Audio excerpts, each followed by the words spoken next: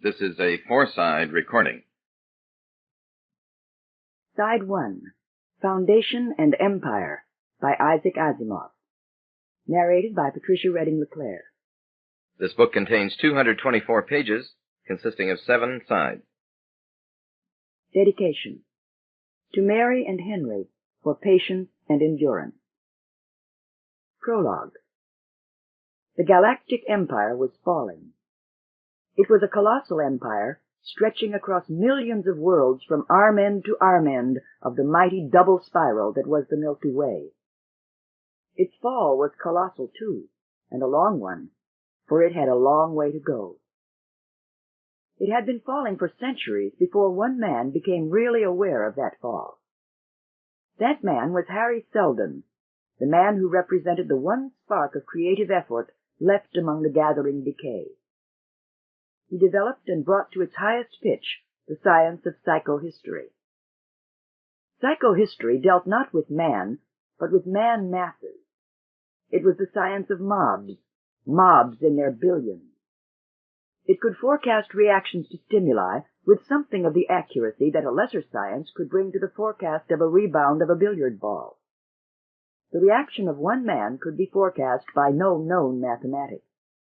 The reaction of a billion is something else again.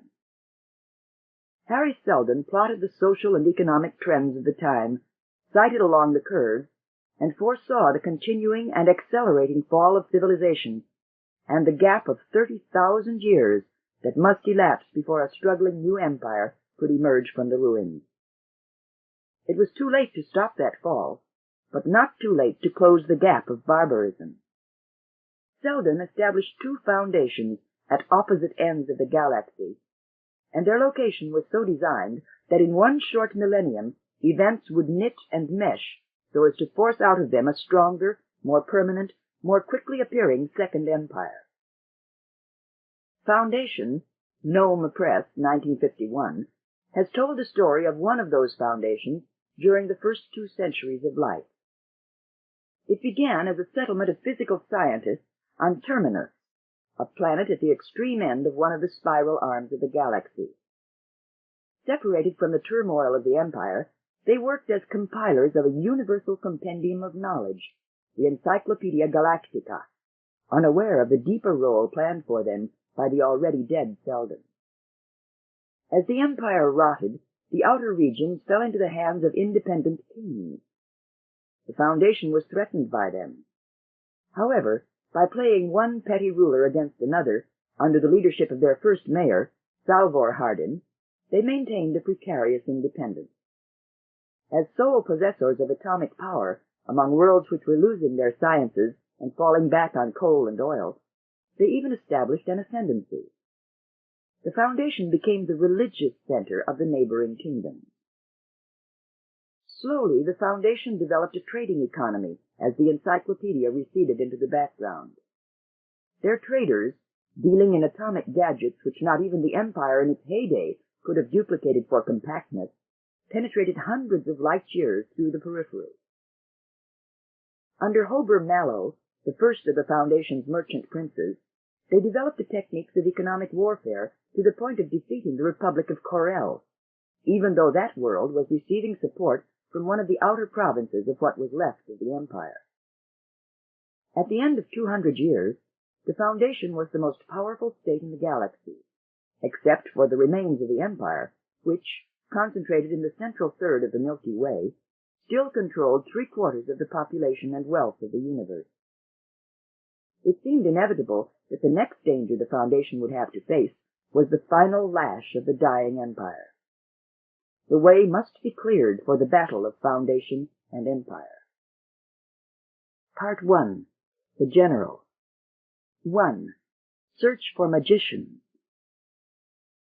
Bel Briose. In his relatively short career, Briose earned the title of the last of the Imperials, and earned it well. A study of his campaigns reveals him to be the equal of Purifoy in strategic ability, and his superior, perhaps, in his ability to handle men. That he was born in the days of the decline of empire made it all but impossible for him to equal Purifoy's record as a conqueror. Yet he had his chance when, The first of the Empire's generals to do so, he faced the Foundation squarely. Encyclopedia Galactica. Footnote. All quotations from the Encyclopedia Galactica here reproduced are taken from the 116th edition, published in 1020 FE by the Encyclopedia Galactica Publishing Company, Terminus, with permission of the publishers. End note. Belriose traveled without escort, which is not what court etiquette prescribes for the head of a fleet stationed in a yet sullen stellar system on the marches of the Galactic Empire. But Belriose was young and energetic enough to be sent as near the end of the universe as possible by an unemotional and calculating court, and curious besides. Strange and improbable tales, fancifully repeated by hundreds and murkily known to thousands, intrigued the last faculty. The possibility of a military venture engaged the other two. The combination was overpowering. He was out of the dowdy ground car he had appropriated, and at the door of the fading mansion that was his destination. He waited. The photonic eye that spanned the doorway was alive, but when the door opened, it was by hand. Belriose smiled at the old man. "I am Riose." "I recognize you." The old man remained stiffly and unsurprised in his place. "Your business?" Riose withdrew a step in a gesture of submission. "One of peace.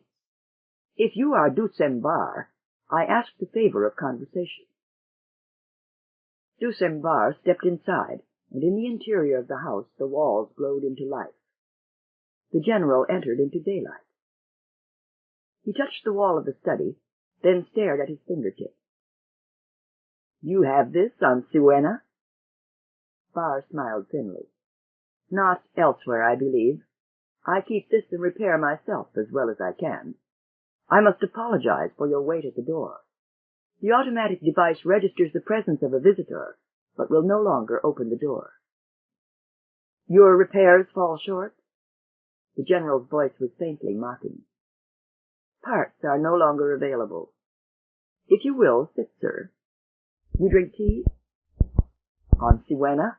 My good sir, it is socially impossible not to drink it here." The old patrician retreated noiselessly with a slow bow that was part of the ceremonious legacy left by a ci devant aristocracy of the last century's better days. Riose looked after his host's departing figure, and his studied urbanity grew a bit uncertain at the edges. His education had been purely military, his experience likewise. He had, as the cliché has it, faced death many times, but always death of a very familiar and tangible nature. Consequently, there is no inconsistency in the fact that the idolized lion of the 20th Fleet felt chilled in the suddenly musty atmosphere of an ancient room. The general recognized the small black-ivory boxes that lined the shelves to be books. Their titles were unfamiliar. He guessed that the large structure at one end of the room was the receiver that transmuted the books into sight and sound on demand. He had never seen one in operation, but he had heard of them. Once he had been told that long before, during the golden ages when the Empire had been coextensive with the entire galaxy, 9 houses out of every 10 had such receivers and such rows of books. But there were boarders to watch now. Books were for old men. And half the stories told about the old days were mythical anyway. More than half. The tea arrived, and Riose seated himself. Dusembar lifted his cup. "To your honor." "Thank you. To yours." Dusembar said deliberately, "You are said to be young. 35? "Near enough. 34. "In that case," said Barr with soft emphasis, "I could not begin better than by informing you regretfully that I am not in the possession of love charms, potions, or philters, nor am I in the least capable of influencing the favors of any young lady as may appeal to you." "I have no need of artificial aids in that respect, sir." The complacency undeniably present in the general's voice was stirred with amusement. "Do you receive many requests for such commodities?" "Enough. Unfortunately, an uninformed public tends to confuse scholarship with magicianry, and love life seems to be that factor which requires the largest quantity of magical tinkering. And so would seem most natural, but I differ. I connect scholarship with nothing but the means of answering difficult questions. The Siwenian considered somberly. You may be as wrong as they. That may turn out or not. The young general set down his cup in its flaring sheath, and it refilled. He dropped the offered flavor capsule into it with a small splash. Tell me then, Patrician, who are the magicians, the real ones? Barr seemed startled at a title long unused. He said, There are no magicians. But people speak of them. Siwenna crawls with the tales of them. There are cults being built about them. There is some strange connection between it and those groups among your countrymen who dream and drivel of ancient days and what they call liberty and autonomy.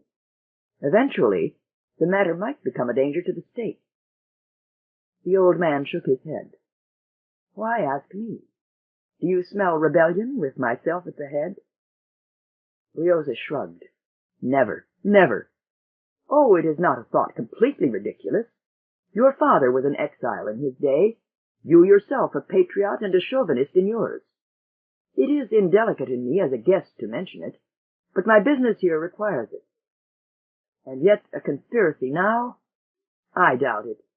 Siwenna has had the spirit beat out of it these 3 generations. The old man replied with difficulty. I shall be as indelicate a host as you a guest. I shall remind you that once a viceroy thought as you did of the spiritless Siwenians. By the orders of that viceroy, my father became a fugitive pauper, my brothers martyrs, and my sister a suicide. Yet that viceroy died a death sufficiently horrible at the hands of these same slavish Siwenians.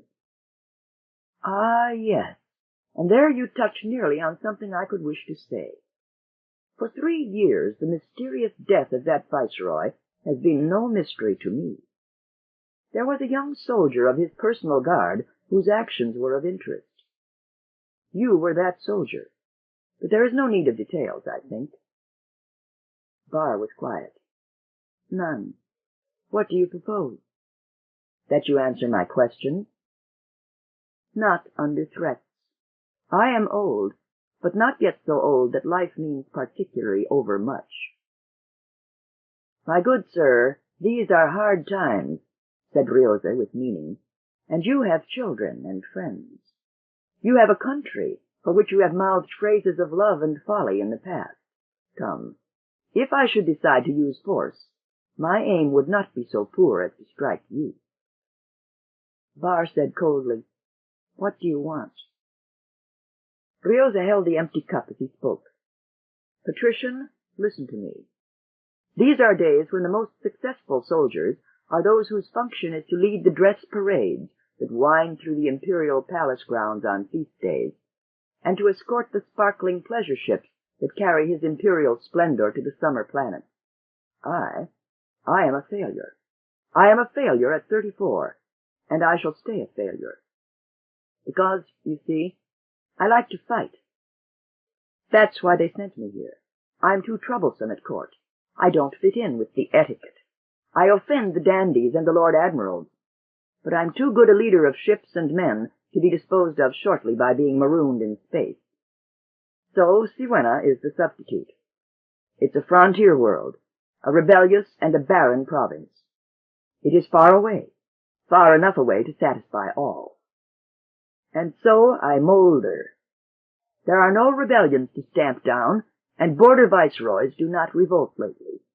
At least, not since His Imperial Majesty's late father of glorious memory made an example of Mountel of Paramai.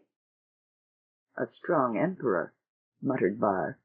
Yes, and we need more of them. He is my master, remember that. These are his interests I guard. Barr shrugged unconcernedly. How does all this relate to the subject? I'll show you in 2 words. The magicians I've mentioned come from beyond, out there, beyond the frontier guards, where the stars are scattered thinly. Where the stars are scattered thinly, quoted Barr, and the cold of space seeps in. Is that poetry? Briosa frowned. Verse seemed frivolous at the moment. In any case, they're from the periphery, from the only quarter where I am free to fight for the glory of the Emperor, and thus serve his Imperial Majesty's interests and satisfy your own love of a good fight. Exactly. But I must know what I fight, and there you can help. How do you know? Briosa nibbled casually at a cakelet.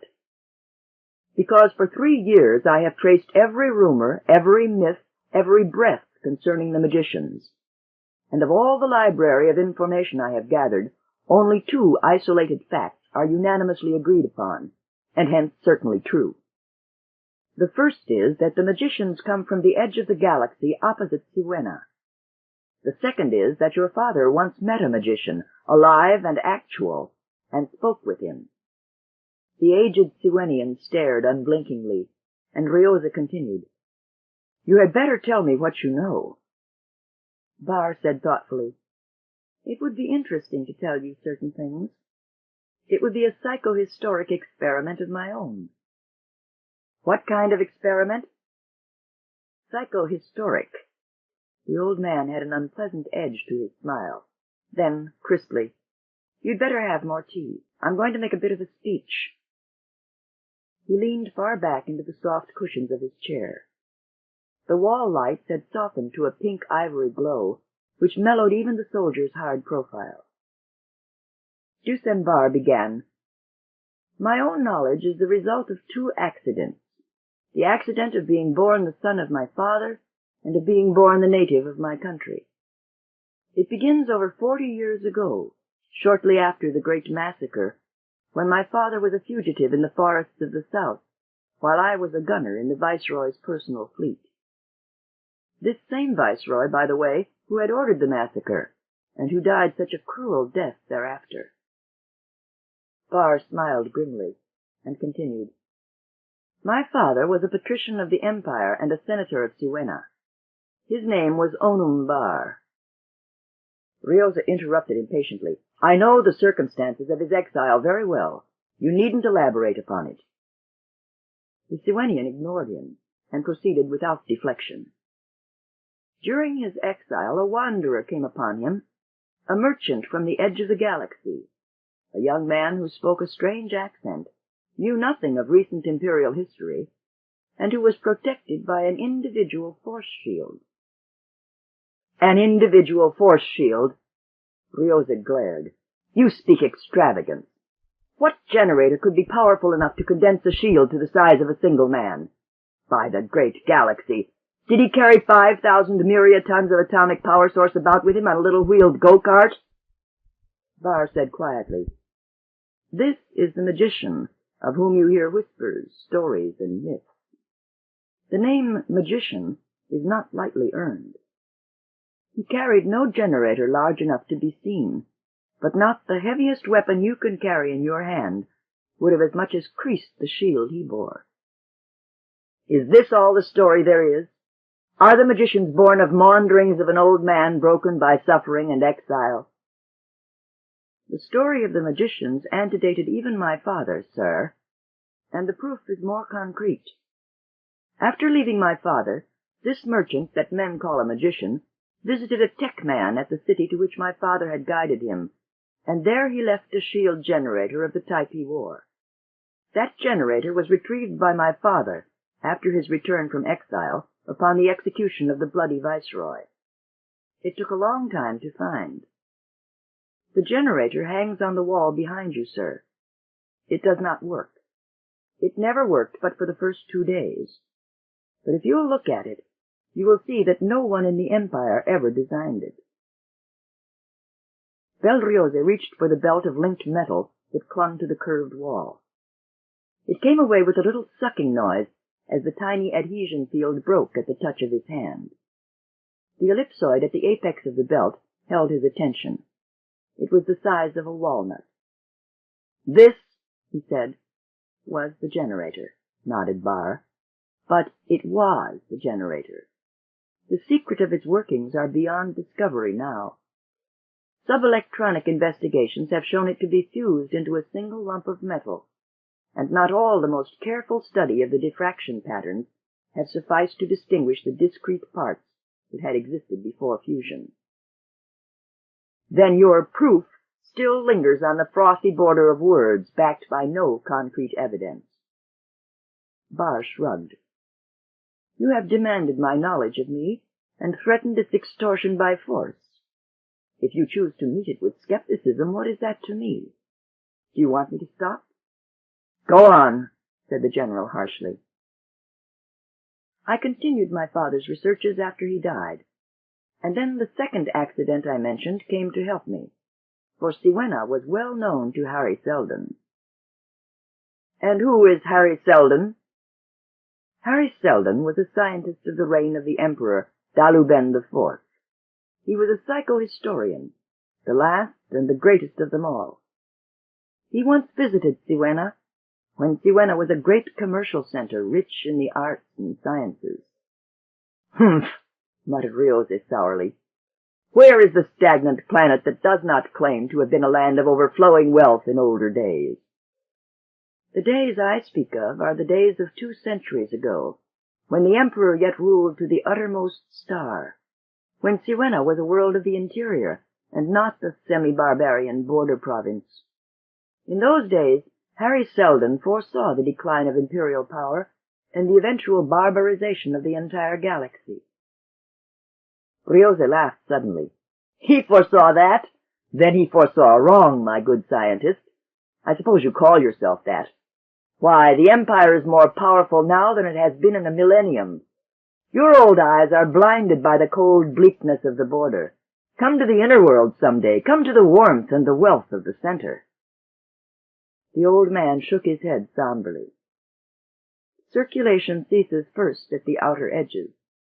It will take a while yet for the decay to reach the heart. That is, the apparent, obvious to all decay, as distinct from the inner decay that is an old story of some 15 centuries. And so this Harry Seldon foresaw a galaxy of uniform barbarism, said Ryose good-humoredly. And what then, huh? So he established 2 foundations at the extreme opposing ends of the galaxy, foundations of the best and the youngest and the strongest, there to breed, grow, and develop. The worlds on which they were placed were chosen carefully, as were the times and the surroundings. All was arranged in such a way that the future, as foreseen by the unalterable mathematics of psychohistory, would involve their early isolation from the main body of imperial civilization, and their gradual growth into the germs of the Second Galactic Empire, cutting an inevitable barbarian interregnum from 30,000 years to scarcely a single thousand. And where did you find out all this? You seem to know it in detail.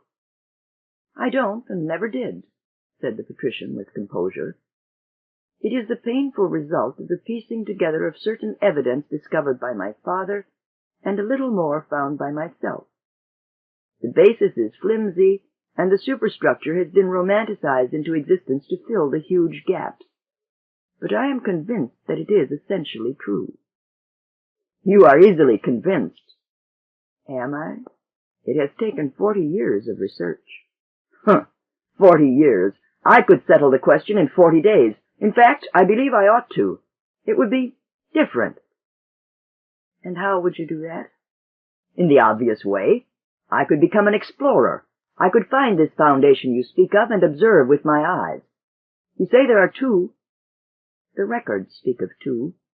Supporting evidence has been found only for 1, which is understandable, for the other is at the extreme end of the long axis of the galaxy. Well, we'll visit the near one. The general was on his feet, adjusting his belt. You know where to go? Asked Barr. In a way. In the records of the last viceroy but one, he whom you murdered so effectively, there are suspicious tales of outer barbarians. In fact, one of his daughters was given in marriage to a barbarian prince. I'll find my way. He held out a hand.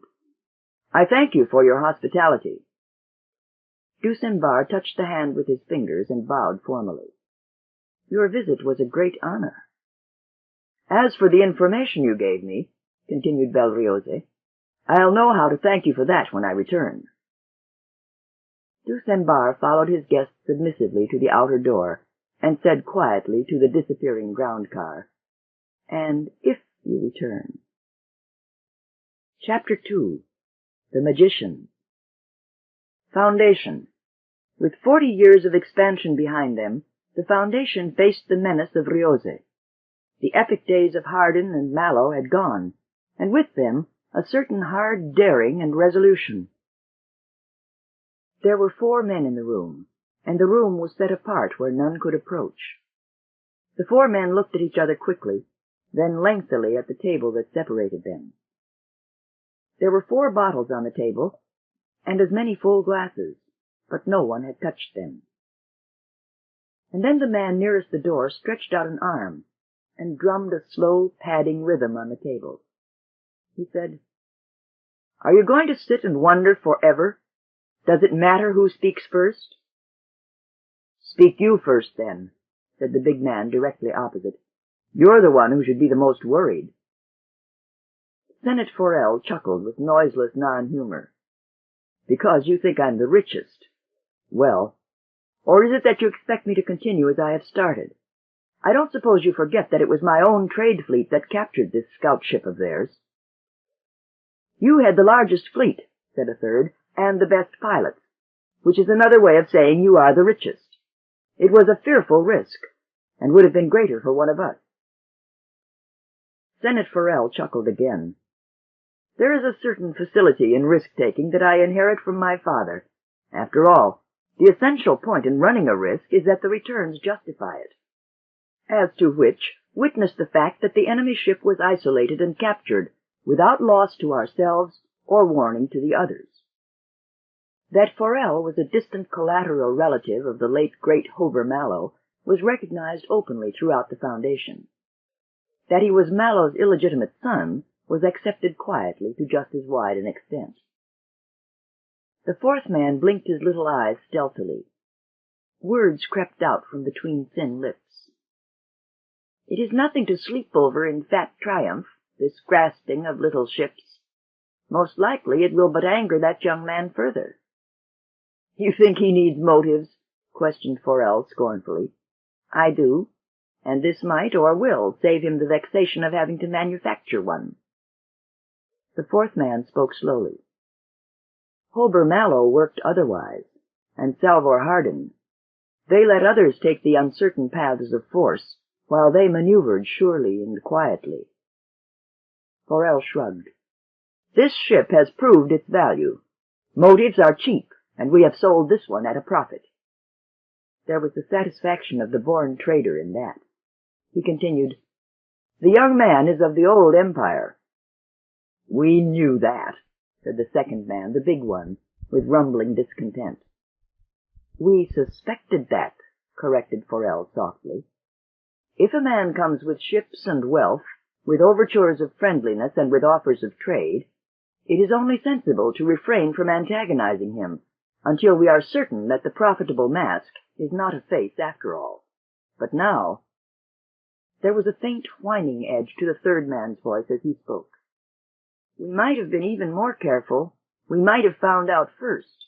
We might have found out before allowing him to leave. It would have been the truest wisdom." "That has been discussed and disposed of," said Forel. He waved the subject aside with a flatly final gesture. "The government is soft," complained the 3rd man. "The mayor is an idiot."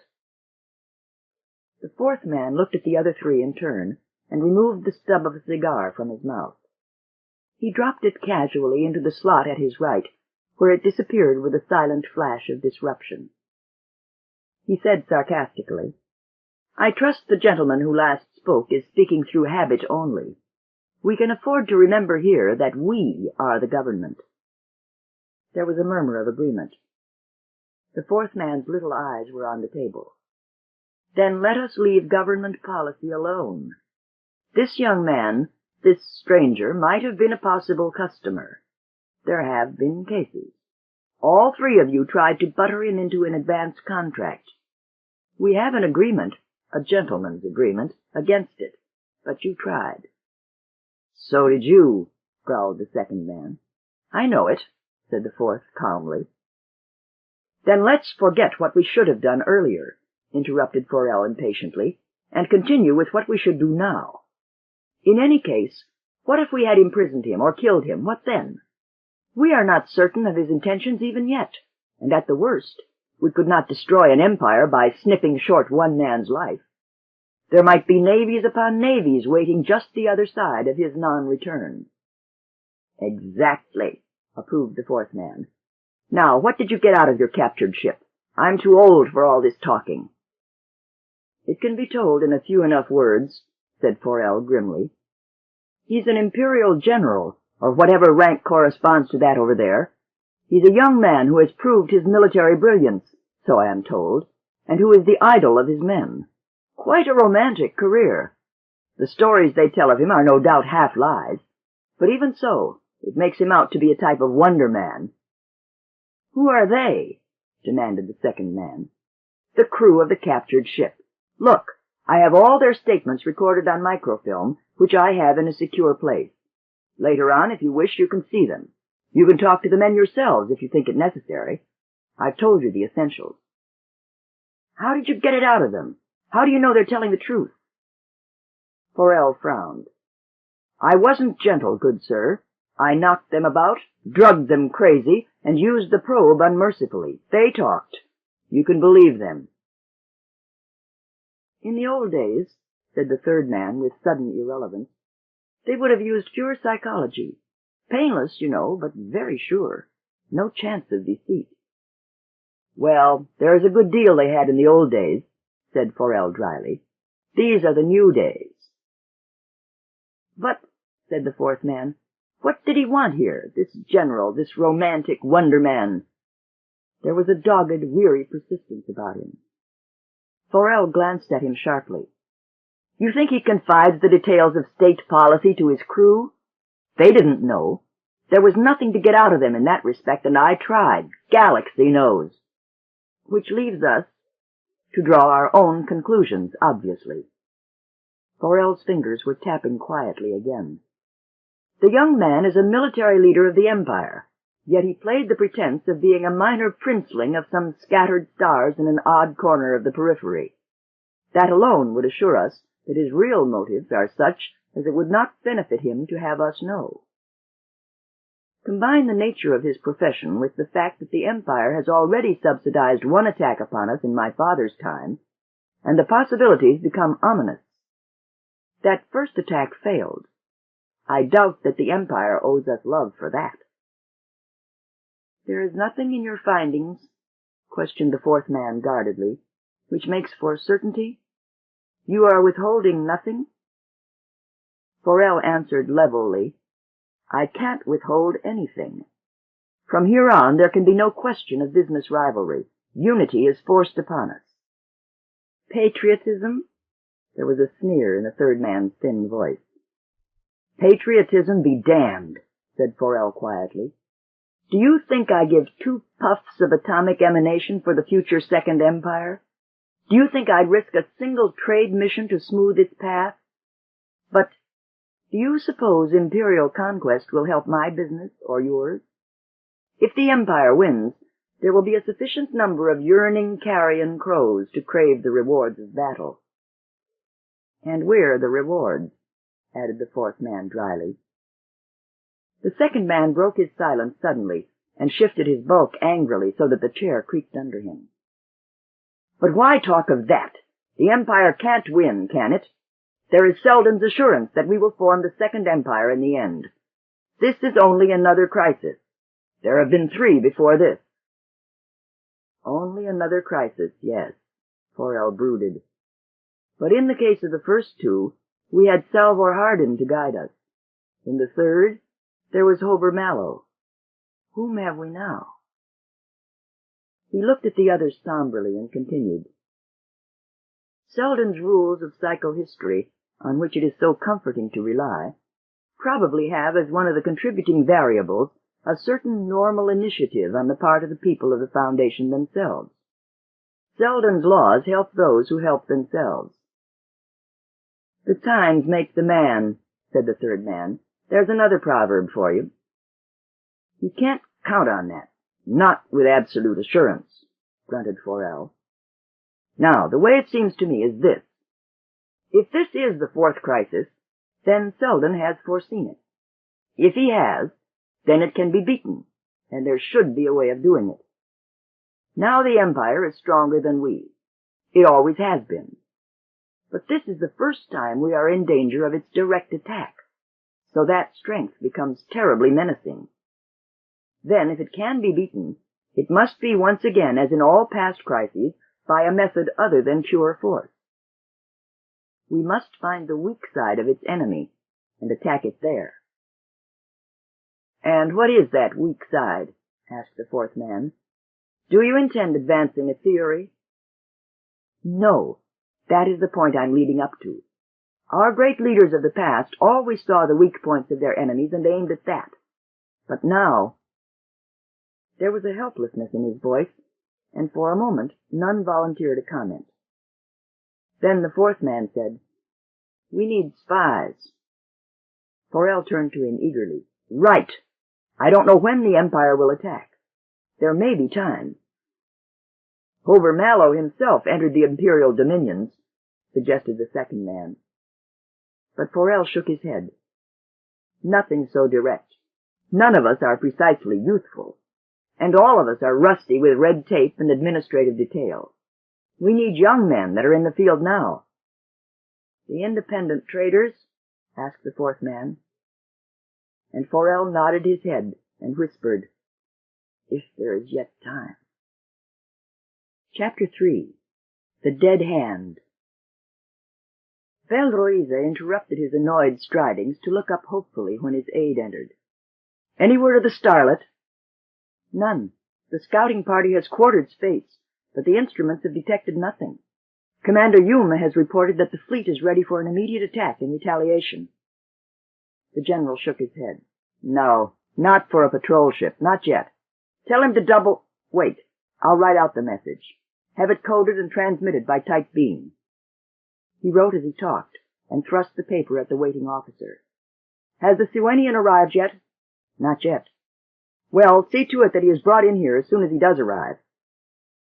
The aide saluted crisply and left. Rioza resumed his caged stride. When the door opened a second time, it was Dusembar that stood on the threshold.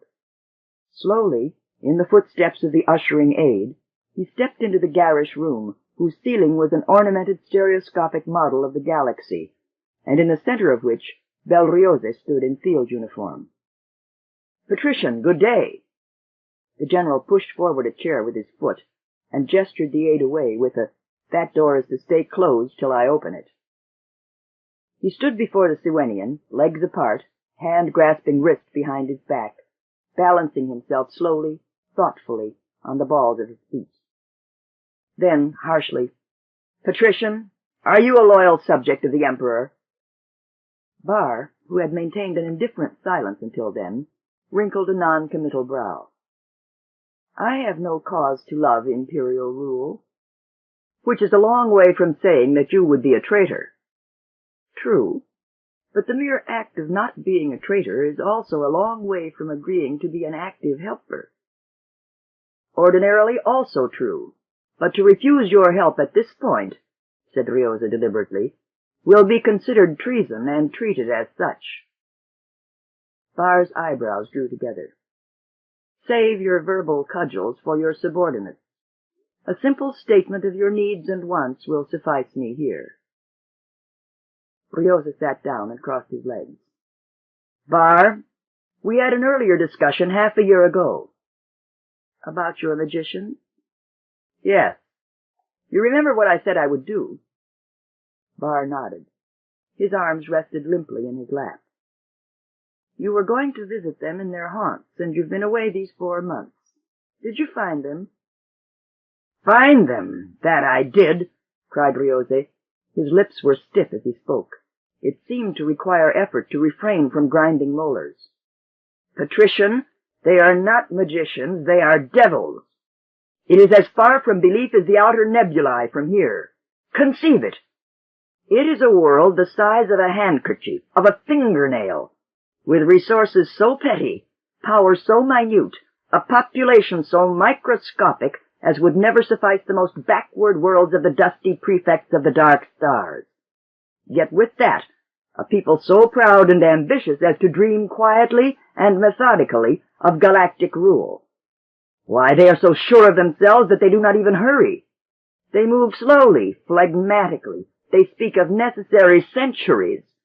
They swallow worlds at leisure, creep through systems with dawdling complacence. And they succeed. There is no one to stop them. They have built up a filthy trading community that curls its tentacles about the systems further than their toy ships dare reach. For parsecs, their traders, which is what their agents call themselves, penetrate. Dusenbar interrupted the angry flow. How much of this information is definite, and how much is simply fury? The soldier caught his breath and grew calmer. My fury does not blind me. I tell you, I was in worlds nearer to Siwenna than to the Foundation, where the Empire was a myth of the distance, and where traders were living truths. We ourselves were mistaken for traders. The Foundation itself told you they aimed at galactic dominion? Told me? Ryoza was violent again. It was not a matter of telling me. The officials said nothing. They spoke business exclusively. But I spoke to ordinary men. I absorbed the ideas of the common folk, their manifest destiny, their calm acceptance of a great future. It is a thing that can't be hidden, a universal optimism they don't even try to hide. The Siwenian openly displayed a certain quiet satisfaction. You will notice that, so far, it would seem to bear out quite accurately my reconstruction of events from the paltry data on the subject that I had gathered. It is, no doubt, replied Ryoza with vexed sarcasm, a tribute to your analytical powers. It is also a hearty and bumptious commentary on the growing danger to the domains of His Imperial Majesty. Bar shrugged his unconcern, and Ryoza leaned forward suddenly to seize the old man's shoulders and stare with curious gentleness into his eyes. He said, Now, Patrician, none of that. I have no desire to be barbaric. For my part, the legacy of Siwenian hostility to the Imperium is an odious burden, and one which I would do everything in my power to wipe out. But my province is the military, and interference in civil affairs is impossible. It would bring about my recall and ruin my usefulness at once. You see that? I know you see that. Between yourself and myself, then, let the atrocity of 40 years ago be repaid by your vengeance upon its author, and so forgotten. I need your help. I frankly admit it.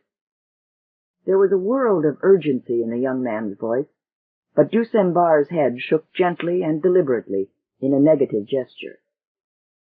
Ryoza said pleadingly, You don't understand, Patrician, and I doubt my ability to make you.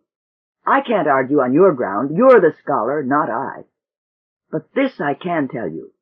Whatever you think of the Empire, you will admit its great services. Its armed forces have committed isolated crimes, but in the main, they have been a force for peace and civilization. It was the Imperial Navy that created the Pax Imperium that ruled over all the galaxy for 2,000 years. Contrast the 12 millennia of peace under the sun and spaceship of the Empire with the 2 millennia of interstellar anarchy that preceded it. Consider the wars and devastations of those old days, and tell me if, with all its faults, the Empire is not worth preserving. Consider, he drove on forcefully, to what the outer fringe of the galaxy is reduced in these days of their breakaway and independence, and ask yourself if, for the sake of a petty revenge, you would reduce Siwenna from its position as a province under the protection of a mighty navy to a barbarian world in a barbarian galaxy, all immersed in its fragmentary independence and its common degradation and misery. Is it so bad, so soon? Murmured the Siwenian. No, admitted Ryoza. We would be safe ourselves, no doubt, were our lifetimes quadrupled. But it is for the Empire I fight. That, and a military tradition which is something for myself alone, and which I cannot transfer to you. It is a military tradition built on the imperial institution which I serve. You are getting mystical, and I always find it difficult to penetrate another person's mysticism. No matter. You understand the danger of this foundation. It was I who pointed out what you call the danger before ever you headed outward from Siwenna. Then you realized that it must be stopped in embryo, or perhaps not at all. You have known of this foundation before anyone had heard of it. You know more about it than anyone else in the Empire. You probably know how it might best be attacked, and you can probably forewarn me of its countermeasures. Come, let's be friends. Dusenbar rose. He said flatly, "Such help as I could give you means nothing, so I will make you free of it in the face of your strenuous demand. I will be the judge of its meaning. No, I am serious. Not all the might of the Empire could avail to crush this pygmy world." "Why not?" Belrios's eyes glistened fiercely. "No, stay where you are. I'll tell you when you may leave. Why not? If you think I underestimate this enemy I have discovered, you are wrong, Patrician." He spoke reluctantly. "I lost a ship on my return. I have no proof that it fell into the hands of the Foundation, but it has not been located since, and were it merely an accident, its dead hulk should certainly have been found along the route we took. It is not an important loss, less than the 10th part of a flea bite, but it may mean that the Foundation has already opened hostilities. Such eagerness and such disregard for consequences might mean secret forces of which I know nothing. Can you help me then by answering a specific question? What is their military power?" "I haven't any notion." "Then explain yourself on your own terms. Why do you say the Empire cannot defeat this small enemy?" The Siwenian seated himself once more and looked away from Rios's fixed glare. He spoke heavily. "Because I have faith in the principles of psychohistory. It is a strange science. It reached mathematical maturity with one man, Harry Seldon, and died with him, for no man since has been capable of manipulating its intricacies. But in that short period, it proved itself the most powerful instrument ever invented for the study of humanity. Without pretending to predict the actions of individual humans, it formulated definite laws capable of mathematical analysis and extrapolation to govern and predict the mass action of human groups. So, it was that psychohistory which Seldon and the group he worked with applied in full force to the establishment of the Foundation. The place, time, and conditions all conspire mathematically, and so, inevitably, to the development of universal empire." Rios's voice trembled with indignation. "You mean that this art of his predicts that I would attack the Foundation and lose such and such a battle for such and such a reason? You are trying to say that I am a silly robot following a predetermined course into destruction?" "No," replied the old patrician sharply. "I have already said that the science had nothing to do with individual actions. It is the vaster background that has been foreseen." "Then we stand clasped tightly in the forcing hand of the goddess of historical necessity." "Of psychohistorical necessity," prompted Barr softly. "And if I exercise my prerogative of free will, if I choose to attack next year, or not to attack at all, how pliable is the goddess, how resourceful?" Barr shrugged. "Attack now or never, with a single ship or all the force in the Empire, by military force or economic pressure, by candid declaration of war or by treacherous ambush. Do whatever you wish in your fullest exercise of free will. You will still lose." "Because of Harry Seldon's dead hand?" "Because of the dead hand of the mathematics of human behavior that can neither be stopped, swerved, nor delayed." The two faced each other in deadlock until the general stepped back. He said simply, "I'll take that challenge. It's a dead hand against a living will." Chapter 4. The Emperor. Cleon II, commonly called the Great, the last strong emperor of the First Empire, he is important for the political and artistic renaissance that took place during his long reign. He is best known to romance, however, for his connection with Belle Riose, and to the common man he is simply Riose's emperor. It is important not to allow events of the last year of his reign to overshadow 40 years of Encyclopedia Galactica. Cleon II was Lord of the Universe. Cleon II also suffered from a painful and undiagnosed ailment.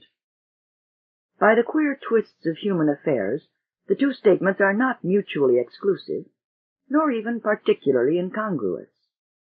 There have been a wearisomely large number of precedents in history. But Cleon II cared nothing for such precedents. To meditate upon a long list of similar cases would not ameliorate personal suffering an electron's worth. It soothed him as little to think that where his great-grandfather had been the pirate ruler of a dust-speck planet, he himself slept in the pleasure palace of Amenhotep the Great, as heir of a line of galactic rulers stretching backward into a tenuous past. It was at present no source of comfort to him that the efforts of his father had cleansed the realm of its leprous patches of rebellion, and restored it to the peace and unity it had enjoyed under Stanel VI, that, as a consequence, in the 25 years of his reign, not one cloud of revolt had misted his burnished glory. The Emperor of the Galaxy and the Lord of all whimpered as he lolled his head backward into the invigorating plane of force about his pillows. It yielded in a softness that did not touch, and at the pleasant tingle, Cleon relaxed a bit. He sat up with difficulty and stared morosely at the distant walls of the grand chamber. It was a bad room to be alone in. It was too big. All the rooms were too big. But better to be alone during these crippling bouts than to endure the prinking of the courtiers, their lavish sympathy, their soft, condescending dullness. Better to be alone than to watch those insipid masks, behind which spun the tortuous speculations on the chances of death and the fortunes of the succession. His thoughts hurried him. There were his 3 sons, 3 straight-backed youths full of promise and virtue. Where did they disappear on these bad days? Waiting, no doubt, each watching the other, and all watching him. He stirred uneasily, and now Brodrig craved audience. The low-born, faithful Brodrig. Faithful because he was hated with a unanimous and cordial hatred that was the only point of agreement between the dozen cliques that divided his court. Brodrig, the faithful favorite, who had to be faithful, since unless he owned the fastest speed ship in the galaxy and took to it the day of the Emperor's death, it would be the atom chamber the day after. Cleon II touched the smooth knob on the arm of his great divan, and the huge door at the end of the room dissolved to transparency. Brodrig advanced across the crimson carpet and knelt to kiss the Emperor's limp hand. "Your health, sire?" asked the Privy Secretary in a low tone of becoming anxiety. "I live," snapped the Emperor with exasperation, "if you can call it life where every scoundrel who can read a book of medicine uses me as a blank and receptive field for his feeble experiments. If there is a conceivable remedy, chemical, physical, or atomic, which has not yet been tried, why then some learned babbler from the far corners of the realm will arrive tomorrow to try it, and still another newly discovered book, or forgery more like, will be used as authority. By my father's memory," he rumbled savagely, "it seems there is not a biped extant who can study a disease before his eyes with those same eyes. There is not one who can count a pulse beat without a book of the ancients before him. I'm sick, and they call it unknown. The fools! If in the course of millennia human bodies learn new methods of falling askew, it remains uncovered by the studies of the ancients, and uncurable forevermore. The ancients should be alive now, or I then." The Emperor ran down to a low-breathed curse, while Brodrig waited dutifully. Cleon II said peevishly. How many are waiting outside? He jerked his head in the direction of the door. Broderick said patiently, The great hall holds the usual number. Well, let them wait. State matters occupy me. Have the captain of the guard announce it. Or, wait, forget the state matters. Just have it announced I hold no audience, and let the captain of the guard look doleful. The jackals among them may betray themselves. The emperor sneered nastily. There is a rumor, sire, said Broderick smoothly, that it is your heart that troubles you. The emperor's smile was little removed from the previous sneer. It will hurt others more than myself if any act prematurely on that rumor. But what is it you want? Let's have this over. Broderick rose from his kneeling posture at a gesture of permission and said, It concerns General Belrioze, the military governor of Siwena. Rioze? Cleon II frowned heavily. I don't place him. Wait, is he the one who sent that quixotic message some months back? Yes, I remember. He panted for permission to enter a career of conquest for the glory of the empire and emperor. Exactly, sire. The emperor laughed shortly. Did you think I had such generals left me, Broderick? He seems to be a curious atavism. What was the answer? I believe you took care of it. I did, sire. He was instructed to forward additional information and to take no steps involving naval action without further orders from the Imperium. Safe enough. Who is this Rioze? Was he ever at court? Broderick nodded, and his mouth twisted ever so little. He began his career as a cadet in the Guards 10 years back. He had part in that affair off the Lemul cluster. The Lemul cluster.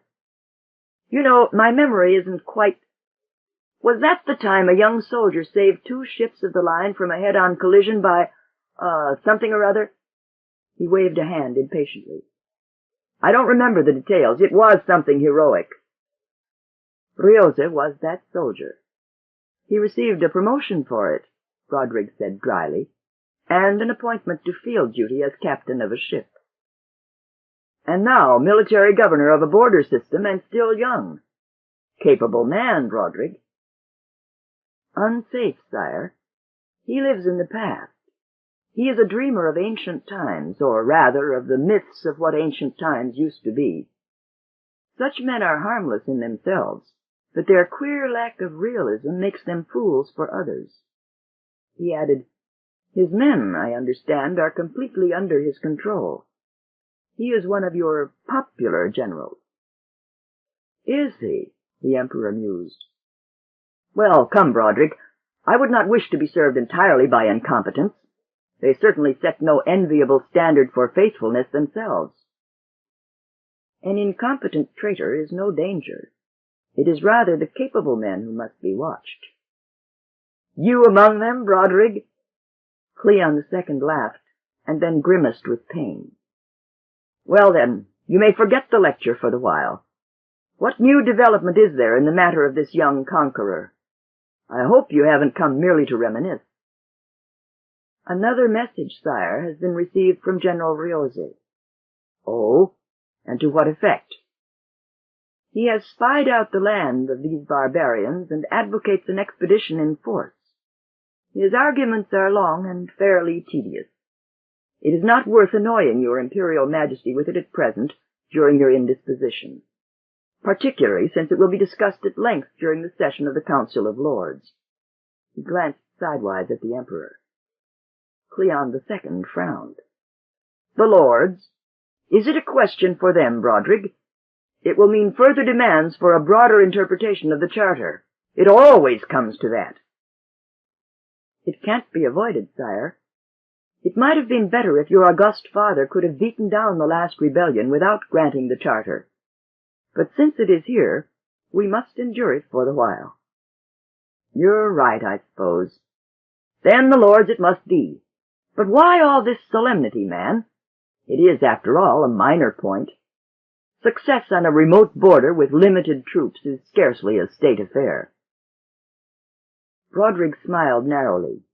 He said coolly, "It is an affair of a romantic idiot, but even a romantic idiot can be a deadly weapon when an unromantic rebel uses him as a tool. Sire, the man was popular here and is popular there. He is young. If he annexes a vagrant barbarian planet or two, he will become a conqueror. Now, a young conqueror who has proven his ability to rouse the enthusiasm of pilots, miners, tradesmen, and such-like rabble is dangerous at any time. Even if he lacks the desire to do to you as your august father did to the usurper, Ricker, then one of our loyal lords of the domain may decide to use him as his weapon." Cleon II moved an arm hastily and stiffened with pain. Slowly he relaxed, but his smile was weak and his voice a whisper. "You are a valuable subject, Broderick. You always suspect far more than is necessary, and I have but to take half your suggested precautions to be utterly safe. We'll put it up to the lords. We shall see what they say, and take our measures accordingly. The young man, I suppose, has made no hostile moves yet." "He reports none, but already he asks for reinforcements." "Reinforcements?" The Emperor's eyes narrowed with wonder. "What force has he?" 10 ships of the line, sire, with a full complement of auxiliary vessels. 2 of the ships are equipped with motors salvaged from the old Grand Fleet, and one has a battery of power artillery from the same source. The other ships are new ones of the last 50 years, but are serviceable nevertheless. 10 ships would seem adequate for any reasonable undertaking. Why, with less than 10 ships my father won his first victories against the usurper. Who are these barbarians he's fighting?" The Privy Secretary raised a pair of supercilious eyebrows. "He refers to them as the Foundation." "The Foundation? What is it?" "There is no record of it, sire. I have searched the archives carefully. The area of the galaxy indicated falls within the ancient province of Anacreon, which 2 centuries since gave itself up to brigandage, barbarism, and anarchy. There is no planet known as Foundation in the province, however. There was a vague reference to a group of scientists sent to that province just before its separation from our protection. They were to prepare an encyclopedia." He smiled thinly. "I believe they called it the Encyclopedia Foundation."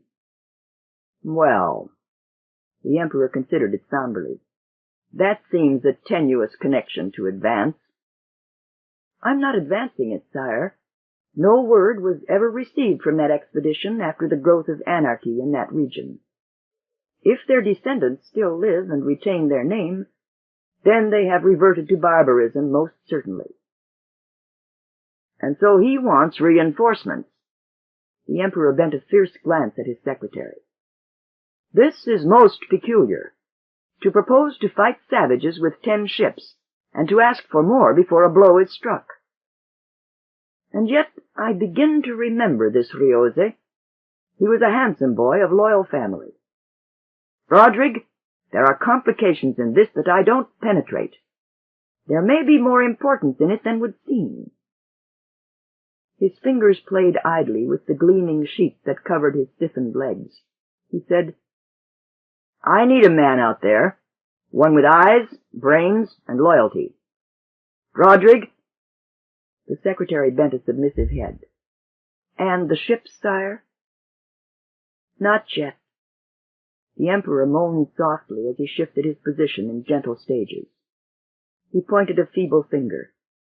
"Not till we know more. Convene the Council of Lords for this day week. It will be a good opportunity for the new appropriation as well. I'll put that through, or lives will end." He leaned his aching head into the soothing tingle of the force-field pillow. "Go now, Broderick, and send in the doctor. He's the worst bumbler of the lot." Chapter 5. The War Begins. From the radiating point of Siwenna, the forces of the Empire reached out cautiously into the black unknown of the periphery. Giant ships passed the vast distances that separated the vagrant stars at the galaxy's rim, and felt their way around the outermost edge of Foundation influence. Worlds isolated in their new barbarism of 2 centuries felt the sensation once again of imperial overlords upon their soil. Allegiance was sworn in the face of the massive artillery covering capital cities. Garrisons were left, garrisons of men in imperial uniform with the spaceship and sun insignia upon their shoulders. The old men took notice and remembered once again the forgotten tales of their grandfathers' fathers of the times when the universe was big and rich and peaceful, and that same spaceship and sun ruled all.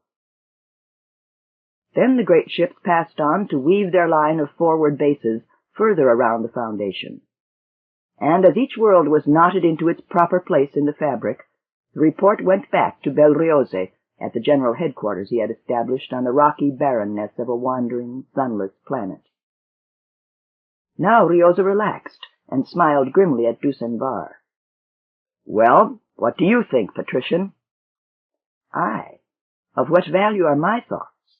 I am not a military man." He took in with one wearily distasteful glance the crowded disorder of the rock-bound room, which had been carved out of the wall of a cavern of artificial air, light, and heat, which marked the single bubble of life in the vastness of a bleak world. "For the help I could give you," he muttered, "or would want to give you, you might return me to Siwenna." "Not yet, not yet." The general turned his chair to the corner, which held the huge, brilliantly transparent sphere that mapped the old imperial prefect of Anacreon and its neighboring sectors. "Later, when this is over, you will go back to your books and to more. I'll see to it that the estates of your family are restored to you and to your children for the rest of time." "Thank you," said Var with faint irony, "but I lack your faith in the happy outcome of all this."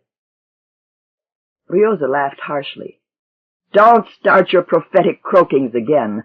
This map speaks louder than all your woeful theories." He caressed its curved, invisible outline gently. "Can you read a map in radial projection? You can? Well, here, see for yourself. The stars in gold represent the imperial territories. The red stars are those in subjection to the Foundation, and the pink are those which are probably within the economic sphere of influence. Now, watch." Riosa's hand covered a rounded knob, and slowly an area of hard white pinpoints changed into a deepening blue. Like an inverted cup, they folded about the red and the pink. "Those blue stars have been taken over by my forces," said Riosa with quiet satisfaction, "and they still advance. No opposition has appeared anywhere. The barbarians are quiet. And particularly, no opposition has come from Foundation forces. They sleep peacefully and well." "You spread your force thinly, don't you?" asked Var. "As a matter of fact," said Riosa, "despite appearances, I don't. The key points which I garrison and fortify are relatively few, but they are carefully chosen. The result is that the force expended is small, but the strategic result great. There are many advantages, more than would ever appear to anyone who hasn't made a careful study of spatial tactics. But it is apparent to anyone, for instance, that I can base an attack from any point in an enclosing sphere, and that when I am finished, it will be impossible for the Foundation to attack at flank or rear. I shall have no flank or rear with respect to them. This strategy of the previous enclosure has been tried before, notably in the campaigns of Loris VI, some 2,000 years ago, but always imperfectly, always with the knowledge and attempted interference of the enemy. This is different." "The ideal textbook case?" Var's voice was languid and indifferent. Riosa was impatient. "You still think my forces will fail?" "They must. You understand that there is no case in military history where an enclosure has been completed that the attacking forces have not eventually won, except where an outside navy exists in sufficient force to break the enclosure." "If you say so." "And you still adhere to your faith?" "Yes." Riosa shrugged. "Then do so." Var allowed the angry silence to continue for a moment, then asked quietly, "Have you received an answer from the Emperor?" Ryose removed a cigarette from a wall container behind his head, placed a filter tip between his lips, and puffed it aflame carefully. He said, "You mean my request for reinforcements? It came, but that's all. Just the answer. No ships. None. I half expected that. Frankly, Patrician, I should never have allowed myself to be stampeded by your theories into requesting them in the first place. It puts me in a false light." "Does it?" "Definitely. Ships are at a premium. The civil wars of the last 2 centuries have smashed up more than half of the Grand Fleet, and what's left is in pretty shaky condition. You know, it isn't as if the ships we build these days are worth anything. I don't think there's a man in the galaxy today who can build a first-rate hyperatomic motor." "I knew that," said the Siwenian. His eyes were thoughtful and introspective. "I didn't know that you knew it. So His Imperial Majesty can spare no ships. Psychohistory could have predicted that. In fact, it probably did. I should say that Harry Seldon's dead hand wins the opening round." Ryose answered sharply, "I have enough ships as it is. Your Seldon wins nothing. Should the situation turn more serious, then more ships will be available. As yet, the Emperor does not know all the story." "Indeed? What haven't you told him?" "Obviously, your theories." Ryose looked sardonic. "The story is, with all respect to you, inherently improbable. If developments warrant, if events supply me with proof, then, but only then, would I make out the case of mortal danger. And in addition," Ryose drove on casually, "the story, unbolstered by fact, has a flavor of lèse-majesté that could scarcely be pleasant to His Imperial Majesty." The old patrician smiled. "You mean that telling him his august throne is in danger of subversion by a parcel of ragged barbarians from the ends of the universe is not a warning to be believed or appreciated. Then you expect nothing from him. Unless you count a special envoy as something." "And why a special envoy?" "It's an old custom. A direct representative of the Crown is present on every military campaign which is under government auspices." "Really? Why?" "It's a method of preserving the symbol of personal imperial leadership in all campaigns. It's gained a secondary function of ensuring the fidelity of generals. It doesn't always succeed in that respect." "You'll find that inconvenient, General. Extraneous authority, I mean." "I don't doubt that." Ryose reddened faintly. "But it can't be helped." The receiver at the General's hand glowed warmly, and with an unobtrusive jar, the cylindered communication popped into its slot. Ryose unrolled it. "Good! This is it!" Dusembar raised a mildly questioning eyebrow. Ryose said, "You know, we've captured one of these trader people, alive, and with his ship intact." "I've heard talk of it." "Well, they've just brought him in, and we'll have him here in a minute. You keep your seat, Patrician. I want you here when I'm questioning him. It's why I asked you here today in the first place. You may understand him where I might miss important points." The door signal sounded, and a touch of the General's toe swung the door wide.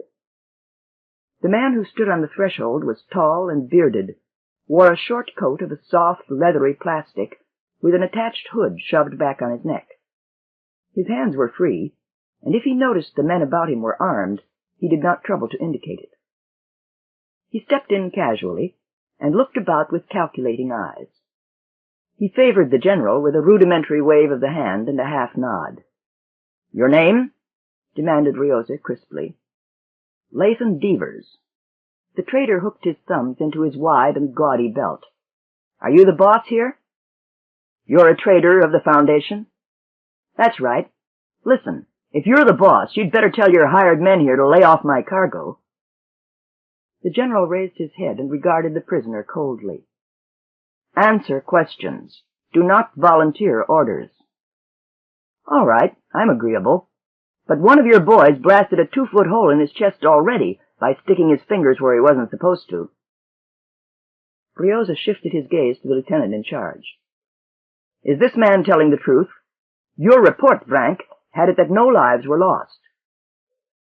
None were, sir. The lieutenant spoke stiffly, apprehensively. At the time. There was later some disposition to search the ship, there having arisen a rumor that a woman was aboard. Instead, sir, many instruments of unknown nature were located, instruments which the prisoner claims to be his stock in trade. One of them flashed on handling, and the soldier holding it died. The general turned back to the trader. Does your ship carry atomic explosives? Galaxy, no. What for?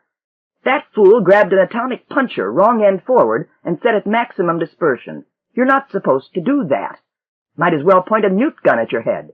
I'd have stopped him if 5 men weren't sitting on my chest. Brioza gestured at the waiting guard. You go. The captured ship is to be sealed against all intrusion. Sit down, Devers. The trader did so in the spot indicated, and withstood stolidly the hard scrutiny of the Imperial General and the curious glance of the Siwanian patrician. Brioza said, You're a sensible man, Devers. Thank you. Are you impressed by my face, or do you want something? Tell you what, though, I'm a good businessman. It's about the same thing. You surrendered your ship when you might have decided to waste our ammunition and have yourself blown to electron dust. It could result in good treatment for you, if you continue that sort of outlook on life. Good treatment is what I mostly crave, boss. Good, and cooperation is what I mostly crave, Brioza smiled, and said in a low aside to Dusan-Bar, I hope the word crave means what I think it does. Did you ever hear such a barbarous jargon? Devers said blandly, Right, I check you. But what kind of cooperation are you talking about, boss? To tell you straight, I don't know where I stand. He looked about him. Where's this place, for instance, and what's the idea? Ah, I've neglected the other half of the introductions. I apologize. Brioza was in good humor. That gentleman is Dusan-Bar, patrician of the Empire. I am Belrioze, peer of the Empire, and general of the 3rd class in the armed forces of His Imperial Majesty. The trader's jaw slackened. Then, the Empire? I mean the old Empire they taught us about at school? Huh, funny. I always had the sort of notion that it didn't exist anymore. Look about you. It does, said Brioza grimly. Might have known it, though, and Lathan Devers pointed his beard at the ceiling. That was a mightily polished-looking set of craft that took my tub. No kingdom of the periphery could have turned them out. His brow furrowed. So what's the game, boss? Or do I call you general? The game is war. Empire versus Foundation, that it? Right. Why? I think you know why. The trader stared sharply and shook his head. Brioza let the other deliberate, then said softly, I'm sure you know why. Lathan Devers muttered, Warm here, and stood up to remove his hooded jacket. Then he sat down again and stretched his legs out before him. You know, he said comfortably, I figure you're thinking I ought to jump up with a hoop and lay about me. I can catch you before you could move if I choose my time, and this old fellow who sits there and doesn't say anything couldn't do much to stop me. But you won't, said Brioza confidently. I won't, agreed Devers amiably. First off, killing you wouldn't stop the war, I suppose. There are more generals where you came from. Very accurately calculated. Besides which, I'd probably be slammed down about 2 seconds after I got you, and killed fast, or maybe slow, depending. But I'd be killed, and I never like to count on that when I'm making plans. It doesn't pay off. I said you were a sensible man. But there's one thing I would like, boss. I'd like you to tell me what you mean when you say I know why you're jumping us. I don't, and guessing games bother me no end. Yes? Ever hear of Harry Seldon? No. I said I don't like guessing games. Brioza flicked a side glance at Dusan-Bar, who smiled with a narrow gentleness and resumed his inwardly dreaming expression. Brioza said with a grimace, Don't you play games, Devers. There is a tradition, or a fable, or sober history, I don't care what, upon your foundation, that eventually you will found the Second Empire.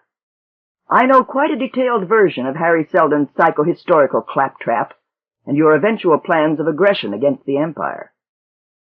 That's so, Devers nodded thoughtfully. And who told you all that? Does that matter? Said Riosa with dangerous smoothness. You're here to question nothing. I want what you know about the Seldon fable. But if it's a fable, don't play with words, Devers. I'm not. In fact, I'll give it to you straight. You know all I know about it. It's silly stuff, half-baked. Every world has its yarns. You can't keep it away from them.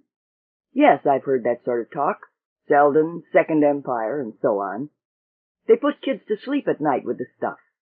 The young squirts curl up in the spare rooms with their pocket projectors and suck up Seldon thrillers. But it's strictly non-adult. Non-intelligent adult, anyway. The trader shook his head. The Imperial General's eyes were dark. Is that really so? You waste your lives, man. I've been on the planet Terminus. I know your foundation. I've looked it in the face. And you ask me when I haven't kept foot on it for 2 months at a piece in 10 years. You are wasting your time. But go ahead with your war if it's fables you're after. And Barr spoke for the first time mildly. You are so confident, then, that the Foundation will win? The trader turned. He flushed faintly, and an old scar on one temple showed whitely. The silent partner. How'd you squeeze that out of what I said, Doc? Riosa nodded very slightly at Barr, and the Siwenian continued in a low voice. Because the notion would bother you if you thought your world might lose this war and suffer the bitter reapings of defeat, I know. My world once did, and still does. Lathan Devers fumbled his beard, looked from one of his opponents to the other, then laughed shortly. Does he always talk like that, boss? Listen, he grew serious. What's defeat? I've seen wars and I've seen defeat. What if the winner does take over? Who's bothered? Me? Guys like me? He shook his head in derision. Get this. The trader spoke forcefully and earnestly. There are 5 or 6 fat slobs who usually run an average planet. They get the rabbit punch, but I'm not losing peace of mind over them. See? The people? The ordinary run of guys? Sure, some get killed, and the rest pay extra taxes for a while. But it settles itself out, it runs itself down, and then it's the old situation again with a different 5 or 6. Dusembar's nostrils flared, and the tendons of his old right hand jerked, but he said nothing. Lathan Devers' eyes were on him. They missed nothing. He said, Look, I spend my life in space for my 5-and-dime gadgets and my beer and pretzel kickback from the combines. There's fat fellows back there, his thumb jerked over his shoulder and back, that sit home and collect my year's income every minute out of skimmings from me and more like me. Suppose you run the Foundation. You'll still need us. You'll need us more than ever the combines do, because you'd not know your way around, and we could bring in the hard cash. We'd make a better deal with the Empire. Yes, we would. And I'm a man of business. If it adds up to a plus mark, I'm for it. And he stared at the two with sardonic belligerence. The silence remained unbroken for minutes, and then a cylinder rattled into its slot. The general flipped it open, glanced at the neat printing, and in-circuited the visuals with a sweep. Prepare plan indicating position of each ship in action. Await orders on full-armed defensive. He reached for his cape. As he fastened it about his shoulders, he whispered in a stiff-lipped monotone to Barr, I'm leaving this man to you. I'll expect results. This is war, and I can be cruel to failures. Remember. He left with a salute to both. Lathan Devers looked after him. Well, something's hit him where it hurts. What goes on? A battle, obviously, said Barr gruffly. The forces of the Foundation are coming out for their first battle. You'd better come along. There were armed soldiers in the room. Their bearing was respectful, and their faces were hard. Devers followed the proud old Siwenian patriarch out of the room. The room to which they were led was smaller, barer. It contained 2 beds, a visi-screen, a shower, and sanitary facilities. The soldiers marched out, and the thick door boomed hollowly shut. Humph! Devers stared disapprovingly about. This looks permanent. It is, said Barr shortly. The old Siwenian turned his back. The trader said irritably, "What's your game, Doc?" "I have no game. You're in my charge, that's all." The trader rose and advanced. His bulk towered over the unmoving patrician. "Yes, but you're in this cell with me, and when you were marched here, the guns were pointed just as hard at you as at me. Listen, you were all boiled up about my notions on the subject of war and peace." He waited fruitlessly. "All right, let me ask you something. You said your country was licked once. By whom? Comet people from the outer nebulae?" Barr looked up. "By the Empire." "That's so. Then what are you doing here?" Barr maintained an eloquent silence. The trader thrust out a lower lip and nodded his head slowly. He slipped off the flat-linked bracelet that hugged his right wrist and held it out. "What do you think of that?" He wore the mate to it on his left. The Siwenian took the ornament. He responded slowly to the trader's gesture and put it on. The odd tingling at the wrist passed away quickly. Devers' voice changed at once. "Right, Doc. You've got the action now. Just speak casually.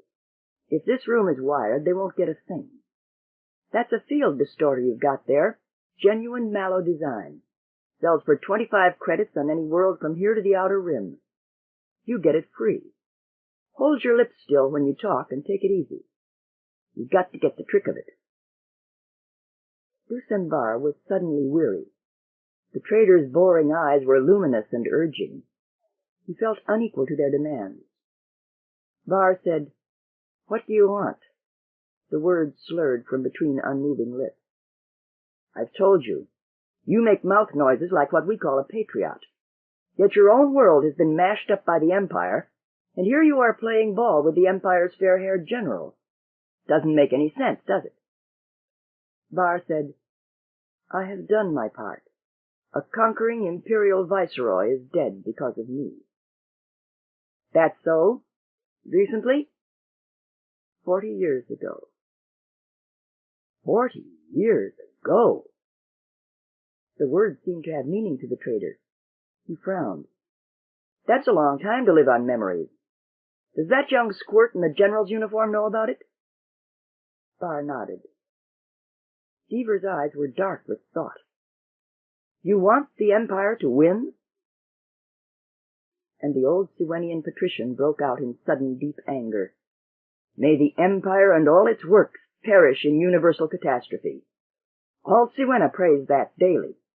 I had brothers once, a sister, a father.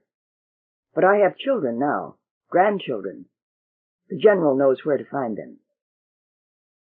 Devers waited. Barr continued in a whisper. "But that would not stop me if the results in view warranted the risk. They would know how to die." The trader said gently, "You killed a viceroy once, huh? You know, I recognize a few things. We once had a mayor, Hober Mallow his name was. He visited Siwena. That's your world, isn't it? He met a man named Barr." Dusenbar stared hard, suspiciously. "What do you know of this?" "What every trader on the Foundation knows. You might be a smart old fellow put in here to get on my right side. Sure, they'd point guns at you, and you'd hate the Empire and be all out for its smashing. Then I'd fall all over you and pour out my heart to you, and wouldn't the general be pleased? There's not much chance of that, Doc. But just the same, I'd like to see you prove that you're the son of Onumbar of Siwena, the 6th and youngest to escape the massacre." Dusenbar's hand shook as he opened a flat metal box in a wall recess. The metal object he withdrew clanked softly as he thrust it into the trader's hands. "Look at that," he said. Devers stared. He held the swollen central link of the chain close to his eyes and swore softly. That's Mallow's monogram, or I'm a space-struck rookie, and the design is 50 years old if it's a day. He looked up and smiled. Shake, Doc. A man-sized atomic shield is all the proof I need. And he held out his large hand. Chapter 6. The Favorite. The tiny ships had appeared out of the vacant depths and darted into the midst of the armada. Without a shot or a burst of energy, they weaved through the ship-swollen area, then blasted on and out, while the Imperial wagons turned after them like lumbering beasts. There were 2 noiseless flares that pinpointed space as 2 of the tiny gnats shriveled in atomic disintegration, and the rest were gone. The great ships searched, then returned to their original task, and world by world, the great web of the enclosure continued. Broderick's uniform was stately, carefully tailored and as carefully worn. His walk through the gardens of the obscure planet Wanda, now temporary Imperial headquarters, was leisurely. His expression was somber. Belriose walked with him, his field uniform open at the collar, and doleful in its monotonous gray-black. Briose indicated the smooth black bench under the fragrant tree fern, whose large spatulate leaves lifted flatly against the white sun. See that, sir? It is a relic of the Imperium. The ornamented benches built for lovers linger on, fresh and useful, while the factories and the palaces collapse into unremembered ruins. He seated himself, while Cleon II's privy secretary stood erect before him, and clipped the leaves above neatly, with precise swings of his ivory staff. Briose crossed his legs and offered a cigarette to the other. He fingered one himself as he spoke. It is what one would expect from the enlightened wisdom of His Imperial Majesty to send so competent an observer as yourself. It relieves any anxiety I might have felt that the press of more important and more immediate business might perhaps force into the shadows a small campaign on the periphery. The eyes of the Emperor are everywhere, said Broderick mechanically. We do not underestimate the importance of the campaign. Yet still it would seem that too great an emphasis is being placed upon its difficulty. Surely their little ships are no such barrier that we must move through the intricate preliminary maneuver of an enclosure. Briose flushed, but he maintained his equilibrium. I cannot risk the lives of my men, who are few enough, or the destruction of my ships, which are irreplaceable, by a too rash attack. The establishment of an enclosure will quarter my casualties in the ultimate attack, howsoever difficult it be. The military reasons for that I took the liberty to explain yesterday. Well, I am not a military man. In this case, you assure me that what seems patently and obviously right is in reality wrong. We will allow that. Yet your caution shoots far beyond that. In your second communication, you requested reinforcements, and these against an enemy poor, small, and barbarous, with whom you had had not one skirmish at the time. To desire more forces under the circumstances would savor almost of incapacity or worse, had not your earlier career given sufficient proof of your boldness and imagination. I thank you, said the general coldly, but I would remind you that there is a difference between boldness and blindness. There is a place for a decisive gamble when you know your enemy and can calculate the risk, at least roughly. But to move at all against an unknown enemy is boldness in itself. You might as well ask why the same man sprints safely across an obstacle course in the day and falls over the furniture in his room at night. Broderick swept away the other's words with a neat flirt of the fingers. Dramatic, but not satisfactory. You have been to this barbarian world yourself. You have, in addition, this enemy prisoner you coddle, this traitor. Between yourself and the prisoner you are not in a night fog. No, I pray you to remember that a world which has developed in isolation for 2 centuries cannot be interpreted to the point of intelligent attack by a month's visit. I am a soldier, not a cleft-chinned, barrel-chested hero of a sub-etheric trimensional thriller. Nor can a single prisoner, and one who is an obscure member of an economic group which has no connection with the enemy world, introduce me to all the inner secrets of enemy strategy." "You have questioned him?" "I have." "Well?" "It has been useful, but not vitally so. His ship is tiny, of no account. He sells little toys, which are amusing, if nothing else. I have a few of the cleverest, which I intend sending to the Emperor as curiosities. Naturally, there is a good deal about the ship and its workings which I do not understand, but then I am not a tech man." "But you have among you those who are," pointed out Broderick. "I, too, am aware of that," replied the general in faintly caustic tones. "But the fools have far to go before they could meet my needs. I have already sent for clever men who can understand the workings of the odd atomic field circuits the ship contains. I have received no answer." "Men of that type cannot be spared, General. Surely there must be one man of your vast province who understands atomics. Were there such a one, I would have him heal the limping invalid motors that power 2 of my small fleet of ships. 2 ships of my meager 10 that cannot fight a major battle for lack of sufficient power supply. 1/5 of my force condemned to the carry-on activity of the consolidating positions behind the lines." The secretary's fingers fluttered impatiently. "Your position is not unique in that respect, General. The Emperor has similar troubles." The general threw away his shredded, never-lit cigarette, lit another, and shrugged. "Well, it is beside the immediate point, this lack of first-class tech men, except that I might have made more progress with my prisoner were my psychic probe in proper order." The secretary's eyebrows lifted. "You have a probe?" "An old one. A superannuated one which fails me the one time I needed it. I set it up during the prisoner's sleep, and received nothing. So much for the probe. I have tried it on my own men, and the reaction is quite proper. But again, there is not one among my staff of tech men who can tell me why it fails upon the prisoner. Dusembar, who is a theoretician of parts, though no mechanic, says the psychic structure of the prisoner may be unaffected by the probe, since from childhood he has been subjected to alien environments and neural stimuli. I don't know, but he may yet be useful. I save him in that hope."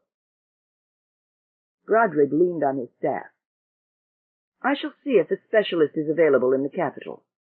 In the meanwhile, what of this other man you just mentioned, this Siwenian? You keep too many enemies in your good graces." "He knows the enemy. He, too, I keep for future reference and the help he may afford me." "But he is a Siwenian, and the son of a proscribed rebel." "He is old and powerless, and his family acts as hostage." "I see. Yet I think that I should speak to this trader myself." "Certainly."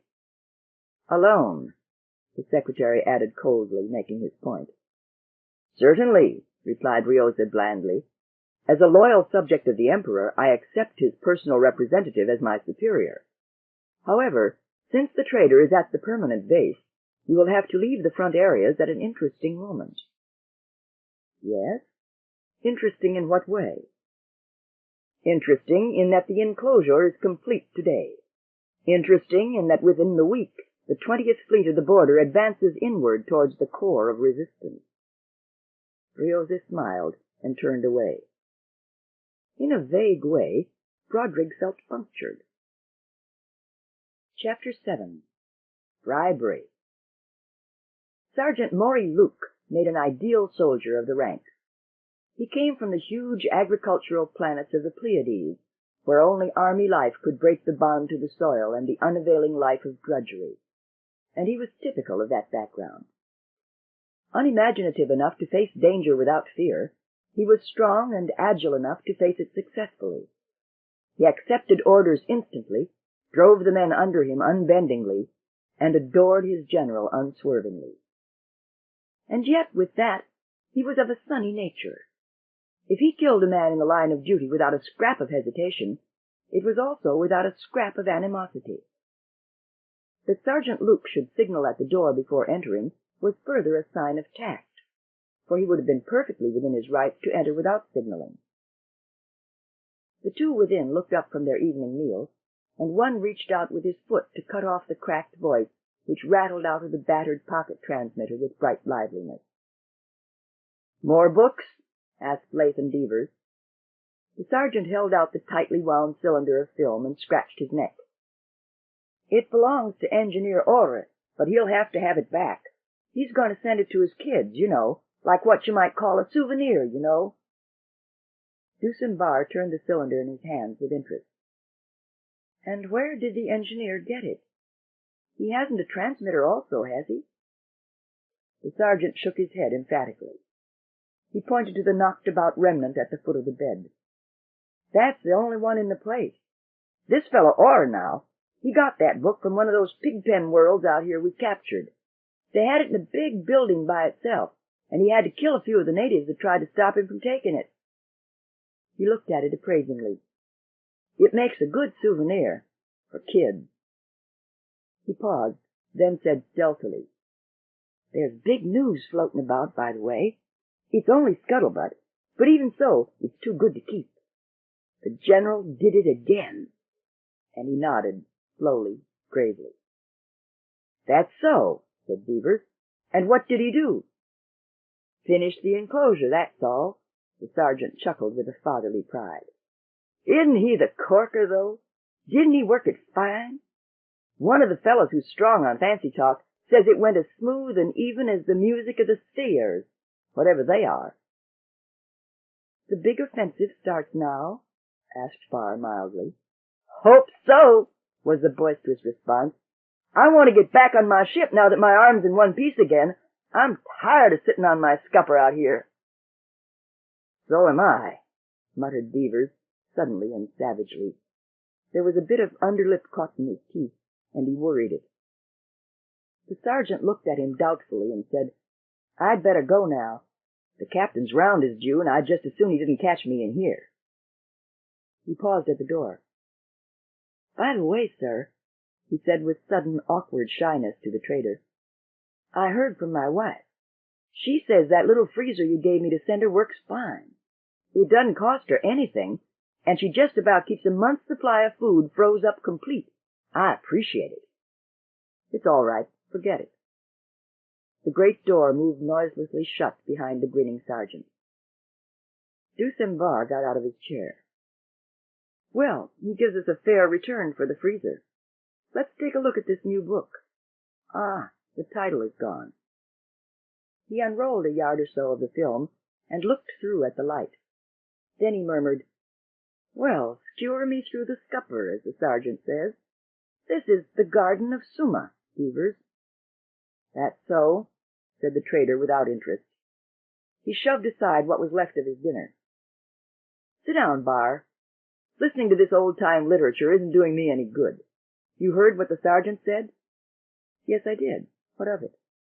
"The offensive will start, and we sit here." "Where do you want to sit?" "You know what I mean. There's no use just waiting." "Isn't there?" Barr was carefully removing the old film from the transmitter and installing the new. "You told me a good deal of Foundation history in the last month, and it seems that the great leaders of past crises did precious little more than sit and wait." "Ah, Barr, but they knew where they were going." "Did they? I suppose they said they did when it was over, and for all I know, maybe they did. But there's no proof that things would not have worked out as well or better if they had not known where they were going. The deeper economic and sociological forces aren't directed by individual men." Devers sneered.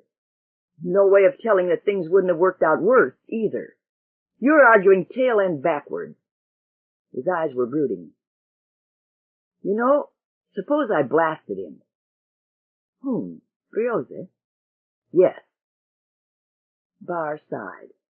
His aging eyes were troubled with the reflection of the long past. "Assassination isn't the way out, Devers. I once tried it, under provocation, when I was 20, but it solved nothing. I removed a villain from Siwena, but not the imperial yoke. And it was the imperial yoke and not the villain that mattered." "But Briose is not just a villain, Doc. He's the whole blamed army. It would fall apart without him. They hang on him like babies. The sergeant out there slobbers every time he mentions him. Even so, there are other armies and other leaders. You must go deeper. There is this Brodrig, for instance. No one more than he has the ear of the Emperor. He could demand hundreds of ships, where Ryose must struggle with 10. I know him by reputation. That's so? What about him? The trader's eyes lost in frustration what they gained in sharp interest. You want a pocket outline? He's a low-born rascal who has by unfailing flattery tickled the whims of the Emperor. He's well hated by the court aristocracy, vermin themselves, because he can lay claim to neither family nor humility. He is the Emperor's adviser in all things, and the Emperor's tool in the worst things. He is faithless by choice, but loyal by necessity. There is not a man in the Empire as subtle in villainy or as crude in his pleasures. And they say there is no way to the Emperor's favor but through him, and no way to his but through infamy. Wow! Devers pulled thoughtfully at his neatly trimmed beard. And he's the old boy the Emperor sent out here to keep an eye on Ryose. Do you know, I have an idea? I do now. Suppose this Brodrig takes a dislike to our young army's delight. He probably has already. He's not noted for a capacity for liking. Suppose it gets really bad. The Emperor might hear about it, and Ryose might be in trouble. Quite likely. But how do you propose to get that to happen? I don't know. I suppose he could be bribed. The patrician laughed gently. Yes, in a way, but not in the manner you bribed the sergeant, not with a pocket freezer. And even if you reach his scale, it wouldn't be worth it. There's probably no one so easily bribed, but he lacks even the fundamental honesty of honorable corruption. He doesn't stay bribed, not for any sum. Think of something else. Devers swung a leg over his knee, and his toe nodded quickly and restlessly. It's the first hint, though. He stopped.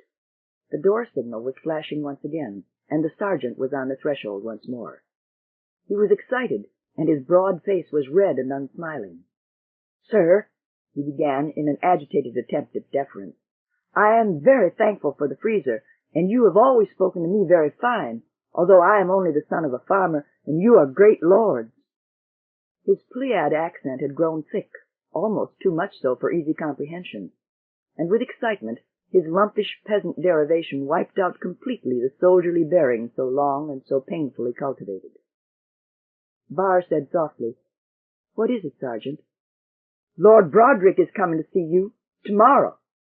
I know, because the captain told me to have my men ready for dress review tomorrow for him. I thought I might warn you. Barr said, Thank you, Sergeant. We appreciate that. But it's all right, man. No need for... But the look on Sergeant Luke's face was now unmistakably one of fear. He spoke in a rough whisper. You don't hear the stories the men tell about him. He has sold himself to the space fiend. No, don't laugh. There are most terrible tales told about him. They say he has men with blast guns who follow him everywhere, and when he wants pleasure, he just tells them to blast down anyone they meet, and they do, and he laughs. They say even the Emperor's in terror of him, and that he forces the Emperor to raise taxes and won't let him listen to the complaints of the people. And he hates the general, that's what they say. They say he'd like to kill the general, because the general is so great and wise. But he can't, because our general's a match for anyone, and he knows Lord Brodrig is a bad one. The sergeant blinked, smiled in a sudden incongruous shyness at his own outburst, and backed toward the door. He nodded his head jerkily. You mind my words. Watch him. He ducked out. And Devers looked up, hard-eyed. This breaks things our way, doesn't it, Doc? It depends, said Barr dryly, on Brodrig, doesn't it? But Devers was thinking, not listening. He was thinking hard. Lord Brodrig ducked his head as he stepped into the cramped living quarters of the trading ship, and his two armed guards followed quickly, with bared guns and the professionally hard scowls of the hired bravos. The Privy Secretary had little of the look of the lost soul about him just then. If the space fiend had bought him, he had left no visible mark of possession. Rather might Broderick have been considered a breath of court fashion, come to enliven the hard, bare ugliness of an army base. The stiff, tight lines of his sheened and immaculate costume gave him the illusion of height, from the very top of which his cold, emotionless eyes stared down the declivity of a long nose at the traitor. The mother-of-pearl ruches at his wrist fluttered filmily as he brought his ivory stick to the ground before him, and leaned upon it daintily. "No," he said with a little gesture, "you remain here. Forget your toys. I am not interested in them." He drew forth a chair, dusted it carefully with the iridescent square of fabric attached to the top of his white stick, and seated himself. Devers glanced toward the mate to the chair, but Broderick said lazily, "You will stand in the presence of a peer of the realm." He smiled. Devers shrugged. "If you're not interested in my stock in trade, what am I here for?" The Privy Secretary waited coldly, and Devers added a slow, "Sir."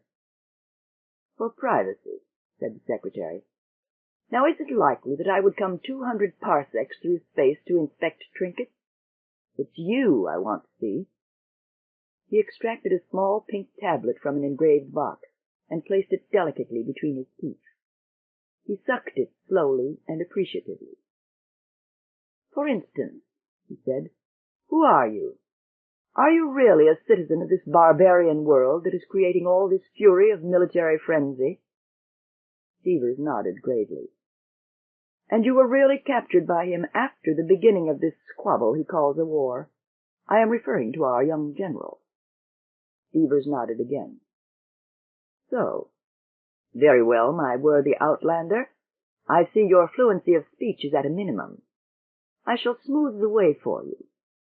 It seems that our general here is fighting an apparently meaningless war with frightful transports of energy, and this over a forsaken flea-bite of a world at the end of nowhere, which to a logical man would not seem worth a single blast of a single gun. Yet the general is not illogical. On the contrary, I would say he was extremely intelligent. Do you follow me?" "Can't say I do, sir." The Secretary inspected his fingernails and said, "Listen further, then. The general would not waste his men and ships on a sterile feat of glory. I know he talks of glory and of imperial honor, but it is quite obvious that the affectation of being one of the insufferable old demigods of the heroic age won't wash. There is something more than glory here, and he does take queer, unnecessary care of you. Now, if you were my prisoner, and had told me as little of use as you have our general, I would slit open your abdomen and strangle you with your own intestines." Devers remained wooden. His eyes moved slightly, first to one of the Secretary's bully boys, and then to the other. They were ready, eagerly ready. The Secretary smiled. "Well now, you're a silent devil. According to the general, even a psychic probe made no impression. And that was a mistake on his part, by the way, for it convinced me that our young military whiz-bang was lying." He seemed in high humor. "My honest tradesman," he said, "I have a psychic probe of my own, one that ought to suit you peculiarly well. You see this?" And between thumb and forefinger, held negligently, were intricately designed pink and yellow rectangles, which were most definitely obvious in identity. Devers said so. "It looks like cash," he said. "Cash it is, and the best cash of the Empire, for it is backed by my estates, which are more extensive than the Emperor's own. 100,000 credits. All here, between two fingers. Yours." "For what, sir? I am a good trader, but all trades go in both directions." "For what?" "For the truth. What is the general after? Why is he fighting this war?" Leighton Devers sighed and smoothed his beard thoughtfully. "What he's after. His eyes were following the motions of the secretary's hands as he counted the money slowly, bill by bill. In a word, the Empire. How ordinary. It always comes to that in the end. But how? What is the road that leads from the galaxy's edge to the peak of Empire so broadly and invitingly? The Foundation, said Devers bitterly, has secrets. They have books, old books, so old that the language they are in is only known to a few of the top men. But the secrets are shrouded in ritual and religion, and none may use them. I tried, and now I am here, and there is a death sentence waiting for me there. I see. And these old secrets? Come, for 100,000 I deserve the intimate details. The transmutation of elements, said Devers shortly. The Secretary's eyes narrowed and lost some of their detachment. I have been told that practical transmutation is impossible by the laws of atomics. So it is if atomic forces are used, but the ancients were smart boys. There are sources of power greater than the atoms. If the Foundation used those sources as I suggested— Devers felt a soft, creeping sensation in his stomach. The bait was dangling. The fish was nosing it. The Secretary said suddenly, "Continue. The General, I am sure, is aware of all this. But what does he intend doing once he finishes this opera bouffe affair?" Devers kept his voice rock steady. "With transmutation, he controls the economy of the whole setup of your empire. Mineral holdings won't be worth a sneeze when Rioza can make tungsten out of aluminum and iridium out of iron. An entire production system based on the scarcity of certain elements and the abundance of others is thrown completely out of whack. There will be the greatest disjointment the Empire has ever seen, and only Rioza will be able to stop it. And there is the question of this new power I mentioned, the use of which won't give Rioza religious heebies. There's nothing that can stop him now.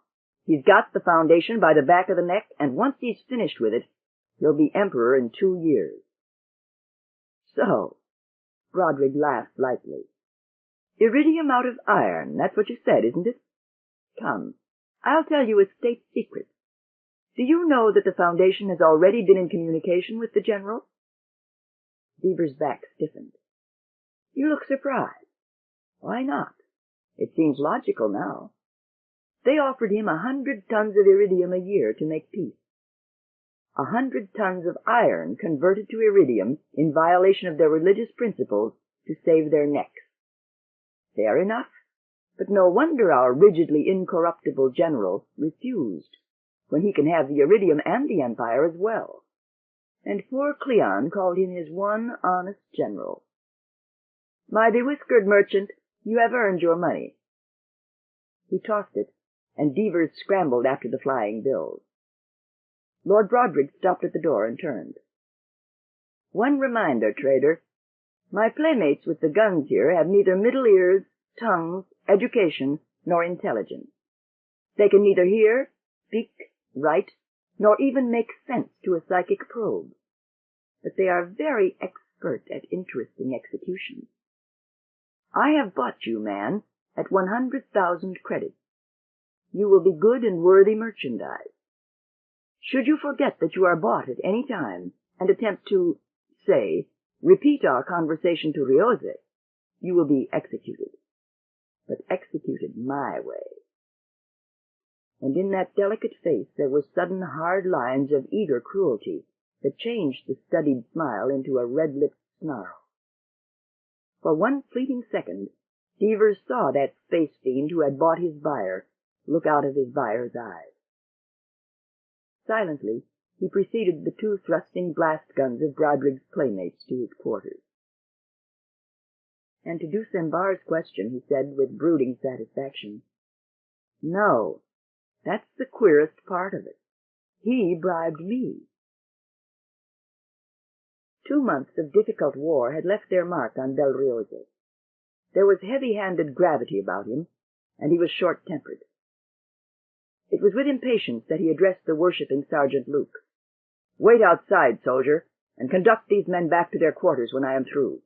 No one is to enter until I call. No one at all, you understand? The sergeant saluted himself stiffly out of the room, and Riosa, with muttered disgust, scooped up the waiting papers on his desk, threw them into the top drawer, and slammed it shut. "Take seats," he said shortly to the waiting two. "I haven't much time. Strictly speaking, I shouldn't be here at all, but it is necessary to see you." He turned to Dusembar, whose long fingers were caressing with interest the crystal cube in which was set the simulacrum of the lined, austere face of His Imperial Majesty, Cleon II. "In the first place, Patrician," said the general, "your Selden is losing. To be sure, he battles well, for these men of the Foundation swarm like senseless bees and fight like madmen. Every planet is defended viciously, and once taken, every planet heaves so with rebellion, it is as much trouble to hold as to conquer. But they are taken, and they are held. Your Selden is losing." "But he has not yet lost," murmured Barr politely. "The Foundation itself retains less optimism. They offer me millions in order that I may not put this Selden to the final test." "So rumor goes." "Ah, is rumor preceding me? Does it prate also of the latest?" "What is the latest?" "Why, that Lord Broderick, the darling of the Emperor, is now second in command at his own request." Devers spoke for the first time. "At his own request, boss? How come? Or are you growing to like the fellow?" He chuckled. Riosa said calmly, "No, can't say I do. It's just that he bought the office at what I considered a fair and adequate price." "Such as?" "Such as a request to the Emperor for reinforcements." Devers' contemptuous smile broadened. "He has communicated with the Emperor, huh? And I take it, boss, you're just waiting for these reinforcements, but they'll come any day, right?" "Wrong. They have already come. 5 ships of the line, smooth and strong, with a personal message of congratulations from the Emperor, and more ships on the way." "What's wrong, traitor?" he asked sardonically. Devers spoke through suddenly frozen lips. "Nothing." Riosa strode out from behind his desk and faced the traitor, hand on the butt of his blast gun. "I say, what's wrong, traitor? The news would seem to disturb you. Surely you have no sudden birth of interest in the Foundation." "I haven't." "Yes, there are queer points about you." "That's so, boss?" Devers smiled tightly and balled the fists in his pockets. "Just you line them up and I'll knock them down for you. Here they are. You were caught easily. You surrendered at first blow with a burnt-out shield. You were quite ready to desert your world, and that without a price. Interesting, all this, isn't it?" "I crave to be on the winning side, boss. I'm a sensible man. You called me that yourself." Riosa said with tight throatiness, "Granted. Yet no trader since has been captured. No trade ship but has had the speed to escape at choice. No trade ship but has had a screen that could take all the beating a light cruiser could give it, should it choose to fight. And no trader but has fought to death when occasion warranted. Traders have been traced as the leaders and instigators of the guerrilla warfare on occupied planets and of the flying raids in occupied space. Are you the only sensible man, then? You neither fight nor flee, but turn traitor without urging. You are unique, amazingly unique, in fact, suspiciously unique." Devers said softly, "I take your meaning, but you have nothing on me. I've been here now 6 months, and I've been a good boy." "So you have, and I have repaid you by good treatment. I have left your ship undisturbed and treated you with every consideration. Yet you fall short. Freely offered information, for instance, on your gadgets might have been helpful. The atomic principles on which they are built would seem to be used in some of the Foundation's nastiest weapons, right?" "I am only a trader," said Devers, "and not one of these bigwig technicians. I sell the stuff.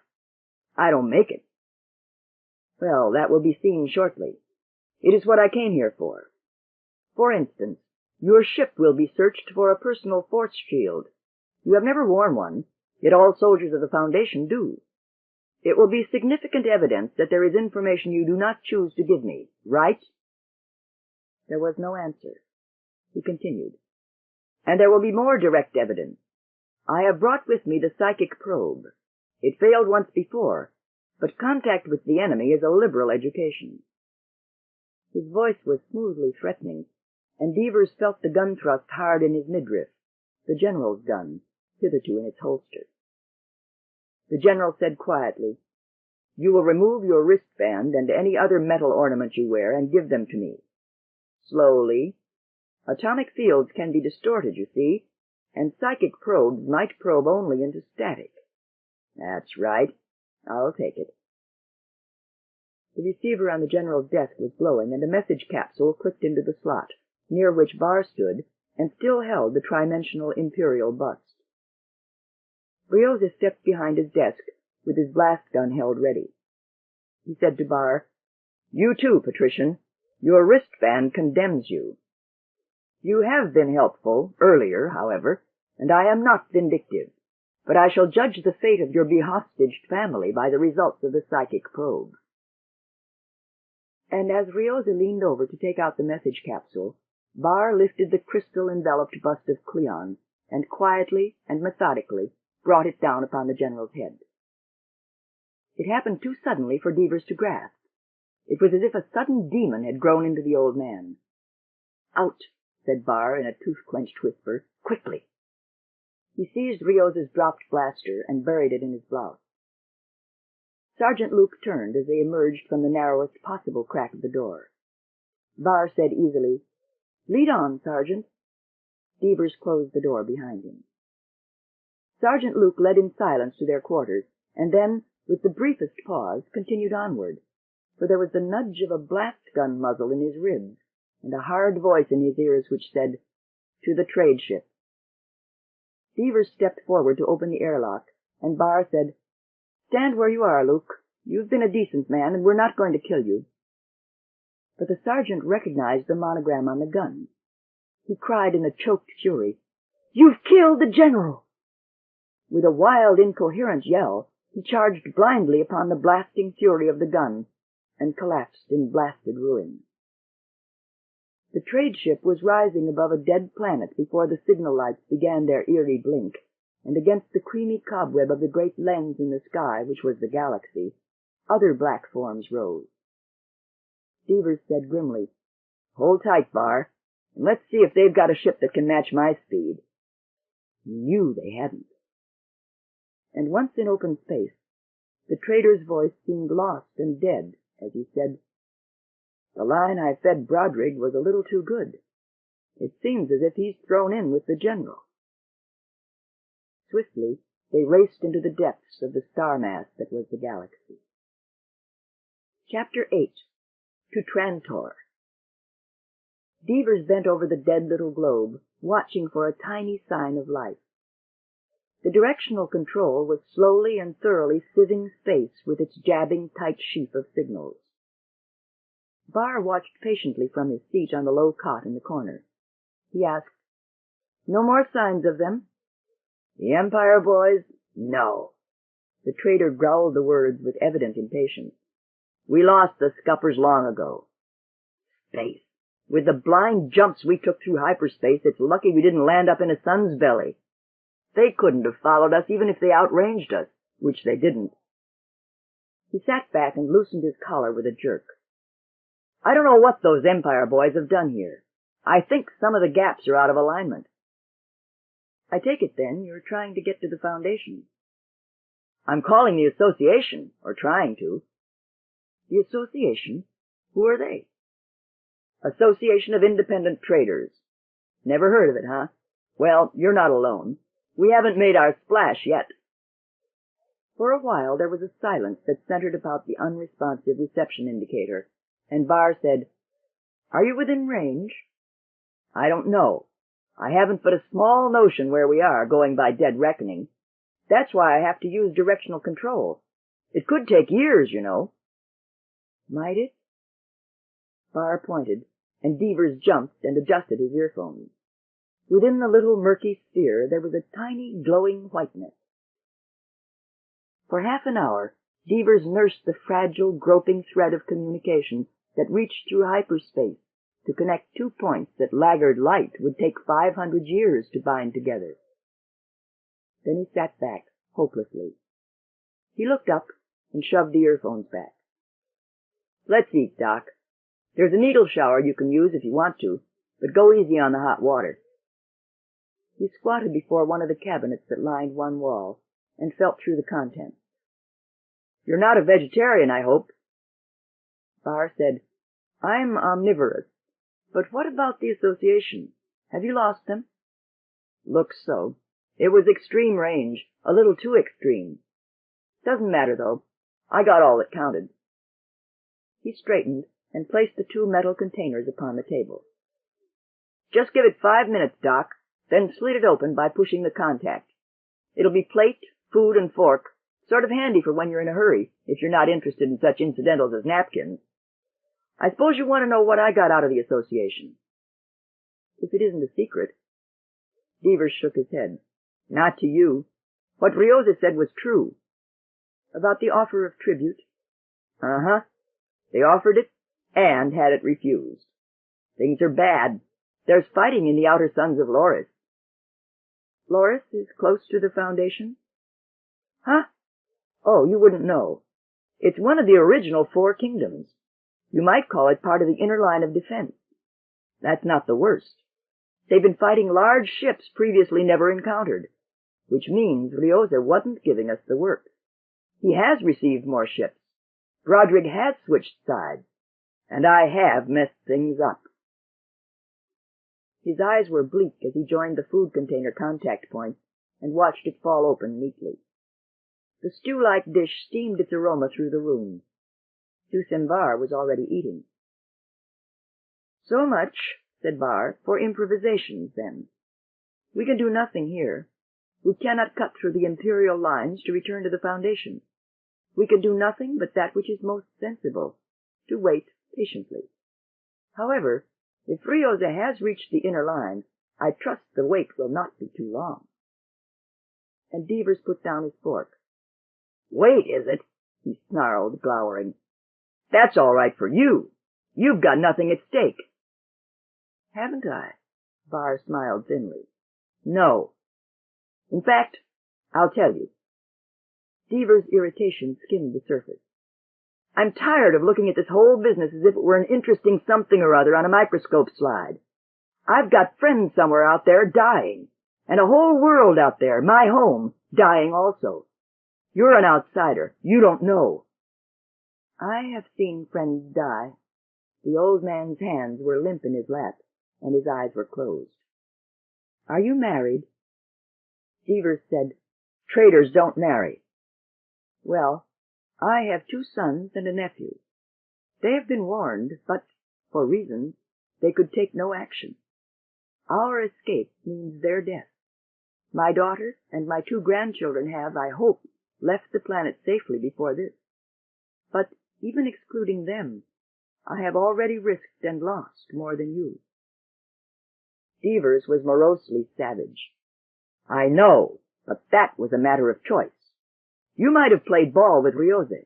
I never asked you to—" Barr shook his head.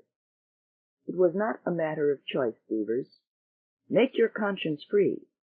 I didn't risk my sons for you. I cooperated with Rioza as long as I dared. But there was the psychic probe." The Siwenian patrician opened his eyes, and they were sharp with pain. "Rioza came to me once. It was over a year ago. He spoke of a cult centering about the magicians, but missed the truth. It is not quite a cult. You see, it is 40 years now that Siwena has been gripped in the same unbearable vice that threatens your world. 5 revolts have been ground out. Then I discovered the ancient records of Harry Seldon, and now this cult waits. It waits for the coming of the magicians, and for that day it is ready. My sons are leaders of those who wait. It is that secret which is in my mind, and which the probe must never touch. And so they must die as hostages. For the alternative is their death as rebels, and half of Siwena with them. You see, I had no choice, and I am no outsider. Deaver's eyes fell, and Barr continued softly. It is on a Foundation victory that Siwenna's hopes depend. It is for a Foundation victory that my sons are sacrificed. And Harry Seldon does not precalculate the inevitable salvation of Siwenna as he does that of the Foundation. I have no certainty for my people, only hope. But you are still satisfied to wait, even with the Imperial Navy at Loris. I would wait in perfect confidence, said Barr simply, if they had landed on the planet, Terminus itself. The trader frowned hopelessly. I don't know. It can't really work like that, not just like magic. Psychohistory or not, they're terribly strong, and we're weak. What can Seldon do about it? There's nothing to do. It's all already done. It's proceeding now.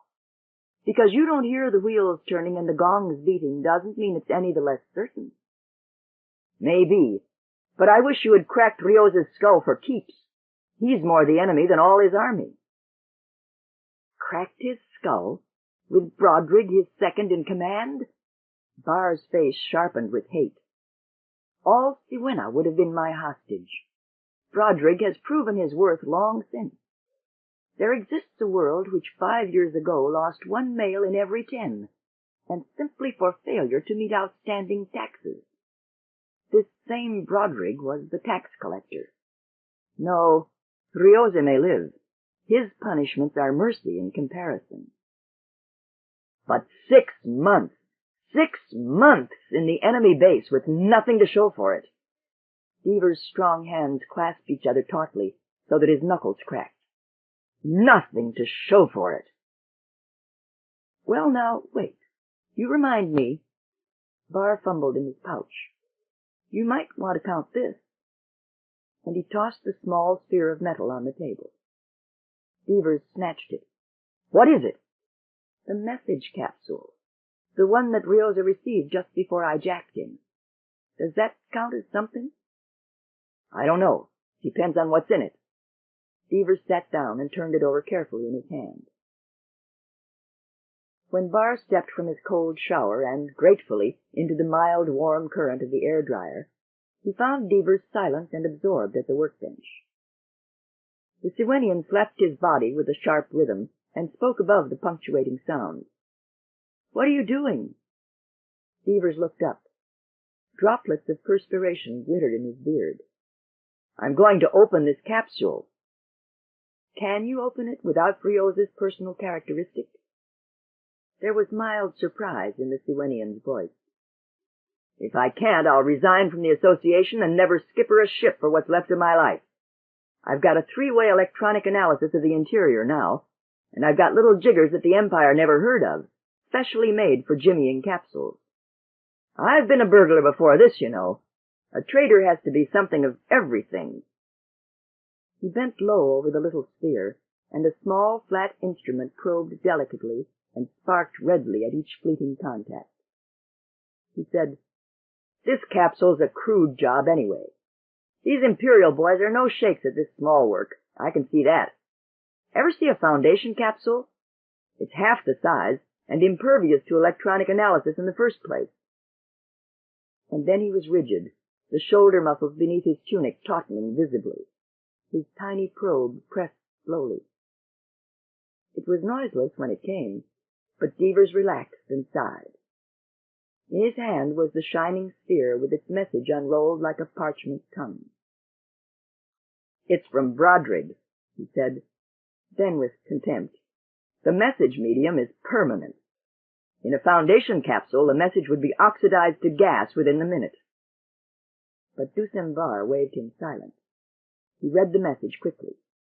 From Amal Brodrig, Envoy Extraordinary of His Imperial Majesty, Privy Secretary of the Council, and Peer of the Realm, to Bel Riose, Military Governor of Siwenna, General of the Imperial Forces, and Peer of the Realm, I greet you.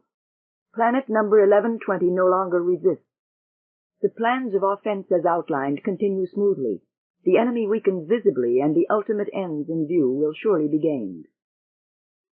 Barr raised his head from the almost microscopic print and cried bitterly, "The fool! The forsaken, blasted fop! That a message?" "Huh?" said Devers. He was vaguely disappointed. "It says nothing," ground out Barr. "Our lickspittle courtier is playing a general now. With Rioze away, he is the field commander, and must soothe his paltry spirit by spewing out his pompous reports concerning military affairs he has nothing to do with. So-and-so planet no longer resists. The offensive moves on. The enemy weakens. The vacuum-headed peacock. Well, now, wait a minute. Hold on. Throw it away." The old man turned away in mortification. "The galaxy knows I never expected it to be world-shakingly important. But in wartime it is reasonable to assume that even the most routine order left undelivered might hamper military movements and lead to complications later. It's why I snatched it. But this, better to have left it. It would have wasted a minute of Riose's time that will now be put to more constructive use." But Devers had arisen. "Will you hold on and stop throwing your weight around? For Selden's sake." He held out the sliver of message before Barr's nose. "Now, read that again. What does he mean by ultimate ends in view?" "The conquest of the Foundation." "Well?" "Yes? And maybe he means the conquest of the Empire. You know he believes that to be the ultimate end." "And if he does—" "If he does." Devers' one-sided smile was lost in his beard. "Why, watch them, and I'll show you." With one finger, the lavishly monogrammed sheet of message parchment was thrust back into its slot. With a soft twang, it disappeared, and the globe was a smooth, unbroken hole again. Somewhere inside was the tiny oiled whir of the controls as they lost their setting by random movement. "Now there is no known way of opening this capsule without knowledge of Riose's personal characteristic, is there?" "To the Empire? No," said Barr. "Then the evidence it contains is unknown to us and absolutely authentic." "To the Empire, yes," said Barr. "And the Emperor can open it, can't he? Personal characteristics of government officials must be on file. They are at the Foundation."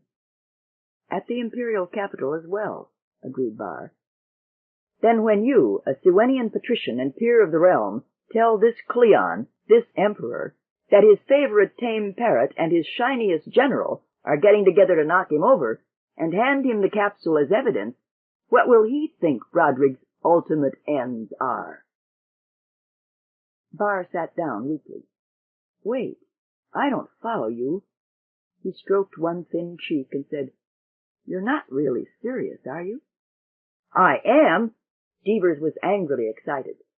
"Listen, 9 out of the last 10 emperors got their throats cut or their gizzards blasted out by one or another of their generals with big-time notions in their heads. You told me that yourself more than once. Old man Emperor would believe us so fast it would make Riose's head swim." Barr muttered feebly, "He is serious. For the galaxy's sake, man, you can't beat a Selden crisis by a far-fetched, impractical storybook scheme like that. Suppose you'd never got hold of the capsule. Suppose Broderick hadn't used the word ultimate. Selden doesn't depend on wild luck." "If wild luck comes our way, there's no law says Selden can't take advantage of it." "Certainly, but... Barr stopped, then spoke calmly, but with visible restraint. "Look, in the first place, how will you get to the planet Trantor? You don't know its location in space, and I certainly don't remember the coordinates, to say nothing of the ephemerae. You don't even know your own position in space." "You can't get lost in space," grinned Devers. He was at the controls already. "Down we go to the nearest planet, and back we come with complete bearings and the best navigation charts Broderick's 100,000 smackers can buy. And a blaster in our belly. Our descriptions are probably in every planet in this quarter of the Empire." "Doc," said Devers patiently, "don't be a hick from the sticks.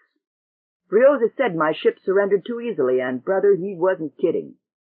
This ship has enough firepower and enough juice in its shield to hold off anything we're likely to meet this deep inside the frontier. And we have personal shields, too. The Empire boys never found them, you know, but they weren't meant to be found. All right, said Barr. All right. Suppose yourself on Trantor. How do you see the Emperor, then? Do you think he keeps office hours? Suppose we worry about that on Trantor, said Devers. And Barr muttered helplessly, All right again. I've wanted to see Trantor before I die for half a century now. Have your way. The hyperatomic motor was cut in. The lights flickered, and there was a slight internal wrench that marked the shift into hyperspace. Chapter 9. On Trantor. The stars were as thick as weeds in an unkempt field, and for the first time, Lath and Devers found the figures to the right of the decimal point of prime importance in calculating the cuts through the hyperregion. There was a claustrophobic sensation about the necessity for leaps of not more than a light year. There was a frightening harshness about the sky, which glittered unbrokenly in every direction. It was being lost in a sea of radiation. And in the center of a cluster of 10,000 stars, whose light tore to shreds the feebly encircling darkness, there circled the huge imperial planet, Trantor. But it was more than a planet. It was the living pulse beat of an empire of 20 million stellar systems. It had only one function, administration, one purpose, government, and one manufactured product, law. The entire world was one functional distortion. There was no living object on its surface but man, his pets, and his parasites. No blade of grass or fragment of uncovered soil could be found outside the 100 square miles of the imperial palace. No water outside the palace grounds existed, but in the vast underground cisterns that held the water supply of a world. The lustrous, indestructible, incorruptible metal that was the unbroken surface of the planet was the foundation of the huge metal structures that mazed the planet. They were structures connected by causeways, laced by corridors, cubbyholed by offices, basemented by the huge retail centers that covered square miles, penthoused by the glittering amusement world that sparkled into life each night. One could walk around the world of Trantor and never leave that one conglomerate building, nor see the city. A fleet of ships greater in number than all the war fleets the Empire had ever supported landed their cargoes on Trantor each day to feed the 40 billions of humans who gave nothing in exchange but the fulfillment of the necessity of untangling the myriads of threads that spiraled into the central administration of the most complex government humanity had ever known. 20 agricultural worlds were the granary of Trantor. A universe was its servant. Tightly held by the huge metal arms on either side, the trade ship was gently lowered down the huge ramp that led to the hangar. Already Devers had fumed his way through the manifold complications of a world conceived in paperwork and dedicated to the principle of the form in quadruplicate. There had been the preliminary halt in space, where the first of what had grown into 100 questionnaires had been filled out. There were the 100 cross-examinations, the routine administration of a simple probe, the photographing of the ship, the characteristic analysis of the two men, and the subsequent recording of the same, the search for contraband, the payment of the entry tax, and finally, the question of the identity cards and visitor's visa. Dusan Bar was a Siwenian and subject of the Emperor, but Lathan Devers was an unknown, without the requisite documents. The official in charge at the moment was devastated with sorrow, but Devers could not enter. In fact, he would have to be held for official investigation. From somewhere, 100 credits in crisp new bills backed by the estates of Lord Brodrig made their appearance and changed hands quietly. The official hemmed importantly, and the devastation of his sorrow was assuaged. A new form made its appearance from the appropriate pigeonhole. It was filled out rapidly and efficiently, with the Devers characteristic thereto formally and properly attached. The two men, trader and patrician, entered Trantor. In the hangar, the trade ship was another vessel to be cached, photographed, recorded, contents noted, identity cards as passengers facsimiled, and for which a suitable fee was paid, recorded, and receipted. And then Devers was on a huge terrace under the bright white sun, along which women chattered, children shrieked, and men sipped drinks languidly and listened to the huge televisors blaring out the news of the Empire. Barr paid a requisite number of iridium coins and appropriated the uppermost member of a pile of newspapers. It was the Trantor Imperial News, official organ of the government. In the back of the newsroom, there was the soft clicking noise of additional editions being printed in long-distance sympathy with the busy machines at the Imperial News offices, 10,000 miles away by corridor, 6,000 by air machine, just as 10 million sets of copies were being likewise printed at that moment in 10 million other newsrooms all over the planet. Barr glanced at the headlines and said softly, "What shall we do first?" Devers tried to shake himself out of his depression. He was in a universe far removed from his own, on a world that weighed him down with its intricacy, among people whose doings were incomprehensible and whose language was nearly so. The gleaming metallic towers that surrounded him and continued onwards in never-ending multiplicity to beyond the horizon oppressed him. The whole busy, unheeding life of a world metropolis cast him into the horrible gloom of isolation and pygmyish unimportance. He said, "I'd better leave it to you, Doc." Barr was calm, low-voiced. "I tried to tell you, but it's hard to believe without seeing for yourself. I know that. Do you know how many people want to see the Emperor every day? About 1 million. Do you know how many he sees? About 10. We'll have to work through the civil service, and that makes it harder. But we can't afford the aristocracy. We have almost 100,000. A single peer of the realm would cost us that, and it would take at least 3 or 4 to form an adequate bridge to the Emperor. It may take 50 chief commissioners and senior supervisors to do the same, but they would cost us only 100 apiece, perhaps. I'll do the talking. In the first place, they wouldn't understand your accent, and in the second, you don't know the etiquette of imperial bribery. It's an art, I assure you. Ah." The third page of the Imperial News had what he wanted, and he passed the paper to Devers. Devers read slowly. The vocabulary was strange, but he understood. He looked up, and his eyes were dark with concern. He slapped the news sheet angrily with the back of his hand. "You think this can be trusted?" "Within limits," replied Barr calmly. "It's highly improbable that the Foundation fleet was wiped out. They've probably reported that several times already, if they've gone by the usual war reporting technique of a world capital far from the actual scene of fighting. What it means, though, is that Ryoza has won another battle, which would be none too unexpected. It says he's captured Loris. Is that the capital planet of the Kingdom of Loris?" "Yes," brooded Devers, "or of what used to be the Kingdom of Loris. And it's not 20 parsecs from the Foundation. Doc, we've got to work fast." Barr shrugged. "You can't go fast on Trantor. If you try, you'll end up at the point of an atom blaster, most likely." "How long will it take?" "A month, if we're lucky. A month and our 100,000 credits, if even that will suffice. And that is providing the Emperor does not take it into his head in the meantime to travel to the summer planets, where he sees no petitioners at all." "But the Foundation will take care of itself as heretofore. Come, there's the question of dinner. I'm hungry. And afterwards the evening is ours, and we may as well use it. We shall never see Trantor or any world like it again, you know." The Home Commissioner of the Outer Provinces spread his pudgy hands helplessly and peered at the petitioners with owlish nearsightedness. "But the Emperor is indisposed, gentlemen.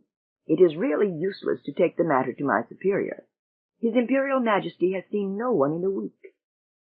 "He will see us," said Barr, with an affectation of confidence. "It is but a question of seeing a member of the staff of the Privy Secretary." "Impossible," said the Commissioner emphatically. "It would be the worth of my job to attempt that. Now, if you could but be more explicit concerning the nature of your business. I'm willing to help you, understand, But naturally, I want something less vague, something I can present to my superior as a reason for taking the matter further. If my business were such that it could be told to any but the highest, suggested Barr smoothly, it would scarcely be important enough to rate audience with His Imperial Majesty. I propose that you take a chance. I might remind you that if His Imperial Majesty attaches the importance to our business which we guarantee that he will, you will stand certain to receive the honors you will deserve for helping us now. Yes, but... And the Commissioner shrugged, wordlessly. It's a chance, agreed Barr. Naturally, a risk should have its compensation. It is rather a great favor to ask you, but we have already been greatly obliged with your kindness in offering us this opportunity to explain our problem. But if you would allow us to express our gratitude just slightly by... Devers scowled. He had heard this speech with its slight variations 20 times in the past month. It ended, as always, in a quick shift of the half-hidden bills. But the epilogue differed here. Usually the bills vanished immediately. Here they remained in plain view, while slowly the Commissioner counted them, inspecting them front and back as he did so. There was a subtle change in his voice. Backed by the Privy Secretary, eh? Good money. To get back to the subject, urged Barr. No, but wait, interrupted the Commissioner. Let us go back by easy stages.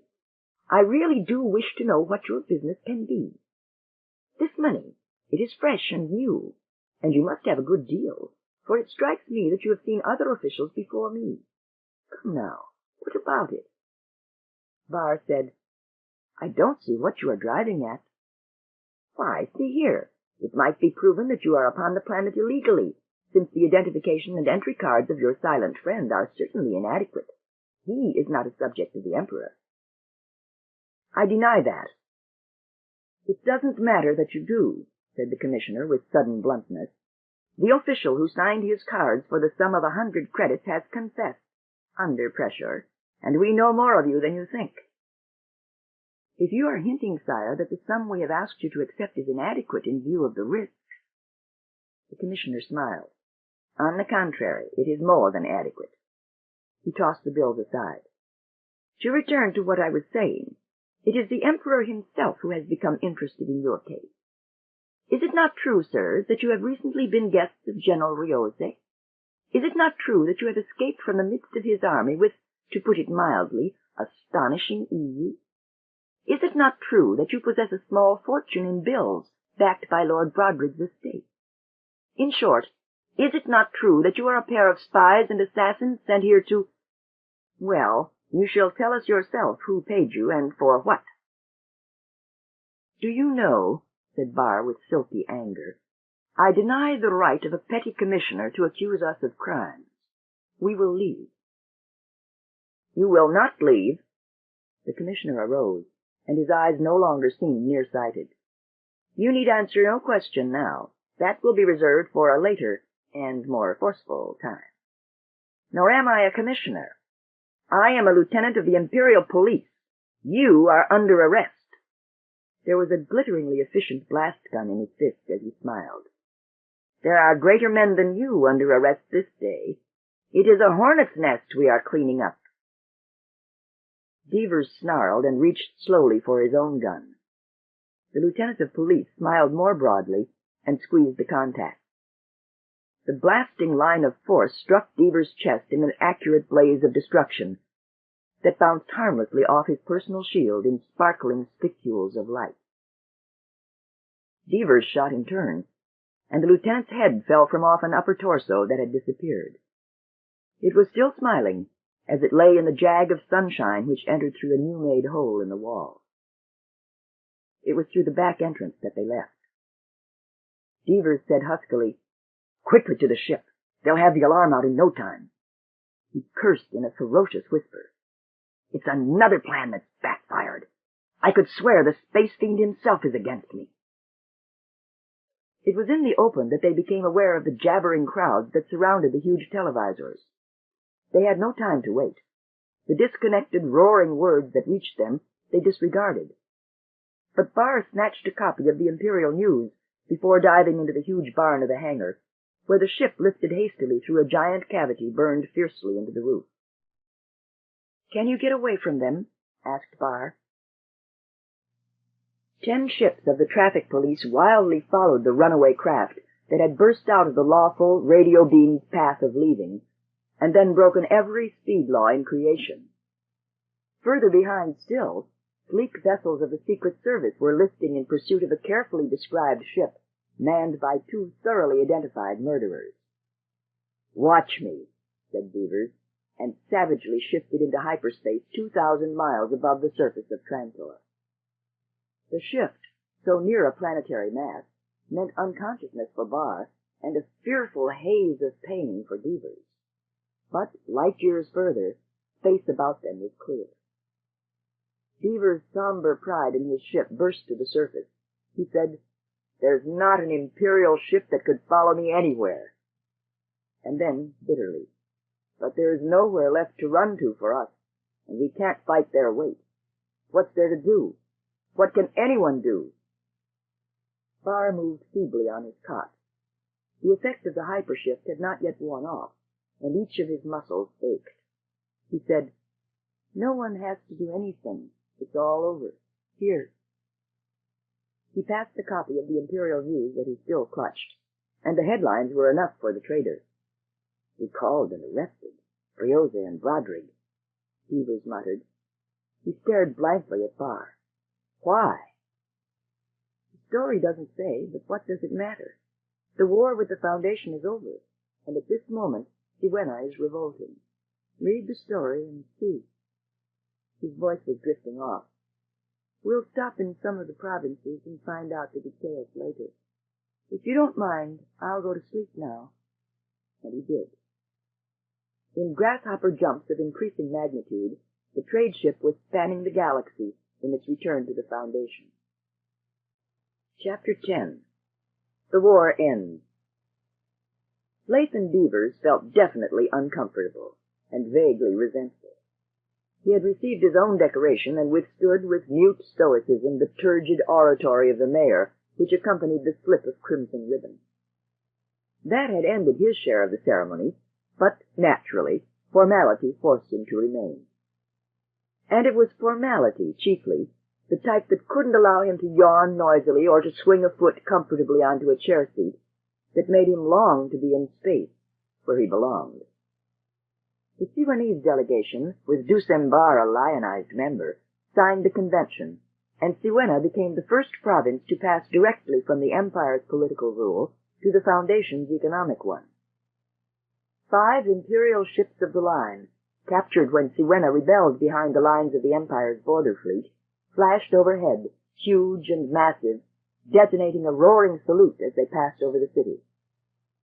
Nothing but drinking, etiquette, and small talk now. A voice called him. It was Forel, the man who, Beavers realized coldly, could buy 20 of him with a morning's profit, but a Forel who now crooked a finger at him with genial condescension. He stepped out upon the balcony into the cool night wind and bowed properly, while scowling into his bristling beard. Barr was there, too, smiling. He said, "Beavers, you'll have to come to my rescue. I'm being accused of modesty, a horrible and thoroughly unnatural crime."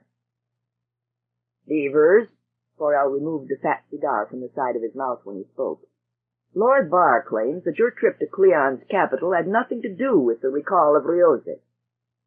"Nothing at all," Beavers was curt. "We never saw the Emperor. The reports we picked up on our way back concerning the trial showed it up to be the purest frame-up. There was a mess of rigmarole about the general being tied up with subversive interests at the court." "And he was innocent?" "Briose," interposed Barr. "Yes, by the galaxy, yes. Broderick was a traitor on general principles, but he was never guilty of the specific accusations brought against him. It was a judicial farce, but a necessary one, a predictable one, an inevitable one." "By psycho-historical necessity, I presume?" Forel rolled the phrase sonorously with the humorous ease of long familiarity. "Exactly." Barr grew serious. It never penetrated earlier, but once it was over and I could, well, look at the answers in the back of the book, the problem became simple. We can see now that the social background of the empire makes wars of conquest impossible for it. Under weak emperors, it is torn apart by generals competing for a worthless and surely death-bringing throne. Under strong emperors, the empire is frozen into a paralytic rigor in which disintegration apparently ceases for the moment, but only at the sacrifice of all possible growth. Forel growled bluntly through strong puffs. "You're not clear, Lord Barr." Barr smiled slowly. I suppose so. It's the difficulty of not being trained in psychohistory. Words are a pretty fuzzy substitute for mathematical equations. But let's see now." Barr considered, while Forel relaxed, back to railing, and Devers looked into the velvet sky and thought wonderingly of Trantor. Then Barr said, "You see, sir, you and Devers, and everyone, no doubt, had the idea that beating the Empire meant first prying apart the Emperor and his general. You and Devers and everyone else were right all the time, as far as the principle of internal disunion was concerned. You were wrong, however, in thinking that this internal split was something to be brought about by individual acts, by inspirations of the moment. You tried bribery and lies. You appealed to ambition and to fear. But you got nothing for all your pains. In fact, appearances were worse after each attempt. And through all this wild threshing up of tiny ripples, the Selden tidal wave continued onward, quietly, but quite irresistibly. Dusenbar turned away and looked over the railing at the lights of a rejoicing city. He said, "There was a dead hand pushing all of us, the mighty general and the great emperor, my world and your world. The dead hand of Harry Selden. He knew that a man like Rioze would have to fail, since it was his success that brought failure. And the greater the success, the surer the failure." Forel said dryly, "I can't say you're getting clearer." "A moment," continued Barr earnestly. "Look at the situation. A weak general could never have endangered us, obviously. A strong general during the time of a weak emperor would never have endangered us either, for he would have turned his arms toward a much more fruitful target. Events have shown that 3/4 of the emperors of the last 2 centuries were rebel generals and rebel viceroys before they were emperors. So it is only the combination of strong emperor and strong general that can harm the foundation. For a strong emperor cannot be dethroned easily, and a strong general is forced to turn outwards, past the frontiers. But what keeps the emperor strong? What kept Cleon strong? It's obvious. He is strong because he permits no strong subjects. A courtier who becomes too rich, or a general who becomes too popular, is dangerous. All the recent history of the empire proves that to any emperor intelligent enough to be strong. Rioze won victories, so the emperor grew suspicious. All the atmosphere of the times forced him to be suspicious. Did Rioze refuse a bribe? Very suspicious. Ulterior motive. Did his most trusted courtiers suddenly favor Rioze? Very suspicious. Ulterior motive. It wasn't the individual acts that were suspicious. Anything else would have done, which is why our individual plots were unnecessary and rather futile. It was the success of Rioze that was suspicious. So he was recalled and accused, condemned, murdered. The Foundation wins again. Why, look, there is not a conceivable combination of events that does not result in the Foundation winning. It was inevitable. Whatever Rioze did, whatever we did. The Foundation magnate nodded ponderously. So, but what if the Emperor and the General had been the same person, eh? What then? That's a case you didn't cover, so you haven't proved your point yet. Barr shrugged. I can't prove anything. I haven't the mathematics. But I appeal to your reason. With an empire in which every aristocrat, every strong man, every pirate can aspire to the throne, and, as history shows, often successfully, what would happen to even a strong emperor who preoccupied himself with foreign wars at the extreme end of the galaxy? How long would he have to remain away from the capital before somebody raised the standards of civil war and forced him home? The social environment of the empire would make that time short. I once told Ryose that not all the empire's strength could swerve the dead hand of Harry Seldon. Good, good! Forel was expansively pleased. Then you imply the empire can never threaten us again. It seems to me so, agreed Barr. Frankly, Cleon may not live out the year, and there's going to be a disputed succession almost as a matter of course, which might mean the last civil war for the empire. Then, said Forel, there are no more enemies. Barr was thoughtful. There's a second foundation. At the other end of the galaxy? Not for centuries. Beavers turned suddenly at this, and his face was dark as he faced Forel. There are internal enemies, perhaps. Are there? Asked Forel coolly. Who, for instance? People, for instance, who might like to spread the wealth a bit and keep it from concentrating too much out of the hands that work for it. See what I mean? Slowly, Forel's gaze lost its contempt and grew one with the anger of Beaver's own. Part 2. The Mule. Chapter 11. Bride and Groom. The Mule. Less is known of the Mule than of any character of comparable significance to galactic history. His real name is unknown, his early life mere conjecture. Even the period of his greatest renown is known to us chiefly through the eyes of his antagonists and, principally, through those of a young bride. Encyclopedia Galactica. Beta's first sight of Haven was entirely the contrary of spectacular. Her husband pointed it out, a dull star lost in the emptiness of the galaxy's edge. It was past the last sparse clusters to where straggling points of light gleamed lonely. And even among those, it was poor and inconspicuous. Toran was quite aware that as the earliest prelude to married life, the red dwarf lacked impressiveness, and his lips curled self-consciously. I know, Bay, it isn't exactly a proper change, is it? I mean, from the foundation to this. A horrible change, Toran. I should never have married you. And when his face looked momentarily hurt, before he caught himself, she said with her special cozy tone, All right, silly. Now let your lower lip droop and give me that special dying duck look, the one just before you're supposed to bury your head on my shoulder while I stroked your hair full of static electricity. You were fishing for some drivel, weren't you? You were expecting me to say, I'd be happy anywhere with you, Toran, or the interstellar depths themselves would be home, my sweet, were you but with me. Now you admit it. She pointed a finger at him and snatched it away an instant before his teeth closed upon it. He said, If I surrender and admit you're right, will you prepare dinner? She nodded contentedly. He smiled and just looked at her. She wasn't beautiful on the grand scale to others. He admitted that, even if everybody did look twice.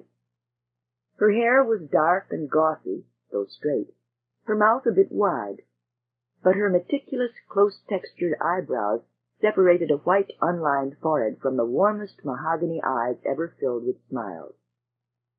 And behind the very sturdily built and staunchly defended facade of practical, unromantic hard-headedness toward life, there was just that little pool of softness that would never show if you poked for it, but could be reached if you knew just how, and never let on that you were looking for it. Toran adjusted the controls unnecessarily and decided to relax. He was one interstellar jump and then several millimicroparsecs on the straight before manipulation by hand was necessary. He leaned over backwards to look into the storeroom where Beta was juggling appropriate containers. There was quite a bit of smugness about his attitude toward Beta, the satisfied awe that marks the triumph of someone who has been hovering at the edge of an inferiority complex for 3 years. And after all, he was a provincial. And not merely a provincial, but the son of a renegade trader. And she was of the Foundation itself. And not merely that, but she could trace her ancestry back to Mallow. And with all that, a tiny quiver underneath. To take her back to Haven, with its rock world and cave cities, was bad enough. To have her face the traditional hostility of trader for Foundation, nomad for city dweller, was worse. Still, after supper, the last jump.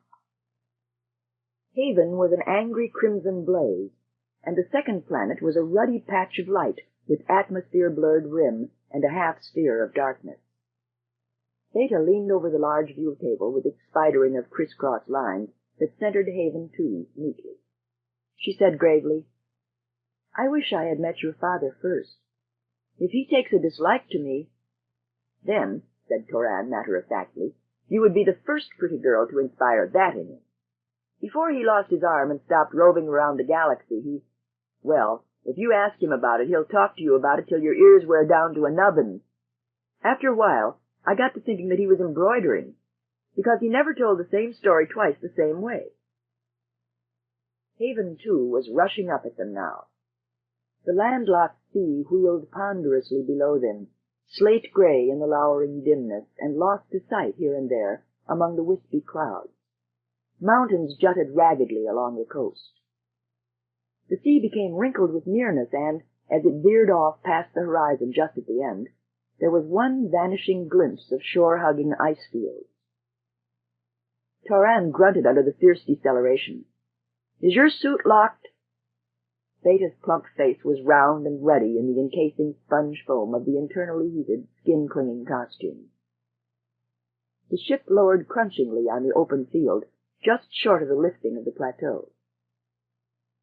They climbed out awkwardly into the solid darkness of the outer galactic night, and Beta gasped as the sudden cold zipped and the thin wind swirled emptily.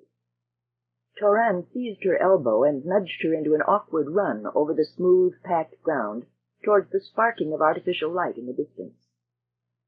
The advancing guards met them halfway, and after a whispered exchange of words, they were taken onward. The wind and the cold disappeared when the gate of rock opened and then closed behind them. The warm interior, white with wall light, was filled with an incongruous humming bustle. Men looked up from their desks, and Toran produced documents. They were waved onward after a short glance, and Toran whispered to his wife, "Dad must have fixed up the preliminaries. The usual lapse here is about 5 hours." They burst into the open, and Beta said suddenly, "Oh, my!" The cave city was in daylight, the white daylight of a young sun. Not that there was a sun, of course.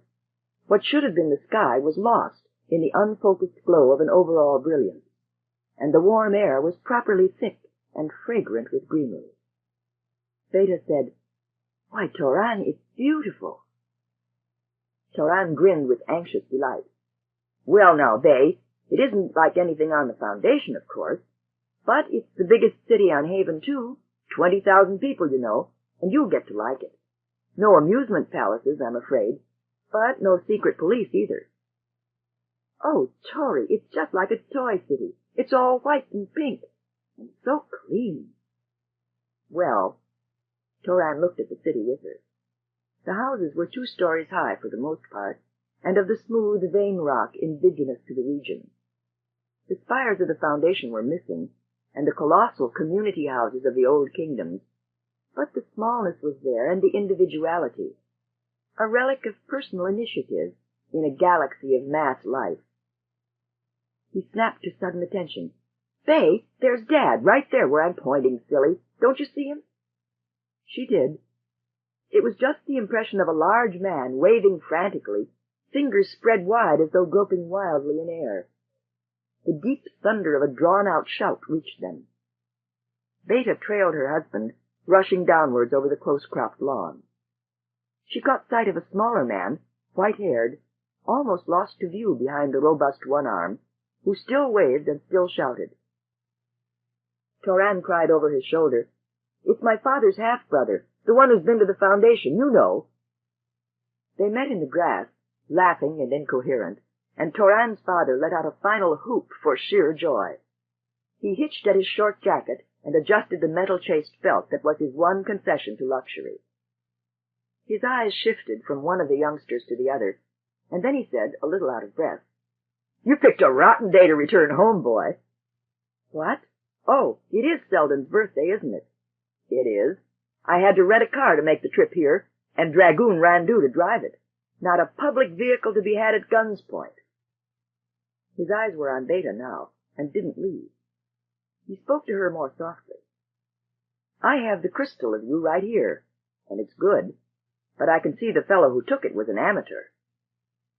He had the small cube of transparency out of his jacket pocket, and in the light the laughing little face within sprang to vivid colored life as a miniature Beta. "That one," said Beta. "Now I wonder why Toran should send you that caricature. I'm surprised you let me come near you, sir." "Are you now? Call me Fran. I'll have none of this fancy mess. For that, I think you can take my arm, and we'll go on to the car. Till now I never did think my boy knew what he was ever up to. I think I'll change that opinion. I think I'll have to change that opinion." Toran said to his half-uncle softly, "How is the old man these days? Does he still hound the women?" Randu puckered up all over his face when he smiled. "When he can, Toran, when he can. There are times when he remembers that his next birthday will be his 60th, and that disheartens him. But he shouts it down, this evil thought, and then he is himself. He is a trader of the ancient type. But you, Toran, where did you find such a pretty wife?" The young man chuckled and linked arms. "Do you want a 3 years' history at a gasp, Uncle?" It was in the small living room of the home that Beta struggled out of her traveling cloak and hood and shook her hair loose. She sat down, crossing her knees, and returned the appreciative stare of this large, ruddy man. She said, "I know what you're trying to estimate, and I'll help you. Age 24, height 5'4", weight 110, educational specialty, history." She noticed that he always crooked his stand so as to hide the missing arm. But now Fran leaned close and said, "Since you mention it, weight 120. He laughed loudly at her flush. Then he said to the company in general, "You can always tell a woman's weight by her upper arm, with due experience, of course. Do you want a drink, Bay?" "Among other things," she said, and they left together, while Toran busied himself at the bookshelf to check for new editions. Fran returned alone and said, "She'll be down later." He lowered himself heavily into the large corner chair and placed his stiff-jointed left leg on the stool before it. The laughter had left his red face, and Toran turned to face him. Fran said, "Well, you're home, boy, and I'm glad you are. I like your woman. She's no whining ninny." "I married her," said Toran simply. "Well, that's another thing altogether, boy." His eyes darkened.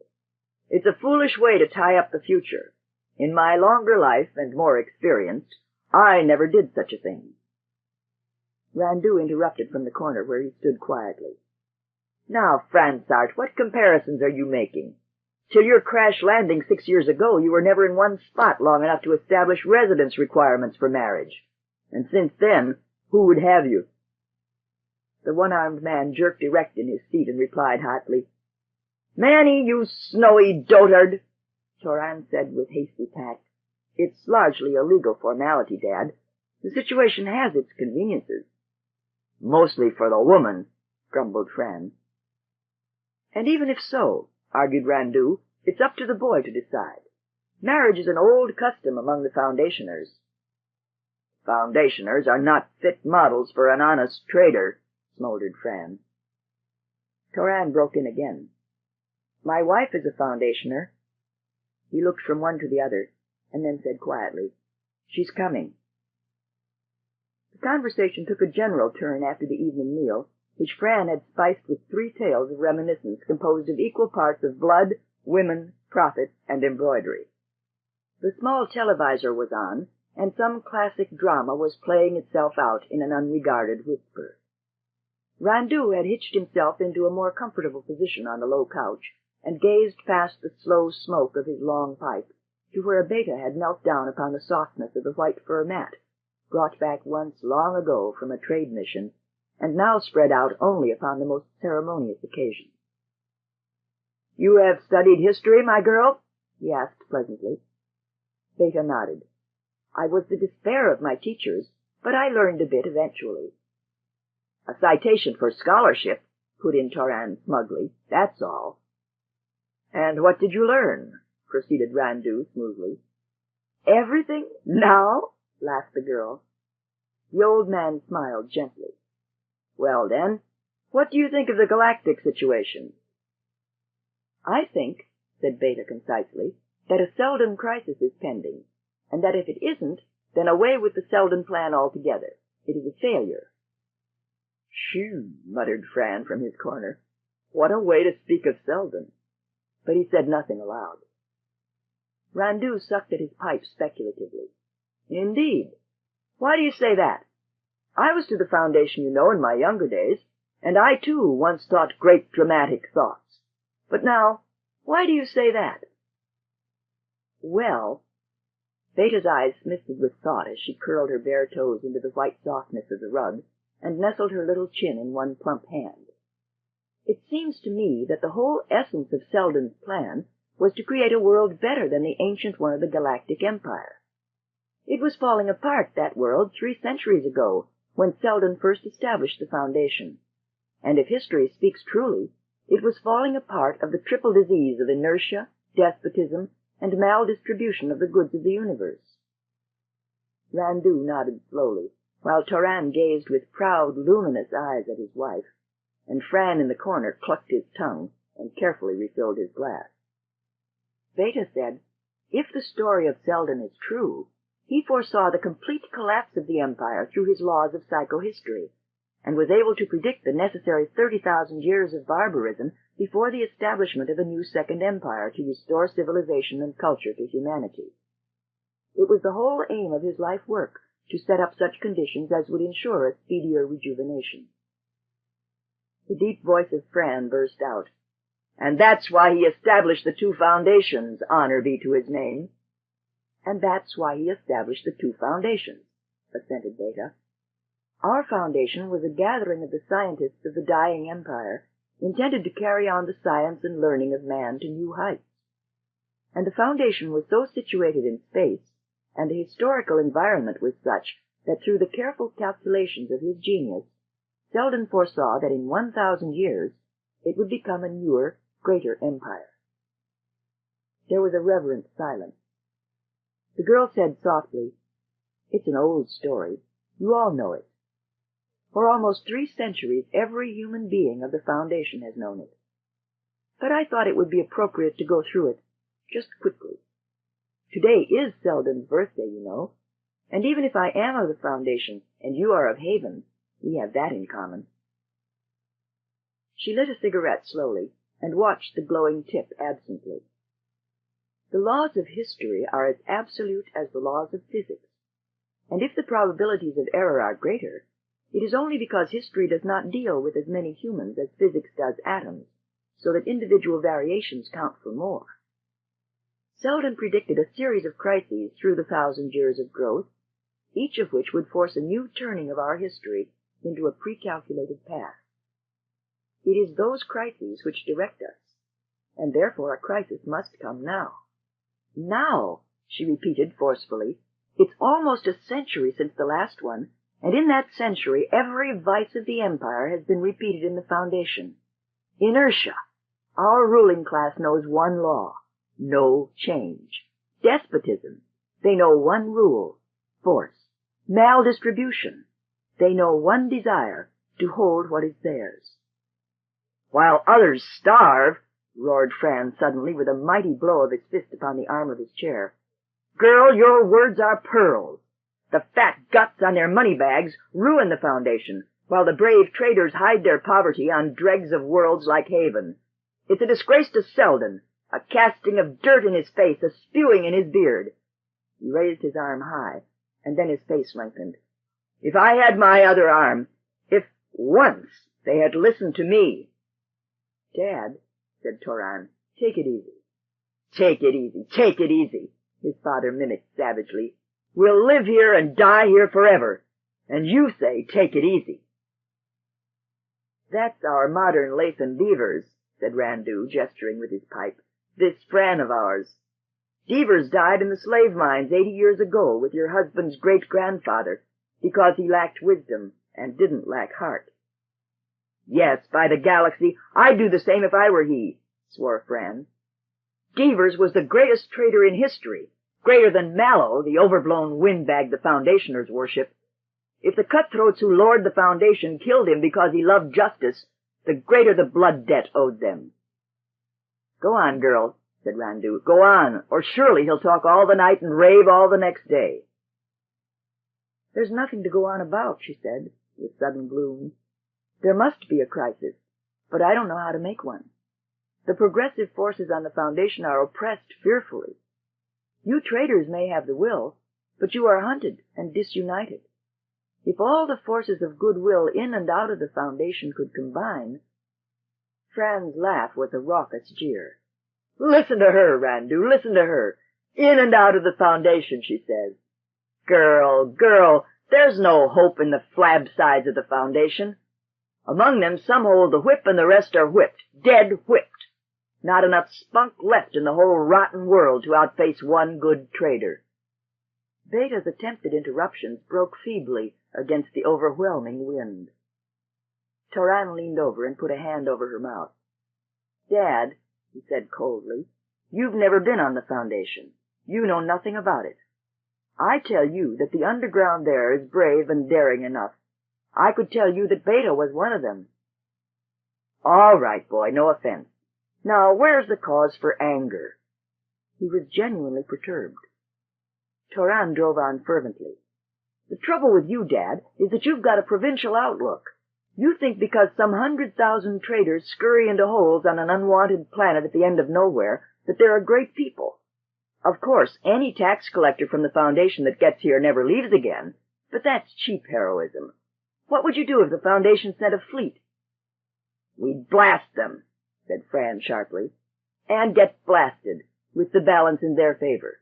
You're outnumbered, outarmed, outorganized, and as soon as the Foundation thinks it worth its while, you'll realize that. So you'd better seek your allies on the Foundation itself, if you can. Randu, said Fran, looking at his brother like a great helpless bull. Randu took his pipe away from his lips. The boy's right, Fran. When you listen to the little thoughts deep inside you, you know he is. But they're uncomfortable thoughts, so you drown them out with that roar of yours. But they're still there. Toran, I'll tell you why I brought all this up. He puffed thoughtfully a while, then dipped his pipe into the neck of the tray, waited for the silent flash, and withdrew it clean. Slowly, he filled it again with precise tamps of his little fingers. He said, Your little suggestion of Foundation's interest in us, Toran, is to the point. There have been 2 recent visits lately, for tax purposes. The disturbing point is that the second visitor was accompanied by a light patrol ship. They landed in Glyar City, giving us the miss for a change, and they never lifted off again, naturally. But now they'll surely be back. Your father is aware of all this, Toran, he really is. Look at the stubborn Raquel. He knows Haven is in trouble, and he knows we're helpless, but he repeats his formulas. It warms and protects him. But once he's had his say, and roared his defiance, and feels he's discharged his duty as a man and a bull trader, why, he's as reasonable as any of us. Any of who? Asked Beta. He smiled at her. We've formed a little group, Beta, just in our city. We haven't done anything yet. We haven't even managed to contact the other cities yet, but it's a start. But towards what? Randu shook his head. We don't know, yet. We hope for a miracle. We have decided that, as you say, a Selden crisis must be at hand. He gestured widely upwards. The galaxy is full of the chips and splinters of the broken empire. The generals swarm. Do you suppose the time may come when one will grow bold? Beta considered, and shook her head decisively, so that the long straight hair with the single inward curl at the end swirled about her ears. No, Not a chance. There's not one of those generals who doesn't know that an attack on the Foundation is suicide. Belriose of the old empire was a better man than any of them, and he attacked with the resources of a galaxy, and couldn't win against the Selden plan. Is there one general who doesn't know that? But what if we spur them on? Into where? Into an atomic furnace? With what could you possibly spur them? Well, there's one, a new one. In this past year or two, there has come word of a strange man whom they call the Mule. The Mule? She considered. Ever hear of him, Tori? Toran shook his head. She said, What about him? I don't know, but he wins victories at, they say, impossible odds. The rumors may be exaggerated, but it would be interesting in any case to become acquainted with him. Not every man with sufficient ability and sufficient ambition would believe in Harry Selden and his laws of psychohistory. We can encourage that disbelief. He might attack. And the Foundation would win. Yes, but not necessarily easily. It might be a crisis, and we could take advantage of such a crisis to force a compromise with the despots of the Foundation. At the worst, they would forget us long enough to enable us to plan farther. What do you think, Tori? Toran smiled feebly and pulled at a loose brown curl that fell over one eye. The way he describes it, it can't hurt. But who is the Mule? What do you know of him, Randu? Nothing yet. For that, we could use you, Toran, and your wife, if she's willing. We've talked of this, your father and I. We've talked of this thoroughly. In what way, Randu? What do you want of us? The young man cast a quick, inquisitive look at his wife. Have you had a honeymoon? Well, yes, if you call the trip from the Foundation a honeymoon. How about a better one on Calgan? It's semi-tropical, beaches, water sports, bird hunting, quite the vacation spot. It's about 7,000 parsecs in, not too far. What's on Calgan? The Mule. His men, at least. He took it last month, and without a battle, though Calgan's warlord broadcast a threat to blow the planet to ionic dust before giving it up. Where's the warlord now? He isn't, said Randu with a shrug. What do you say? Well, what are we to do? I don't know. Fran and I are old. We're provincial. The traders of Haven are all essentially provincial. Even you say so. Our trading is of a very restricted sort, and we're not the galaxy roamers our ancestors were. Shut up, Fran. But you two know the galaxy.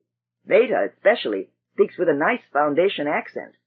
We merely wish whatever you can find out. If you can make contact, but we wouldn't expect that. Suppose you two think it over. You can meet our entire group if you wish. Oh, not before next week. You ought to have some time to catch your breath. There was a pause, and then Fran roared, Who wants another drink? I mean, besides me. Chapter 12. Captain and Mayor. Captain Han Pritchard was unused to the luxury of his surroundings, and by no means impressed.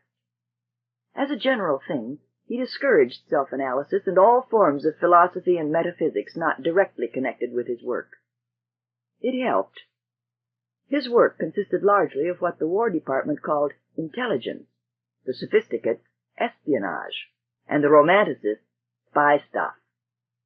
And unfortunately, despite the frothy shrillness of the televisors, intelligence, espionage, and spy stuff are at best a sordid business of routine betrayed and bad faith. It is excused by society, since it is in the interest of the state. But since philosophy seemed always to lead Captain Pritchard to the conclusion that even in that holy interest, society is much more easily soothed than one's own conscience, he discouraged philosophy. And now, in the luxury of the mayor's anteroom, his thoughts turned inward despite himself. Men had been promoted over his head continuously, though of lesser ability, that much was admitted. He had withstood an eternal rain of black marks and official reprimands, and survived it. And stubbornly he had held to his own way in the firm belief that insubordination in that same holy interest of the state would yet be recognized for the service it was. So here he was in the anteroom of the mayor, with 5 soldiers as a respectful guard, and probably a court-martial awaiting him. The heavy marble doors rolled apart smoothly, silently, revealing satiny walls, a red plastic carpeting, and 2 more marble doors, metal inlaid, within. 2 officials in the straight-lined costume of 3 centuries back stepped out and called, "An audience to Captain Han Pritchard of Information." They stepped back with a ceremonious bow as the captain started forward. His escort stopped at the outer door, and he entered the inner alone. On the other side of the doors, in a large room strangely simple, behind a large desk strangely angular, sat a small man, almost lost in the immensity. Mayor Indboer, successively the 3rd of that name, was the grandson of the first Indboer, who had been brutal and capable, and who had exhibited the first quality in spectacular fashion by his manner of seizing power, and the latter by the skill with which he put an end to the last farcical remnants of free election, and the even greater skill with which he maintained a relatively peaceful rule. Mayor Indboer was also the son of the second Indboer, who was the first mayor of the Foundation to succeed to his post by right of birth, and who was only half his father, for he was merely brutal. So Mayor Indboer was the 3rd of the name and the second to succeed by right of birth, and he was the least of the 3, for he was neither brutal nor capable, but merely an excellent bookkeeper born wrong. Indboer the 3rd was a peculiar combination of ersatz characteristics to all but himself.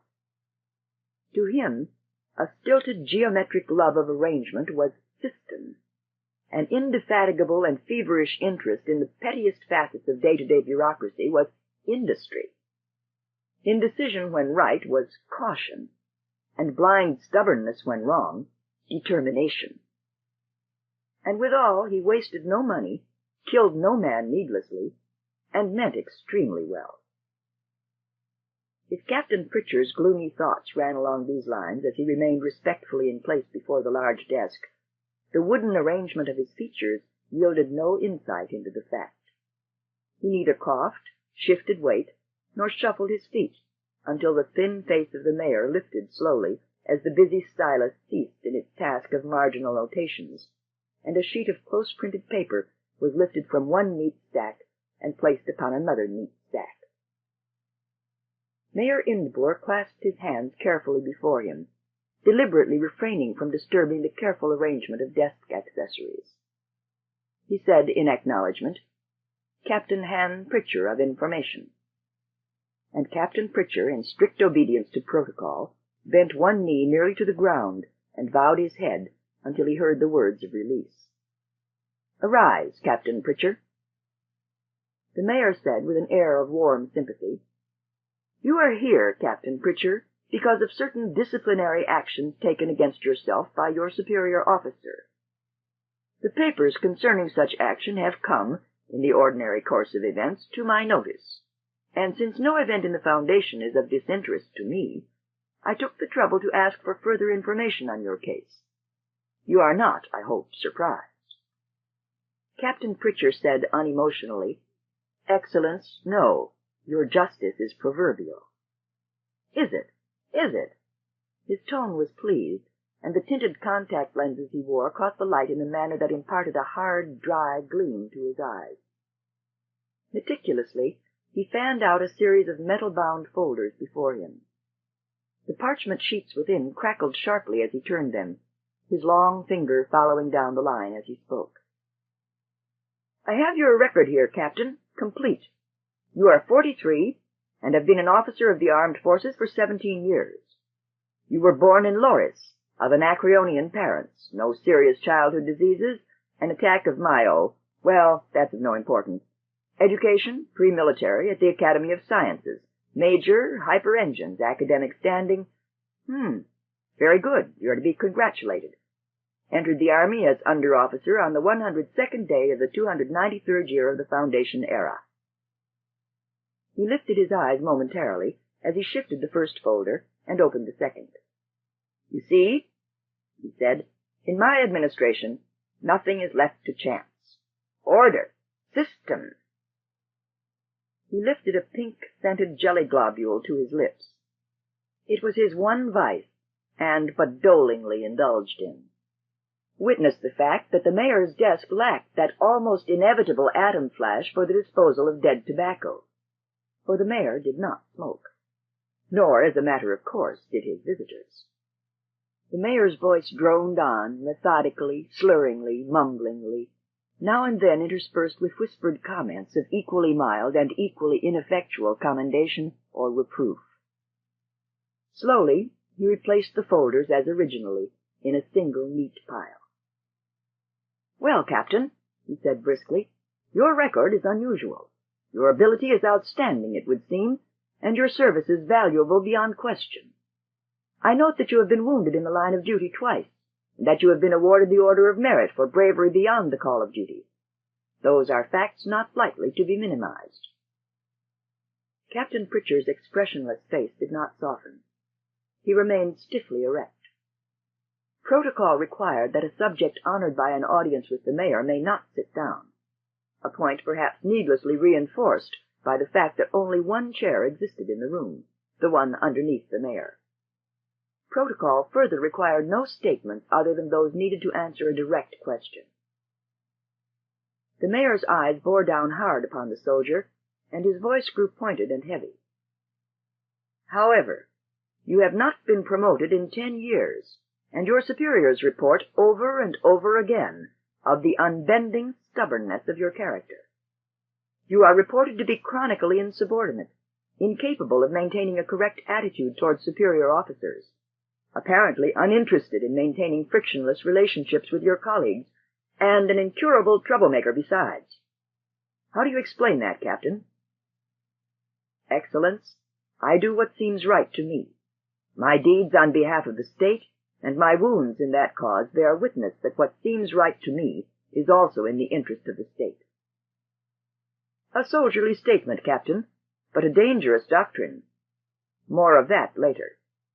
Specifically, you are charged with refusing an assignment 3 times in the face of orders signed by my legal delegates. What have you to say to that?" "Excellence, the assignment lacks significance in a critical time, where matters of first importance are being ignored." "Ah, and who tells you these matters you speak of are of the first importance at all, and if they are, who tells you further that they are ignored?" "Excellence, these things are quite evident to me. My experience and my knowledge of events, the value of neither of which my superiors deny, make it plain." "But, my good Captain, are you blind that you do not see that by arrogating to yourself the right to determine intelligence policy, you usurp the duties of your superior?"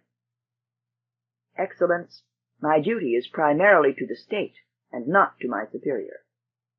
"Fallacious, for your superior has his superior, and that superior is myself, and I and the state.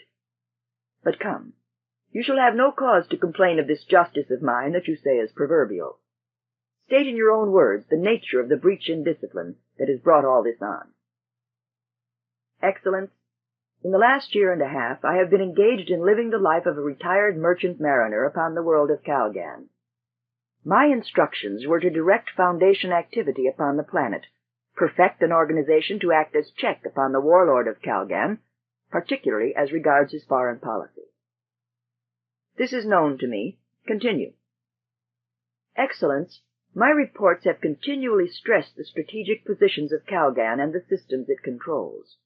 I have reported on the ambition of the warlord, his resources, his determination to extend his domain, and his essential friendliness, or perhaps neutrality, towards the Foundation." "I have read your reports thoroughly. Continue." "Excellence, I returned 2 months ago. At that time, there was no sign of impending war. No sign of anything but an almost superfluity of ability to repel any conceivable attack. 1 month ago, an unknown soldier of fortune took Calgan without a fight. The man who was once warlord of Calgan is apparently no longer alive. Men do not speak of treason. They speak only of the power and genius of this strange condottiere, this mule. This Who? The mayor leaned forward and looked offended. Excellence, he is known as the Mule. He is spoken of little in a factual sense, but I have gathered the scraps and fragments of knowledge and winnowed out the most probable of them. He is apparently a man of neither birth nor standing, his father unknown, his mother dead in childbirth, his upbringing that of a vagabond, his education that of the tramp worlds and the backwash alleys of space. He has no name other than that of the Mule, a name reportedly applied by himself to himself, and signifying, by popular explanation, his immense physical strength and stubbornness of purpose. What is his military strength, Captain? Never mind his physique. Excellence, men speak of huge fleets, but in this they may be influenced by the strange fall of Calgan. The territory he controls is not large, though its exact limits are not capable of definite determination. Nevertheless, this man must be investigated. So. The mayor fell into a reverie, and slowly, with 24 strokes of his stylus, drew 6 squares in hexagonal arrangements upon the blank top sheet of a pad, which he tore off, folded neatly in 3 parts, and slipped into the wastepaper slot at his right hand. It slid towards a clean and silent atomic disintegration. Now then, tell me, Captain, what is the alternative? You have told me what must be investigated. What have you been ordered to investigate? Excellence, there is a rat hole in space that, it seems, does not pay its taxes. Ah, and is that all? You are not aware, and have not been told, that these men who do not pay their taxes are descendants of the wild traders of our early days, anarchists, rebels, social maniacs who claim Foundation ancestry and deride Foundation culture. You are not aware, and have not been told, that this rat hole in space is not one, but many, that these rat holes are in greater number than we know, that these rat holes conspire together, one with the other, and all with the criminal elements that still exist throughout Foundation territory. Even here, Captain, even here. The mayor's momentary fire subsided quickly. You are not aware, Captain? Excellence, I have been told all this. But as servant of the state, I must serve faithfully, and he serves most faithfully who serves truth. Whatever the political implications of these dregs of the ancient traders, the warlords who have inherited the splinters of the old empire have the power. The traders have neither arms nor resources. They have not even unity. I am not a tax collector to be sent on a child's errand. Captain Pritchard, you are a soldier and count guns. It is a failing to be allowed you up to the point where it involves disobedience to myself. Take care. My justice is not simply weakness, Captain. It has already been proven that the generals of the imperial age and the warlords of the present age are equally impotent against us. Selden's science, which predicts the course of the Foundation, is based not on individual heroism, as you seem to believe, but on the social and economic trends of history. We have passed successfully through 4 crises already, have we not? Excellence, we have. Yet Selden's science is known only to Selden. We ourselves have but faith. In the first 3 crises, as I have been carefully taught, the Foundation was led by wise leaders who foresaw the nature of the crises and took the proper precautions. Otherwise, who can say? Yes, Captain, but you omit the 4th crisis. Come, Captain, we had no leadership worthy of the name then, and we faced the cleverest opponents, the heaviest armor, the strongest force of all. Yet we won by the inevitability of history. Excellence, that is true. But this history you mentioned became inevitable only after we had fought desperately for over a year. The inevitable victory we won cost us 1,000 ships and 500,000 men. Excellence, Selden's plan helps those who help themselves. Mayor Indbur frowned and grew suddenly tired of his patient exposition. It occurred to him that there was a fallacy in condescension, since it was mistaken for permission to argue eternally, to grow contentious, to wallow in dialectic. He said stiffly, Nevertheless, Captain, Selden guarantees victory over the warlords, and I cannot, in these busy times, indulge in a dispersal of effort. These traitors you dismiss are Foundation-derived. A war with them would be a civil war. Selden's plan makes no guarantee there for us, since they and we are Foundation. So they must be brought to heel. You have your orders. Excellent. You have been asked no question, Captain. You have your orders. You will obey those orders. Further argument of any sort with myself or those representing myself will be considered treason. You are excused. Captain Han Pritchard knelt once more, then left with slow, backward steps. Mayor Indebur, third of his name and second mayor of Foundation history to be so by right of birth, recovered his equilibrium and lifted another sheet of paper from the neat stack at his left. It was a report on the savings of funds due to the reduction of the quantity of metal foam edging on the uniforms of the police force. Mayor Indebur crossed out a superfluous comma, corrected a misspelling, made 3 marginal notations, and placed it upon the neat stack at his right. He lifted another sheet of paper from the neat stack at his left. Captain Han Pritchard of Information found a personal capsule waiting for him when he returned to barracks. It contained orders, terse and redly underlined with a stamped urgent across it, and the whole initialed with a precise capital I. Captain Han Pritchard was ordered to the rebel world called Haven in the strongest terms. Captain Han Pritchard, alone in his light one-man speedster, set his course quietly and calmly for Calgan. He slept that night the sleep of a successfully stubborn man. Chapter 13. Lieutenant and Clown. If, from a distance of 7,000 parsecs, the fall of Calgan to the armies of the Mule had produced reverberations that had excited the curiosity of an old trader, the apprehension of a dogged captain, and the annoyance of a meticulous mayor, to those on Calgan itself it produced nothing, and excited no one. It is the invariable lesson to humanity that distance in time, and in space as well, lends focus. It is not recorded, incidentally, that the lesson has ever been permanently learned. Calgan was Calgan. It alone of all that quadrant of the galaxy seemed not to know that the Empire had fallen, that the Stanells no longer ruled, that greatness had departed, and peace had disappeared. Calgan was the luxury world. With the edifice of mankind crumbling, it maintained its integrity as a producer of pleasure, a buyer of gold, and a seller of leisure. It escaped the harsher vicissitudes of history, for what conqueror would destroy or even seriously damage a world so full of the ready cash that would buy immunity? Yet even Calgan had finally become the headquarters of a warlord, and its softness had been tempered to the exigencies of war. Its tamed jungles, its mildly modeled shores, and its garishly glamorous cities echoed to the march of imported mercenaries and impressed citizens. The worlds of its province had been armed, and its money invested in battleships rather than bribes for the first time in its history. Its ruler proved beyond doubt that he was determined to defend what was his, and eager to seize what was others.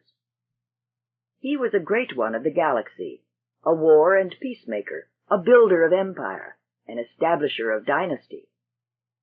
And an unknown with a ridiculous nickname had taken him and his arms and his budding empire, and had not even fought a battle. So Calgan was as before, and its uniformed citizens hurried back to their older life, while the foreign professionals of war merged easily into the newer bands that descended. Again, as always, there were the elaborate luxury hunts for the cultivated animal life of the jungles that never took human life, and the speedster bird chases in the air above that was fatal only to the great birds. In the cities, the escapers of the galaxy could take their varieties of pleasure to suit their purse, from the ethereal sky palaces of spectacle and fantasy that opened their doors to the masses at the jingle of half a credit, to the unmarked, unnoted haunts to which only those of great wealth were of the cognoscenti. To the vast flood, Toran and Beta added not even a trickle. They registered their ship in the huge common hangar on the East Peninsula, and gravitated to that compromise of the middle classes, the inland sea, where the pleasures were yet legal and even respectable, and the crowds not yet beyond endurance. Beta wore dark glasses against the light, and a thin white robe against the heat. Warm-tinted arms, scarcely the goldener for the sun, clasped her knees to her, and she stared with firm, abstracted gaze at the length of her husband's outstretched body, almost shimmering in the brilliance of white sun splendor. "Don't overdo it," she had said at first, but Toran was of a dying red star. Despite 3 years of the Foundation, sunlight was a luxury, and for 4 days now his skin, treated beforehand for ray resistance, had not felt the harshness of clothing, except for the brief shorts. Beta huddled close to him on the sand, and they spoke in whispers. Toran's voice was gloomy as it drifted upwards from a relaxed face. "No, I admit we're nowhere, but where's he? Who is he? This mad world says nothing of him. Perhaps he doesn't exist." "He exists," replied Beta, with lips that didn't move. "He's clever, that's all. And your uncle is right. He's a man we could use, if there's time." A short pause. Toran whispered, "Know what I've been doing, Bay? I'm just daydreaming myself into a sun stupor. Things figure themselves out so neatly, so sweetly." His voice nearly trailed off, then returned. "Remember the way Dr. Aman talked back at college, Bay? The Foundation can never lose, but that does not mean the rulers of the Foundation can't. Didn't the real history of the Foundation begin when Salvor Hardin kicked out the encyclopedists and took over the planet Terminus as the first mayor? And then in the next century, didn't Hober Mallow gain power by methods almost as drastic? That's twice the rulers were defeated, so it can be done. So why not by us?" "It's the oldest argument in the books, Tori. What a waste of good reverie." "Is it? Follow it out. What's Haven? Isn't it part of the Foundation? It's simply part of the external proletariat, so to speak. If we become top dog, it's still the Foundation winning and only the current rulers losing." "Lots of difference between we can and we will. You're just jabbering." Toran squirmed. "Nuts, Bay. You're just in one of your sour green moods. What do you want to spoil my fun for? I'll just go to sleep if you don't mind." But Beta was craning her head, and suddenly, quite a non sequitur, she giggled, and removed her glasses to look down the beach with only her palm shading her eyes. Toran looked up, then lifted and twisted his shoulders to follow her glance. Apparently she was watching a spindly figure, feet in air, who teetered on his hands for the amusement of a haphazard crowd. It was one of the swarming acrobatic beggars of the shore, whose supple joints bent and snapped for the sake of the thrown coins. A beach guard was motioning him on his way, and with a surprising one-handed balance, the clown brought a thumb to his nose in an upside-down gesture.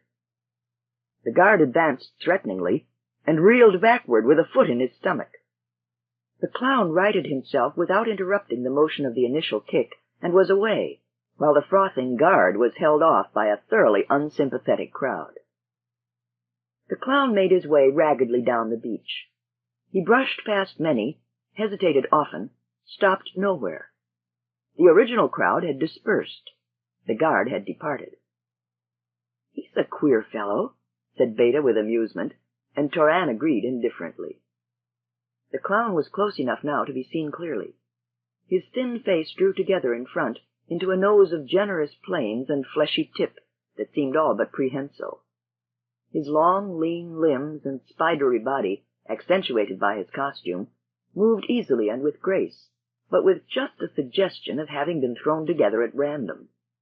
To look was to smile. The clown seemed suddenly aware of their regard, for he stopped after he had passed, and, with a sharp turn, approached. His large brown eyes fastened upon Beta. She found herself disconcerted. The clown smiled, but it only saddened his beaked face, and when he spoke, It was with the soft, elaborate phrasing of the central sectors. "Were I to use the wits the good spirits gave me," he said, "then I would say this lady cannot exist. For what sane man would hold a dream to be reality? Yet rather would I not be sane and lend belief to charmed, enchanted eyes." Beta's own eyes opened wide. She said, "Wow!" Toran laughed. "Oh, you enchantress! Go ahead, Bay. That deserves a 5-credit piece. Let him have it." But the clown was forward with a jump. "No, my lady, mistake me not. I spoke for money not at all, but for bright eyes and sweet face." "Well, thanks." Then to Toran, "Golly, you think the sun's in his eyes?" "Yet not alone for eyes and face," babbled the clown, as his words hurled past each other in heightened frenzy, "but also for a mind, clear and sturdy and kind as well." Toran rose to his feet, reached for the white robe he had crooked his arm about for 4 days, and slipped into it. "Now, bud," he said, "suppose you tell me what you want, and stop annoying the lady." The clown fell back a frightened step, his meager body cringing. "Now sure, I meant no harm. I am a stranger here, and it's been said I am of addled wits. Yet there is something in a face that I can read. Behind this lady's fairness there is a heart that's kind, and that would help me in my trouble for all I speak so boldly." "Well, 5 credits cure your trouble," said Toran dryly, and held out the coin. But the clown did not move to take it, and Beta said, "Let me talk to him, Tori." She added swiftly and in an undertone, "There's no use being annoyed at his silly way of talking. That's just his dialect, and our speech is probably as strange to him." She said, "What is your trouble? You're not worried about the guard, are you? He won't bother you." "Oh, no, not he. He's but a windlet that blows the dust about my ankles. There is another that I flee, and he is a storm that sweeps the worlds aside and throws them plunging at each other. A week ago I ran away, have slept in city streets and hid in city crowds. I've looked in many faces for help in need. I find it here." He repeated the last phrase in softer, anxious tones, and his large eyes were troubled. "I find it here." "Now," said Beta reasonably, "I would like to help, but really, friend, I'm no protection against a world-sweeping storm. To be truthful about it, I could use—" There was an uplifted, powerful voice that bore down upon them. "Now then, you mud-spawned rascal!" It was the beach guard, with a fire-red face and snarling mouth, that approached at a run. He pointed with his low-power stun pistol. "Hold him, you two! Don't let him get away!" His heavy hand fell upon the clown's thin shoulder, so that a whimper was squeezed out of him. Toran said, "What's he done?" "What's he done? What's he done? Well, now that's good!" The guard reached inside the dangling pocket attached to his belt and removed a purple handkerchief, with which he mopped his bare neck. He said with relish, "I'll tell you what he's done. He's run away. The word's all over Calgan, and I would have recognized him before this if he'd been on his feet instead of on his hawk-faced top." And he rattled his prey in a fierce good humor. Beta said with a smile, "Now where did he escape from, sir?" The guard raised his voice. A crowd was gathering, pop-eyed and jabbering, and with the increase of audience, the guard's sense of importance increased in direct ratio. "Where did he escape from?" he declaimed in high sarcasm. "Why, I suppose you've heard of the mule now." All jabbering stopped, and Beta felt a sudden iciness trickle down into her stomach. The clown had eyes only for her. He still quivered in the guard's brawny grasp. "And who," continued the guard heavily, "would this infernal ragged piece be but his lordship's own court fool who's run away?" He jarred his captive with a massive shake. "Do you admit it, fool?" There was only white fear for answer, and the soundless sibilance of Beta's voice close to Toran's ear. Toran stepped forward to the guard in friendly fashion. "Now, my man, suppose you take your hand away for just a while. This entertainer you hold has been dancing for us, and has not yet danced out his fee." "Here!" The guard's voice rose in sudden concern. "There's a reward." "You'll have it, if you can prove he's the man you want. Suppose you withdraw till then." You know that you're interfering with a guest, which could be serious for you. But you're interfering with his lordship, and that will be serious for you. He shook the clown once again. Return the man's fee, carrion. Taran's hand moved quickly, and the guard's stun pistol was wrenched away with half a finger nearly following it. The guard howled his pain and rage. Taran shoved him violently aside, and the clown, unhanded, scuttled behind him. The crowd, whose fringes were now lost to the eye, paid little attention to the latest development. There was among them a craning of necks, and a centrifugal motion, as if many had decided to increase their distance from the center of activity. Then there was a bustle, and a rough order in the distance. A corridor formed itself, and two men strode through, electric whips in careless readiness. Upon each purple blouse was designed an angular shaft of lightning with a splitting planet underneath. A dark giant, in lieutenant's uniform, followed them, dark of skin and hair and scowl. The dark man spoke with the dangerous softness that meant he had little need of shouting to enforce his whims. He said, "Are you the man who notified us?" The guard was still holding his wrenched hand, and with a pain-distorted face mumbled, "I claim the reward, your mightiness, and I accuse that man." "You'll get your reward," said the lieutenant, without looking at him. He motioned curtly to his men. "Take him." Taran felt the clown tearing at his robe with a maddened grip. He raised his voice and kept it from shaking. "I'm sorry, Lieutenant. This man is mine." The soldier took the statement without blinking. One raised his whip casually, but the lieutenant's snapped order brought it down. His dark mightiness swung forward and planted his square body before Taran. "Who are you?" The answer rang out, "A citizen of the Foundation." It worked, with the crowd at any rate. The pent-up silence broke into an intense hum. The mule's name might excite fear, but it was, after all, a new name, and scarcely stuck as deeply in the vitals as the old one of the Foundation, that had destroyed the Empire, and the fear of which ruled a quadrant of the galaxy with ruthless despotism. The lieutenant kept face. He said, "Are you aware of the identity of the man behind you?" "I have been told he's a runaway from the court of your leader, but my only sure knowledge is that he is a friend of mine. You'll need firm proof of his identity to take him." There were high-pitched sighs from the crowd, but the lieutenant let it pass. "Have you your papers of Foundation citizenship with you?" "At my ship." "You realize that your actions are illegal? I can have you shot." "Undoubtedly. But then you would have shot a Foundation citizen, and it is quite likely that your body would be sent to the Foundation, quartered, as part compensation. It's been done by other warlords." The lieutenant wet his lips. The statement was true. He said, "Your name?" Taran followed up his advantage. "I will answer further questions at my ship. You can get the cell number at the hangar. It is registered under the name Beta." "You won't give up the runaway?" "To the mule, perhaps. Send your master." The conversation had degenerated to a whisper, and the lieutenant turned sharply away. "Disperse the crowd," he said to his men, with suppressed ferocity. The electric whips rose and fell. There were shrieks and a vast surge of separation and flight. Taran interrupted his reverie only once on their way back to the hangar.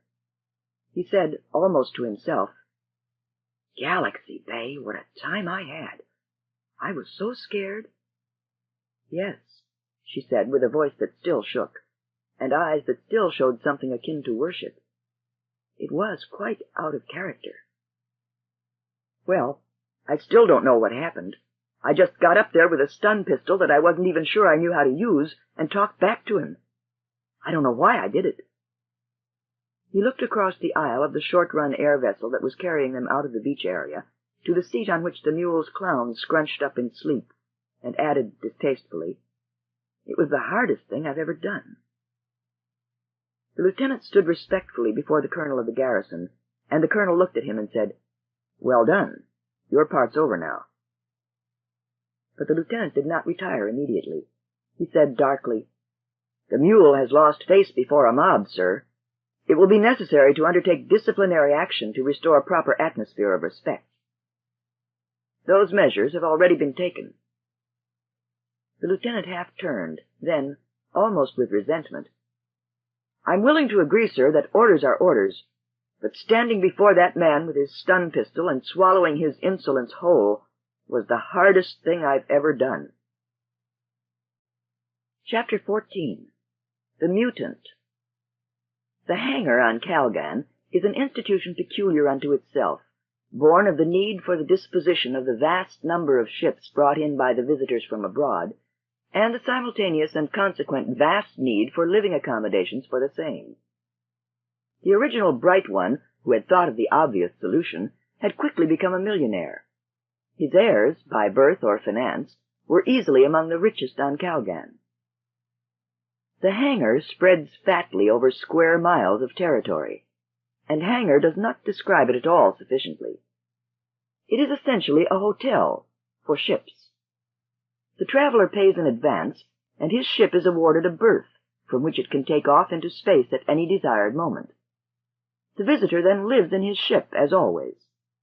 The ordinary hotel services, such as the replacement of food and medical supplies at special rates, simple servicing of the ship itself, special intra-Calgan transportation for a nominal sum, are to be had, of course. As a result, the visitor combines hangar space and hotel bill into one, at a saving. The owners sell temporary use of ground space at ample profits. The government collects huge taxes. Everyone has fun. Nobody loses. Simple. The man who made his way down the shadow borders of the wide corridors that connected the multitudinous wings of the hangar had in the past speculated on the novelty and usefulness of the system described above, but these were reflections for idle moments, distinctly unsuitable at present. The ships hulked in their height and breadth down the long line of carefully aligned cells, and the man discarded line after line. He was an expert at what he was doing now, and if his preliminary study of the hangar registry had failed to give specific information, beyond the doubtful indication of a specific wing, one containing hundreds of ships, his specialized knowledge could winnow those hundreds into one. There was the ghost of a sigh in the silence as the man stopped and faded down one of the lines, a crawling insect beneath the notice of the arrogant metal monsters that rested there. Here and there the sparkling of light from a porthole would indicate the presence of an early returner from the organized pleasures to simpler or more private pleasures of his own. The man halted, and would have smiled if he ever smiled. Certainly the convolutions of his brain performed the mental equivalent of a smile. The ship he stopped at was sleek and obviously fast. The peculiarity of its design was what he wanted. It was not a usual model, and these days most of the ships of this quadrant of the galaxy either imitated Foundation design or were built by Foundation technicians. But this was special. This was a Foundation ship, if only because of the tiny bulges in the skin that were the nodes of the protective screen that only a Foundation ship could possess. There were other indications, too. The man felt no hesitation. The electronic barrier strung across the line of the ships as a concession to privacy on the part of the management was not at all important to him. It parted easily, and without activating the alarm, at the use of the very special neutralizing force he had at his disposal. So the first knowledge within the ship of the intruder without was the casual and almost friendly signal of the muted buzzer in the ship's living room, that was the result of a palm placed over the little photocell just one side of the main airlock. And while that successful search went on, Toran and Beta felt only the most precarious security within the steel walls of the Beta. The mule's clown, who had reported that within his narrow compass of body he held the lordly name of Magnifico Giganticus, sat hunched over the table and gobbled at the food set before him. His sad brown eyes lifted from his meal only to follow Beta's movements in the combined kitchen and larder where he ate. "The thanks of a weak one are of but little value," he muttered, "but you have them For truly in this past week little but scraps have come my way, and for all my body is small, yet is my appetite unseemly great. Well then, eat, said Beta with a smile. Don't waste your time on thanks.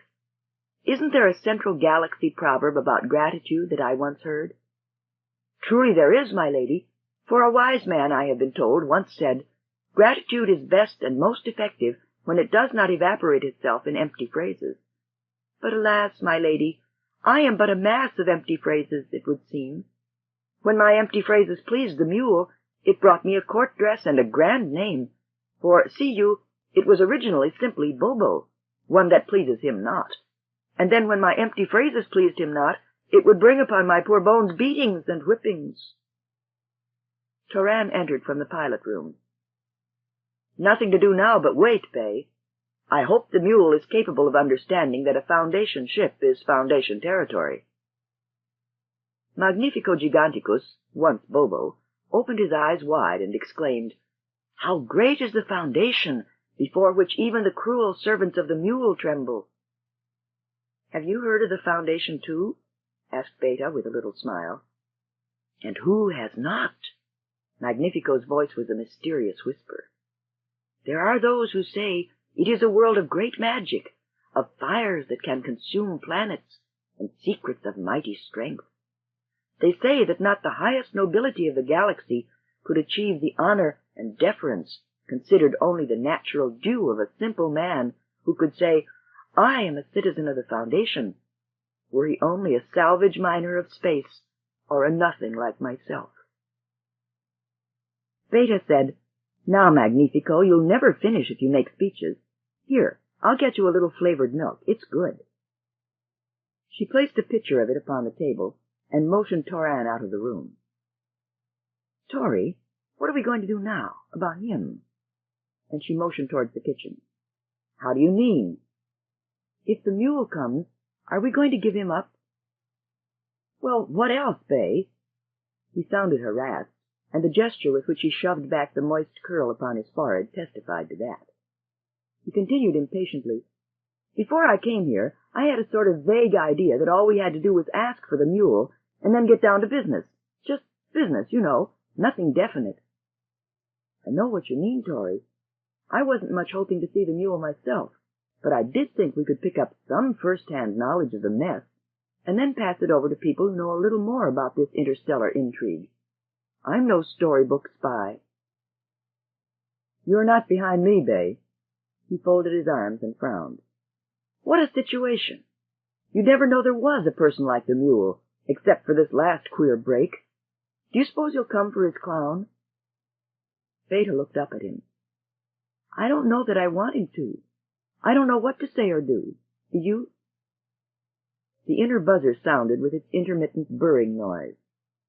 Beta's lips moved wordlessly. The mule. Magnifico was in the doorway, eyes wide, his voice a whimper. The mule? Toran murmured, I've got to let them in. A contact opened the airlock, and the outer door closed behind the newcomer. The scanner showed only a single shadowed figure. It's only one person, said Toran with open relief, and his voice was almost shaky as he bent toward the signal tube. Who are you? You'd better let me in and find out, hadn't you? The words came thinly out the receiver. I'll inform you that this is a Foundation ship, and consequently Foundation territory by international treaty. I know that. Come with your arms free, or I'll shoot. I'm well armed. Done. Toran opened the inner door and closed contact on his blast pistol, thumb hovering over the pressure point. There was a sound of footsteps, and then the door swung open, and Magnifico cried out, It's not the mule, it's but a man. The man bowed to the clown somberly. Very accurate. I'm not the mule. He held his hands apart. I'm not armed, and I come on a peaceful errand. You might relax and put the blast pistol away. Your hand isn't steady enough for my peace of mind. Who are you? Asked Toran brusquely. I might ask you that, said the stranger coolly, since you're the one under false pretenses, not I. How so? You're the one who claims to be a Foundation citizen when there's not an authorized trader on the planet. That's not so. How would you know? Because I am a Foundation citizen and have my papers to prove it. Where are yours? I think you'd better get out. I think not. If you know anything about Foundation methods, and despite your imposture you might, you'd know that if I don't return alive to my ship at a specified time, there'll be a signal at the nearest Foundation headquarters. So I doubt if your weapons will have much effect, practically speaking. There was an irresolute silence, and then Beta said calmly, "Put the blaster away, Toran, and take him at face value.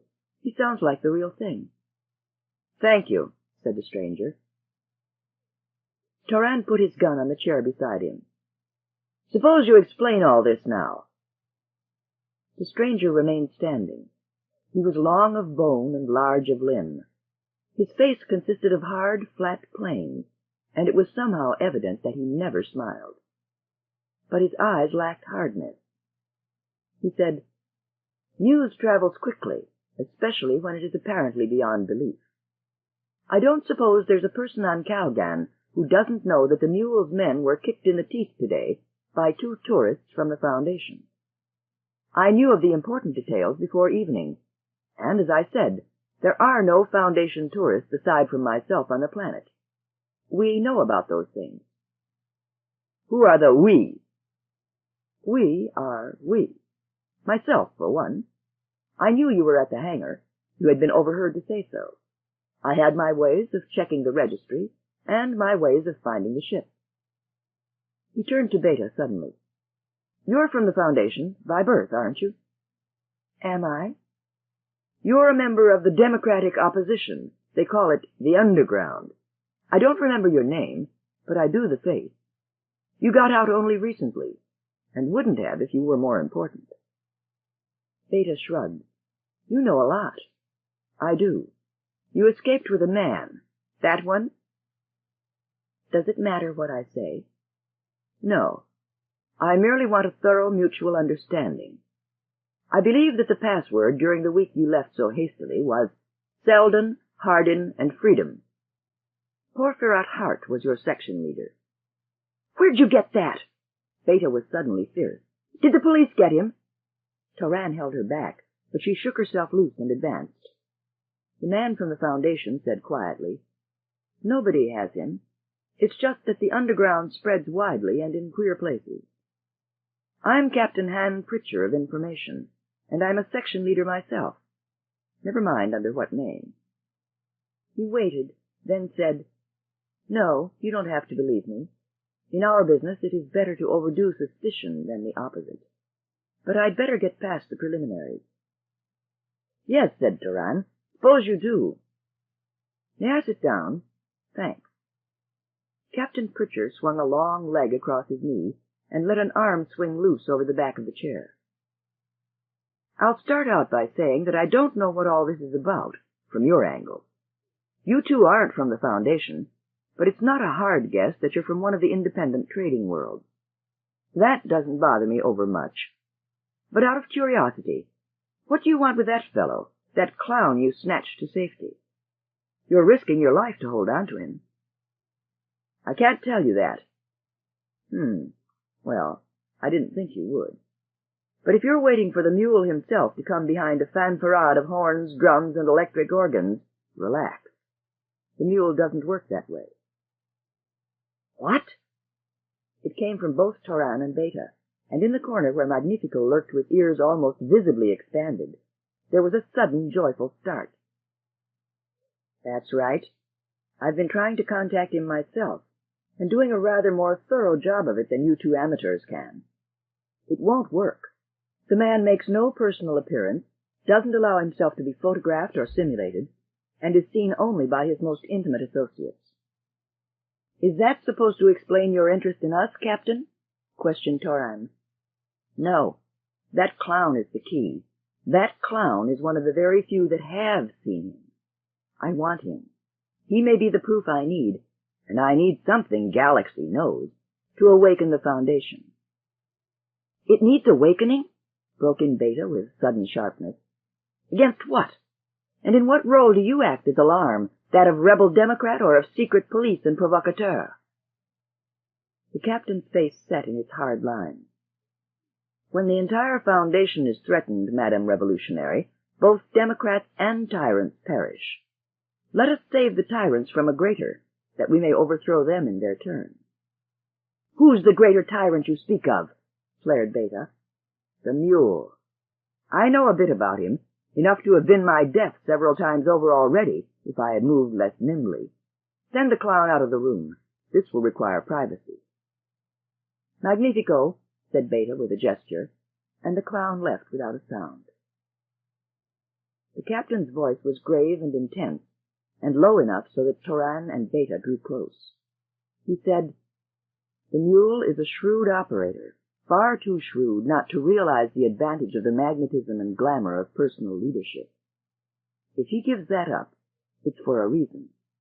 That reason must be the fact that personal contact would reveal something that is of overwhelming importance not to reveal." He waved aside questions and continued more quickly. "I went back to his birthplace for this, and questioned people who, for their knowledge, will not live long. Few enough are still alive. They remember the baby born 30 years before, the death of his mother, his strange youth. The mule is not a human being." And his two listeners drew back in horror at the misty implications. Neither understood fully or clearly, but the menace of the phrase was definite. The captain continued, "He is a mutant, and obviously from his subsequent career, a highly successful one. I don't know his powers, or the exact extent to which he is what our thrillers would call a Superman, but the rise from nothing to the conqueror of Calgan's warlord in 2 years is revealing. You see, don't you, the danger? Can a genetic accident of unpredictable biological properties be taken into account in the Selden plan?" Slowly, Beta spoke. "I don't believe it. This is some sort of complicated trickery. Why didn't the mule's men kill us when they could have, if he's a Superman?" "I told you that I don't know the extent of his mutation. He may not be ready yet for the Foundation, and it would be a sign of the greatest wisdom to resist provocation until ready. Suppose you let me speak to the clown." The captain faced the trembling Magnifico, who obviously distrusted this huge, hard man who faced him. The captain began slowly. "Have you seen the mule with your own eyes?" "I have but too well, respected sir, and felt the weight of his arm with my own body as well." "I have no doubt of that. Can you describe him?" "It is frightening to recall him, respected sir. He is a man of mighty frame. Against him, even you would be but a spindling. His hair is of a burning crimson, and with all my strength and weight I could not pull down his arm, once extended, not a hair's thickness." Magnifico's thinness seemed to collapse upon itself in a huddle of arms and legs. "Often, to amuse his general, or to amuse only himself, he would suspend me by one finger in my belt from a fearful height, while I chattered poetry. It was only after the 20th verse that I was withdrawn, and each improvised and each with a perfect rhyme, or else start over. He is a man of overpowering might, respected sir, and cruel in the use of his power, and his eyes, respected sir, no one sees." What's that last?" "He wears spectacles, respected sir, of a curious nature. It is said that they are opaque, and that he sees by a powerful magic that far transcends human powers. I have heard," and his voice was small and mysterious, "that to see his eyes is to see death, that he kills with his eyes, respected sir." Magnifico's eyes wheeled quickly from one watching face to another. He quavered, "It is true. As I live, it is true." Beta drew a long breath. "Sounds like you're right, Captain. Do you want to take over?" "Well, let's look at the situation. You don't owe anything here. The hangar's barrier above is free." "I can leave any time." "Then leave. The mule may not wish to antagonize the Foundation, but he runs a frightful risk in letting Magnifico get away. It probably accounts for the hue and cry after the poor devil in the first place. so there may be ships waiting for you upstairs. If you're lost in space, who's to pin the crime? You're right, agreed Toran bleakly. However, you've got a shield, and you're probably speedier than anything they've got. So as soon as you're clear of the atmosphere, make the circle in neutral to the other hemisphere, then just cut a track outwards at top acceleration. Yes, said Beta coldly. And when we are back on the Foundation, what then, Captain? Why, you are then cooperative citizens of Calgan, are you not? I know nothing to the contrary, do I? Nothing was said. Toran turned to the controls. There was an imperceptible lurch. It was when Toran had left Calgan sufficiently far in the rear to attempt his first interstellar jump that Captain Pritchard's face first creased slightly, for no ship of the Mule had in any way attempted to bar their leaving. "Looks like he's letting us carry off Magnifico," said Toran. "Not so good for your story." "Unless," corrected the captain, "he wants us to carry him off, in which case it's not so good for the Foundation." It was after the last jump, when within neutral flight distance of the Foundation, that the first ultra-wave news broadcast reached the ship. And there was one news item barely mentioned. It seemed that a warlord, unidentified by the board speaker, had made representations to the Foundation concerning the forceful abduction of a member of his court. The announcer went on to the sports news. Captain Pritchard said icily, "He's one step ahead of us after all." Thoughtfully, he added, "He's ready for the Foundation, and he uses this as an excuse for action. It makes things more difficult for us. We will have to act before we are really ready." Chapter 15. The Psychologist. There was reason to the fact that the element known as pure science was the freest form of life on the Foundation. In a galaxy where the predominance and even survival of the Foundation still rested upon the superiority of its technology, even despite its large access of physical power in the last century and a half, a certain immunity adhered to the scientist. He was needed, and he knew it. Likewise, there was reason to the fact that Aebling Miz, only those who did not know him added his titles to his name, was the freest form of life in the pure science of the Foundation. In a world where science was respected, he was the scientist, with capital letters and no smile. He was needed, and he knew it. And so it happened that, when others bent their knees, he refused, and added loudly that his ancestors in their time bowed no knee to any stinking mayor. And in his ancestors' time, the mayor was elected anyhow, and kicked out at will, and that the only people that inherited anything by right of birth were the congenital idiots. So it also happened that when Aebling Miz decided to allow Indabur to honor him with an audience, he did not wait for the usual rigid line of command to pass his request up and the favored reply down, but, having thrown the less disreputable of his two formal jackets over his shoulders, and pounded an odd hat of impossible design on one side of his head, and lit a forbidden cigar into the bargain, he barged past two ineffectually bleating guards and into the mayor's palace.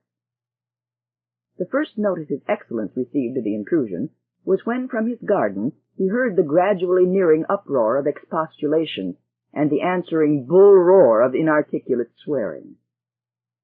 Slowly, Indabur lay down his trowel. Slowly he stood up, and slowly he frowned. For Indabur allowed himself a daily vacation from work, and for 2 hours in the early afternoon, weather permitting, he was in his garden. There, in his garden, the blooms grew in squares and triangles, interlaced in a severe order of red and yellow, with little dashes of violet at the apices, and greenery bordering the whole in rigid lines. There in his garden, no one disturbed him. No one. Indabur peeled off his soil-stained gloves as he advanced toward the little garden door. Inevitably he said, "What is the meaning of this?" It is the precise question, and the precise wording thereof, that has been put to the atmosphere on such occasions by an incredible variety of men since humanity was invented. It is not recorded, that it has ever been asked for any purpose other than dignified effect. But the answer was literal this time, for Miz's body came plunging through with a bellow and a shake of a fist at the ones who were still holding the tatters of his cloak. Indibor motioned them away with a solemn, displeased frown, and Miz bent to pick up his ruin of a hat, shake about a quarter of the gathered dirt off it, thrust it under his armpit, and say, "Look here, Indibor, those unprintable minions of yours will be charged for one good cloak. Lots of good wear left in this cloak." He puffed and wiped his forehead with just a trace of theatricality. The mayor stood stiff with displeasure, and said haughtily from the peak of his 5'2", "It has not been brought to my attention, Miz, that you have requested an audience. You certainly have not been assigned one." Abeling Miz looked down at his mayor with what was apparently shocked disbelief. "Galaxy, Indibor! Didn't you get my note yesterday? I handed it to a flunky in purple uniform day before. I would have handed it to you direct, but I know how you like formality." "Formality?" Indibor turned up exasperated eyes. Then, strenuously, "Have you ever heard of proper organization? At all future times you are to submit your request for an audience, properly made out in triplicate, at the government office intended for the purpose. You are then to wait until the ordinary course of events brings you notification of the time of audience to be granted. You are then to appear, properly clothed, do you understand? And with proper respect, too. You may leave." "What's wrong with my clothes?" demanded Mies hotly. "Best cloak I had till those unprintable fiends got their claws on it.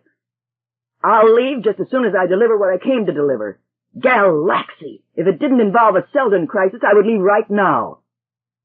Selden crisis? Indibor exhibited first interest. Mies was a great psychologist, a Democrat, boor, and rebel certainly, but a psychologist too. In his uncertainty, the mayor even failed to put into words the inner pang that stabbed suddenly when Mies plucked a casual bloom, held it to his nostrils expectantly, then flipped it away with a wrinkled nose. Indibor said coldly, "Would you follow me? This garden wasn't made for serious conversation." He felt better in his built-up chair behind his large desk, from which he could look down on the few hairs that quite ineffectually hid Mies's pink scalp skin. He felt much better when Mies cast a series of automatic glances about him for a non-existent chair, and then remained standing in an uneasy, shifting fashion. He felt best of all when, in response to a careful pressure of the correct contact, a liveried underling scurried in, bowed his way to the desk, and laid thereon a bulky, metal-bound volume. "Now, in order," said Indibor, once more master of the situation, "to make this unauthorized interview as short as possible, make your statement in the fewest possible words." Abeling Mies said unhurriedly, "You know what I'm doing these days?" "I have your reports here," replied the mayor with satisfaction, "together with authorized summaries of them. As I understand it, your investigations into the mathematics of psychohistory have been intended to duplicate Harry Selden's work and, eventually, trace the projected course of future history for the use of the Foundation." "Exactly," said Mies dryly. "When Selden first established the Foundation, he was wise enough to include no psychologists among the scientists placed here, so that the Foundation has always worked blindly along the course of historical necessity. In the course of my researches, I have based a good deal upon hints found at the Time Vault." "I'm aware of that, Mies. It is a waste of time to repeat." "I'm not repeating," blared Mies, "because what I'm going to tell you isn't in any of those reports." "How do you mean, not in the reports?" said Indibor stupidly. "How could—" "Galaxy! Let me tell this my own way, you offensive little creature. Stop putting words into my mouth and questioning my every statement, or I'll tramp out of here and let everything crumble around you. Remember, you unprintable fool, the Foundation will come through because it must. But if I walk out of here now, you won't." Dashing his hat on the floor so that clods of earth scattered, he sprang up the stairs of the dais on which the wide desk stood, and shoving papers violently, sat down upon a corner of it. Indibor thought frantically of summoning the guard, or using the built-in blasters of his desk. But Mies's face was glaring down upon him, and there was nothing to do but cringe the best face upon it. "Dr. Mees," he began with weak formality, "you must—" "Shut up," said Mees ferociously, "and listen. If this thing here," and his palm came down heavily on the metal of the bound data, "is a mess of my reports, throw it out. Any report I write goes up through some 20-odd officials, gets to you, and then sort of winds down through 20 more. That's fine, if there's nothing you don't want kept secret. Well, I've got something confidential here. It's so confidential, even the boys working for me haven't got wind of it. They did the work, of course, but each just a little unconnected piece, and I put it together. You know what the time vault is?" Indibor nodded his head, but Mees went on with loud enjoyment of the situation. "Well, I'll tell you anyhow, because I've been sort of imagining this unprintable situation for a galaxy of a long time. I can read your mind, you puny fraud. You've got your hand right near a little knob that'll call in about 500 or so armed men to finish me off. But you're afraid of what I know. You're afraid of a Selden crisis. Besides which, if you touch anything on your desk, I'll knock your unprintable head off before anyone gets here. You and your bandit father and pirate grandfather have been blood-sucking the Foundation long enough anyway." "This is treason," gabbled Indibor. "It certainly is," gloated Miz. "But what are you going to do about it? Let me tell you about the time vault. That time vault is what Harry Selden placed here at the beginning to help us over the rough spot. For every crisis, Selden has prepared a personal simulacrum to help and explain. 4 crises so far, 4 appearances. The first time he appeared at the height of the first crisis. The second time, he appeared at a moment just after the successful evolution of the second crisis. Our ancestors were there to listen to him both times.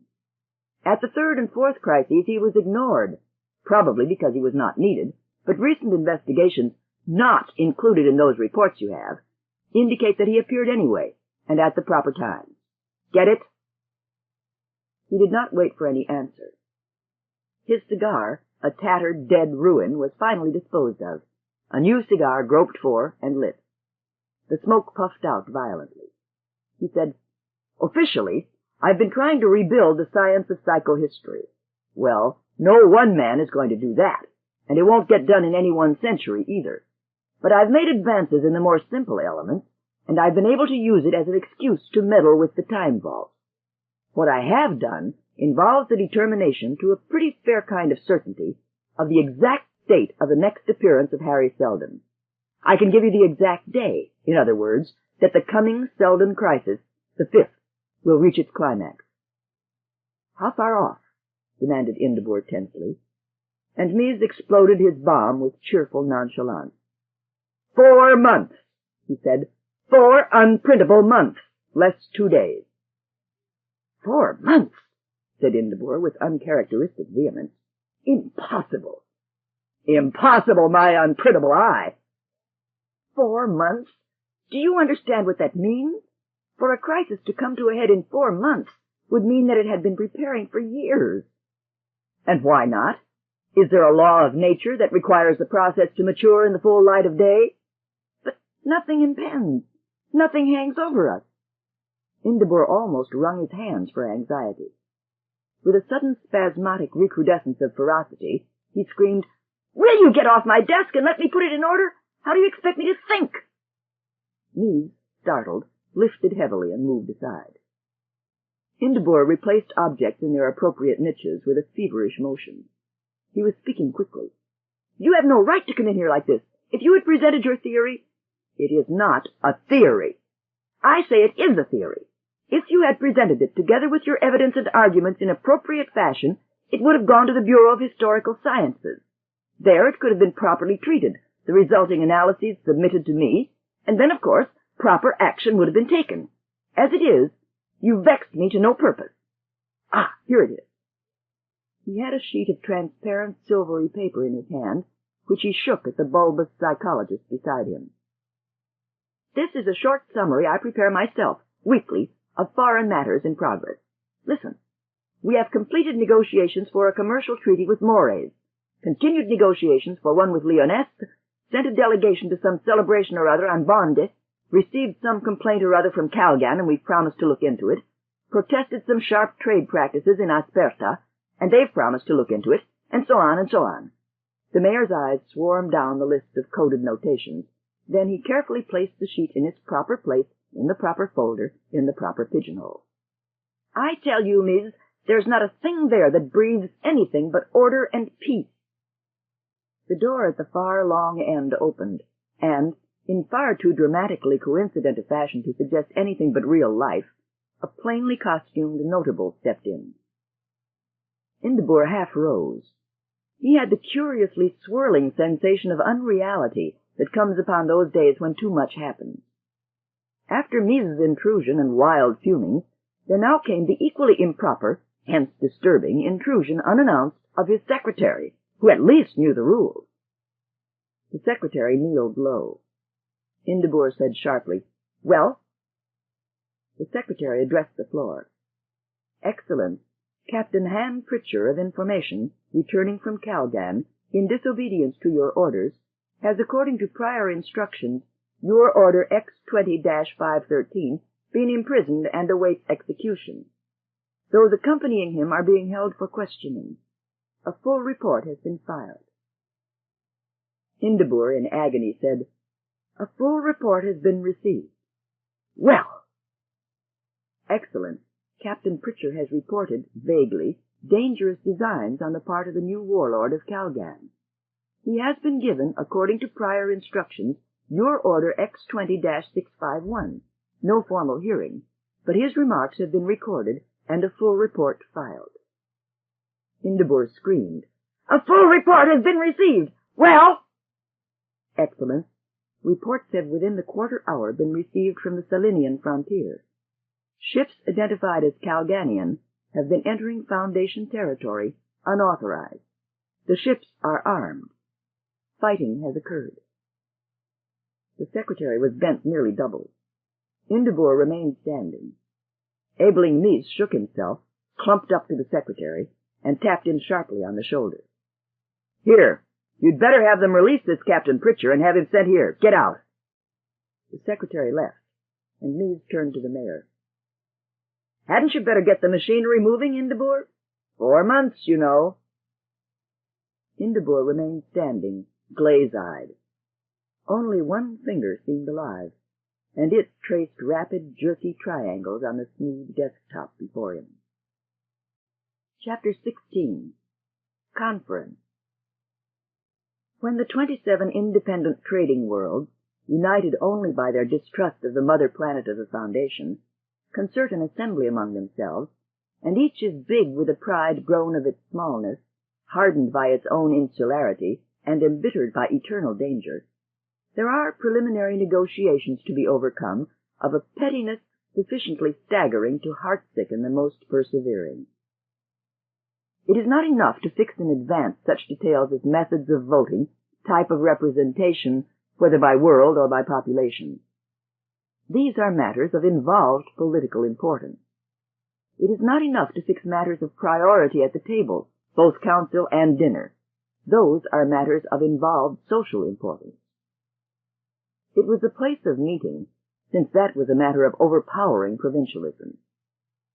And in the end, the devious routes of diplomacy led to the world of Rado, which some commentators had suggested at the start, for logical reason of central position. Rado was a small world, and in military potential, perhaps the weakest of the 27. That, by the way, was another factor in the logic of the choice. It was a ribbon world, of which the galaxy boasts sufficient, but among which the inhabited variety is a rarity. It was a world, in other words, where the two halves face the monotonous extremes of heat and cold, while the region of possible life is the birdling ribbon of the twilight zone. Such a world invariably sounds uninviting to those who have not tried it, but there exist spots strategically placed, and Rado City was located in such a one. It spread along the soft slopes of the foothills before the hacked-out mountains that backed it along the rim of the cold hemisphere and held off the frightful ice. The warm, dry air of the sun half spilled over, and from the mountains was piped the water, and between the two, Raydol City became a continuous garden, swimming in the eternal morning of an eternal June. Each house nestled among its flower garden, open to the fangless elements. Each garden was a horticultural forcing ground, where luxury plants grew in fantastic patterns for the sake of the foreign exchange they brought, until Raydol had almost become a producing world, rather than a typical trading world. So, in its way, Raydol City was a little point of softness and luxury on a horrible planet, a tiny scrap of Eden, and that, too, was a factor in the logic of the choice. The strangers came from each of the 26 other trading worlds, delegates, wives, secretaries, newsmen, ships, and crews, and Raydol's population nearly doubled, and Raydol's resources strained themselves to the limit. One ate at will, and drank at will, and slept not at all. Yet there were few among the roisterers who were not intensely aware that all that volume of the galaxy burnt slowly in a sort of quiet, slumberous war. And of those who were aware, there were 3 classes. First, there were the many who knew little, and were very confident. Such as a young space pilot who wore the Haven cockade on the clasp of his cap, and who managed, in holding his glass before his eyes, to catch those of the faintly smiling Raydolian girl opposite. He was saying, "We came right through the war zone to get here, on purpose. We traveled about a light minute or so, in neutral, right past Horligor." "Horligor?" broke in a long-legged native, who was playing host to that particular gathering. "That's where the mule got the guts beat out of him last week, wasn't it?" "Where'd you hear that the mule got the guts beat out of him?" demanded the pilot loftily. "Foundation radio." "Yeah? Well, the mule's got Horligor. We almost ran into a convoy of his ships, and that's where they were coming from. It isn't a gut-beating when you stay where you fought, and the gut-beater leaves in a hurry." Someone else said in a high, blurred voice, "Don't talk like that. Foundation always takes it on the chin for a while. You watch. Just sit tight and watch. Old Foundation knows when to come back, and then pow!" The thick voice concluded and was succeeded by a bleary grin. "Anyway," said the pilot from Haven after a short pause, "as I say, we saw the mule's ships, and they looked pretty good, pretty good. I tell you what, they looked new." "New?" said the native thoughtfully. "They build them themselves?" He broke a leaf from an overhanging branch, sniffed delicately at it, then crunched it between his teeth, the bruised tissues bleeding greenly and diffusing a minty odor. He said, "You trying to tell me they beat Foundation ships with home-built jobs? Go on." "We saw them, Doc, and I can tell a ship from a comet too, you know." The native leaned close. "You know what I think? Listen, don't kid yourself. Wars don't just start by themselves, and we have a bunch of shrewd apples running things. They know what they're doing." The well-unthirsted one said with a sudden loudness, "You watch old Foundation. They wait for the last minute and then pow!" He grinned with vacuously open mouth at the girl, who moved away from him. The Raydolian was saying, "For instance, old man, you think maybe that this mule guy's running things?" "No," and he wagged a finger horizontally. "The way I hear it, and from pretty high up, mind you, he's our boy. We're paying him off, and we probably built those ships. Let's be realistic about it. We probably did. Sure, he can't beat the Foundation in the long run, but he can get them shaky, and when he does, we get in." The girl said, "Is that all you can talk about, Clev? The war? You make me tired." The pilot from Haven said in an access of gallantry, "Change the subject. Can't make the girls tired." The bedewed one took up the refrain and banged a mug to the rhythm. The little groups of 2 that had formed broke up with giggles and swagger, and a few similar groups of 2s emerged from the sunhouse in the background. The conversation became more general, more varied, more meaningless. Then there were those who knew a little more and were less confident, such as the one-armed Fran, whose large bulk represented Haven as official delegate, and who lived high in consequence, and cultivated new friendships, with women when he could, and with men when he had to. It was on the sun platform of the hilltop home of one of these new friends that he relaxed for the first of what eventually proved to be a total of 2 times while on Radol. The new friend was Iwo Lion, a kindred soul of Radol. Iwo's house was apart from the general cluster, apparently alone in a sea of floral perfume and insect chatter. The sun platform was a grassy strip of lawn set at a 45-degree angle, and upon it Fran stretched out in fairly sopped-up sun. He said, "Don't have anything like this on Haven." Iwo replied sleepily, "Ever seen the cold side?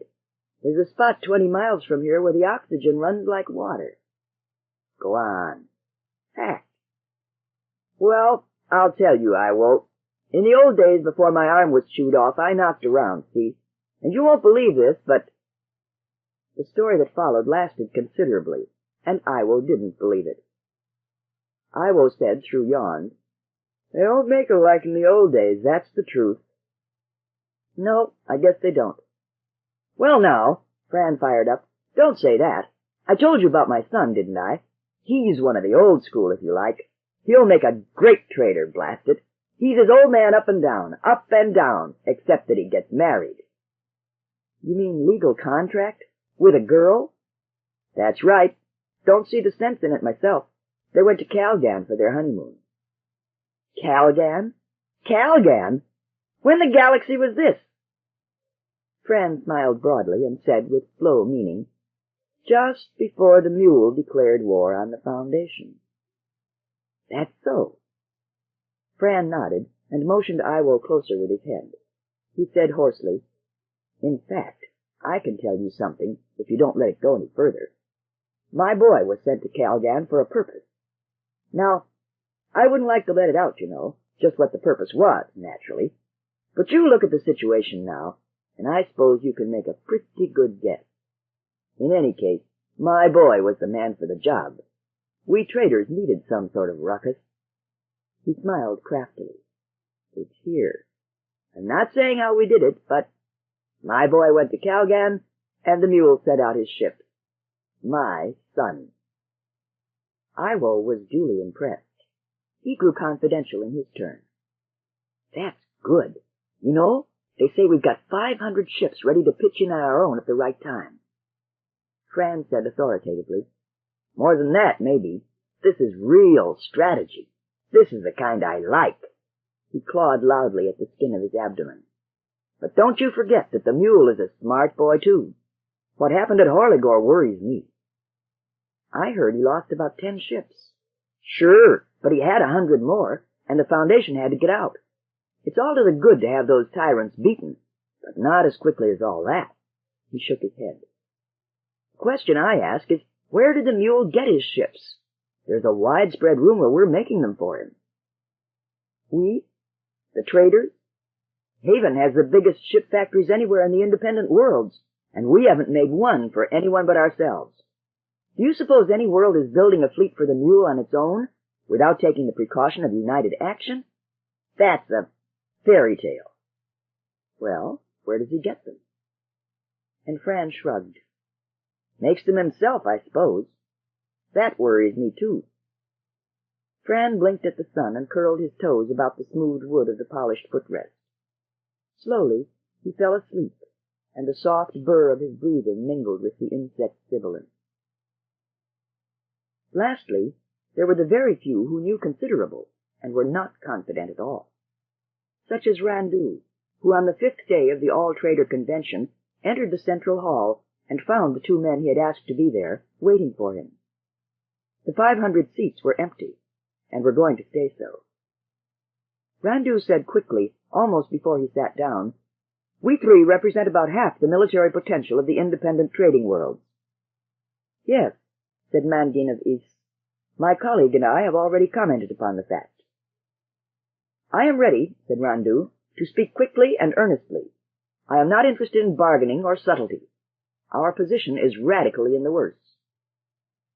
"As a result of," urged Oval Gree of Nemon, "of developments of the last hour. Please, from the beginning. First, our position is not of our doing, and but doubtfully of our control. Our original dealings were not with the mule, but with several others, notably the ex-warlord of Calgan, whom the mule defeated at the most inconvenient time for us. Yes, but this mule is a worthy substitute, said Mangan. I do not cavil at details. You may when you know all the details. Randu leaned forward and placed his hands upon the table, palms up, in an obvious gesture. He said, "A month ago, I sent my nephew and my nephew's wife to Calgan." "Your nephew?" cried Oval Gree in surprise. "I did not know he was your nephew." "With what purpose?" asked Mangan dryly. "This?" And his thumb drew an inclusive circle high in the air. "No. If you mean the mule's war on the Foundation, no. How could I aim so high?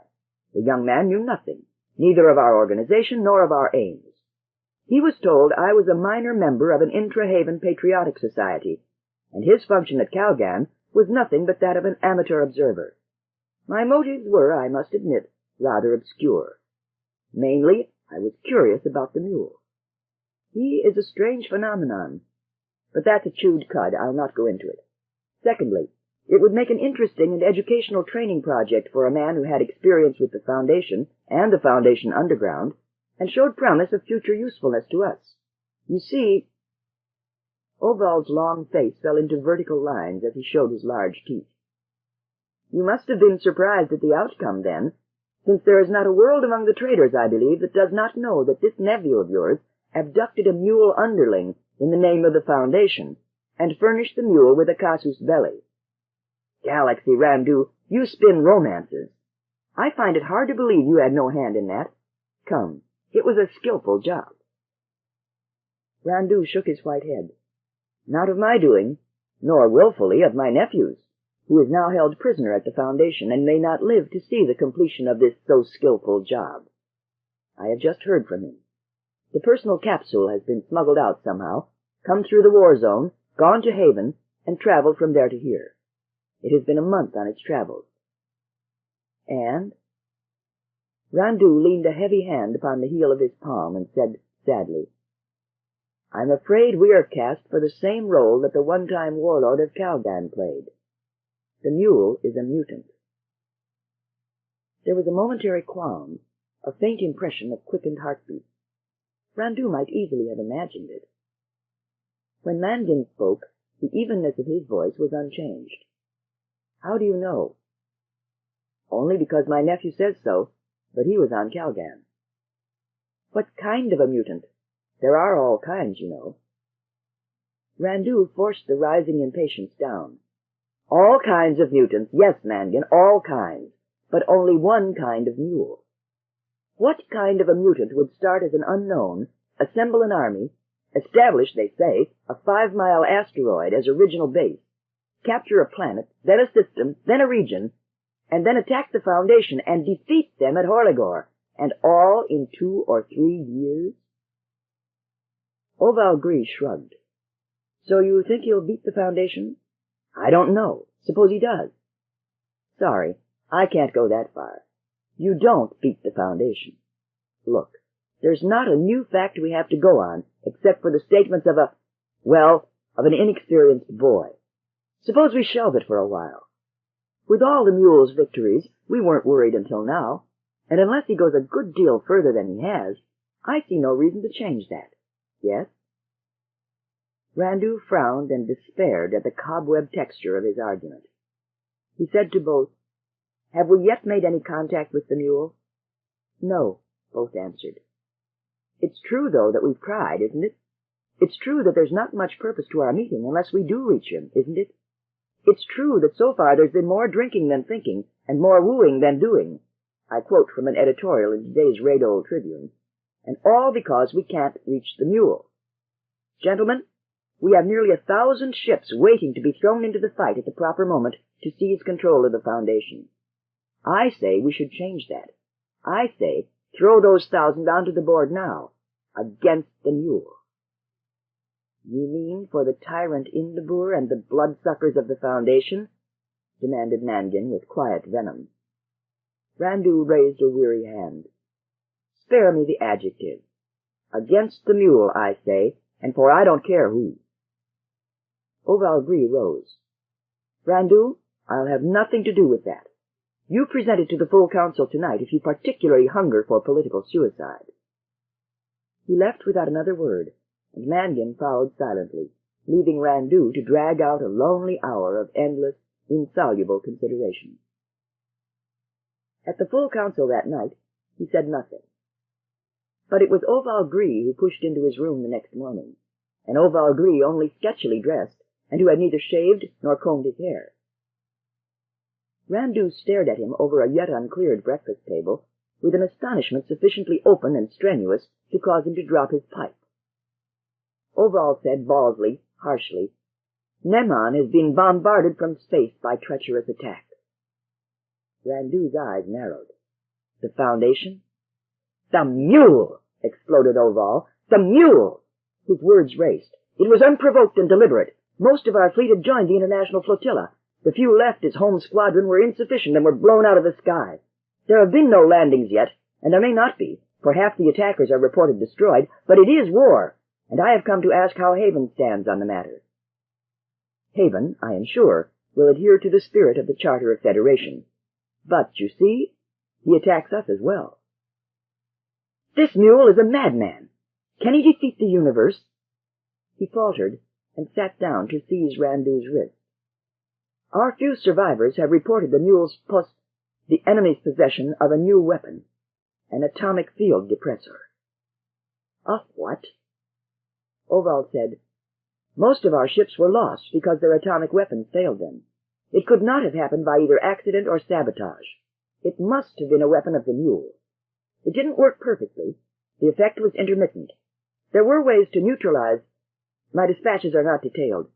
But you see that such a tool would change the nature of war, and, possibly, make our entire fleet obsolete." Randu felt an old, old man. His face sagged hopelessly. "I am afraid a monster is grown that will devour all of us. Yet we must fight him." Chapter 17. The Visi-Sonor.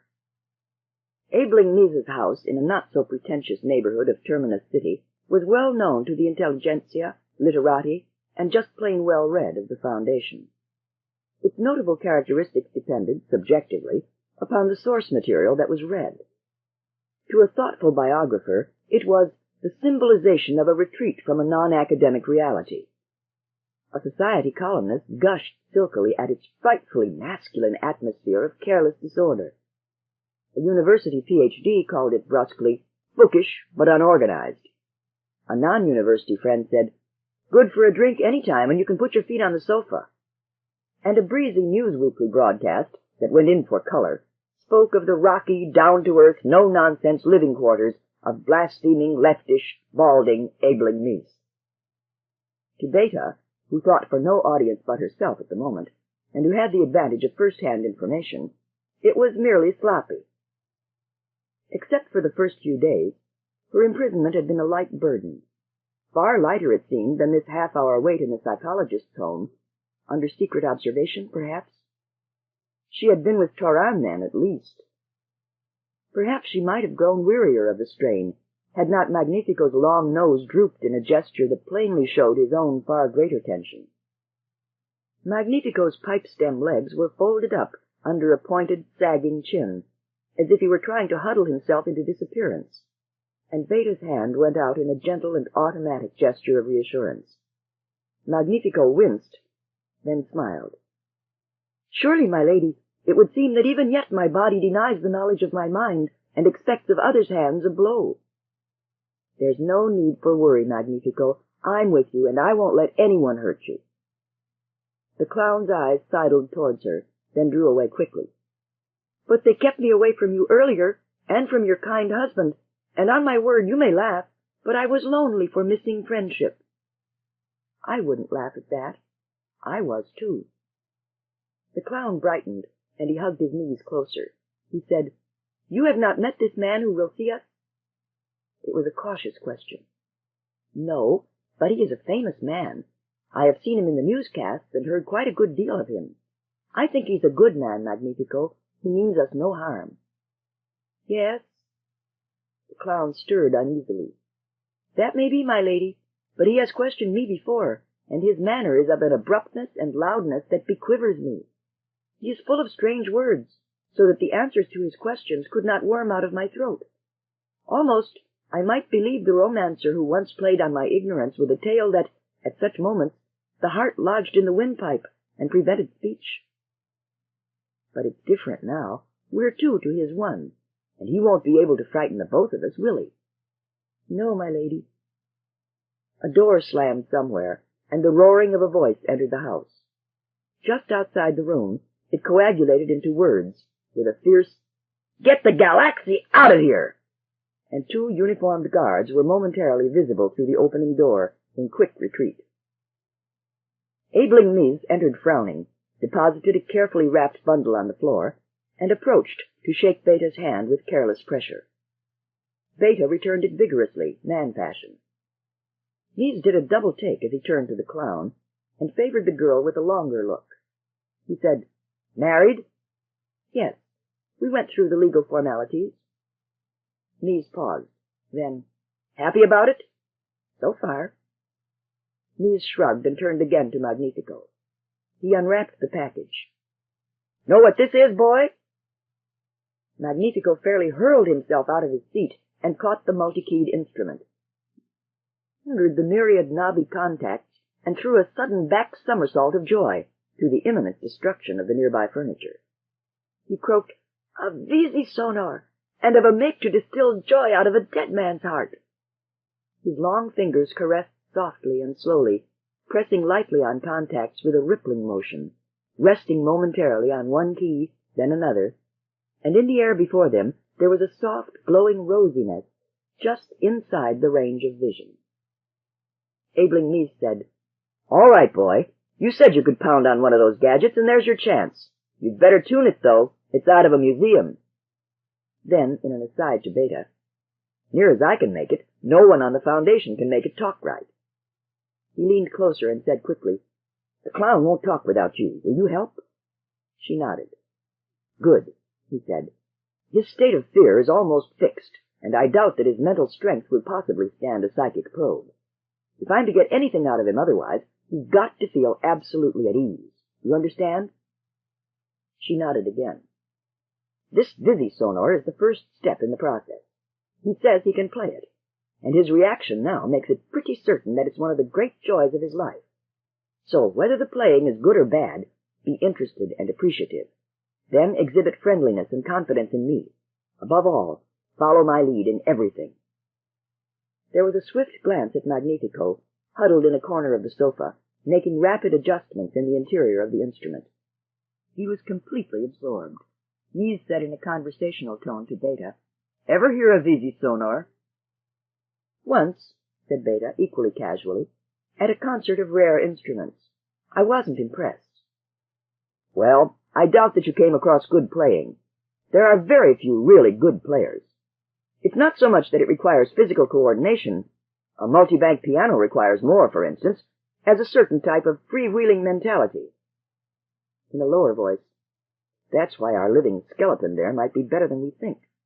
More often than not, good players are idiots otherwise. It's one of those queer setups that makes psychology interesting." He added, in a patent effort to manufacture light conversation, "You know how the be-blistered thing works? I looked it up for this purpose, and all I've made out so far is that its radiations stimulate the optic center of the brain directly, without ever touching the optic nerve. It's actually the utilization of a sense never met with in ordinary nature. Remarkable when you come to think of it. What you hear is all right, that's ordinary. Eardrum, cochlea, all that. But, shh, he's ready. Will you kick that switch? It works better in the dark." In the darkness, Magnifico was a mere blob, Abeling Mies a heavy-breathing mass. Beta found herself straining her eyes anxiously, and at first with no effect. There was a thin, reedy quaver in the air that wavered raggedly up the scale. It hovered, dropped and caught itself, gained in body, and swooped into a booming crash that had the effect of a thunderous split in a veiling curtain.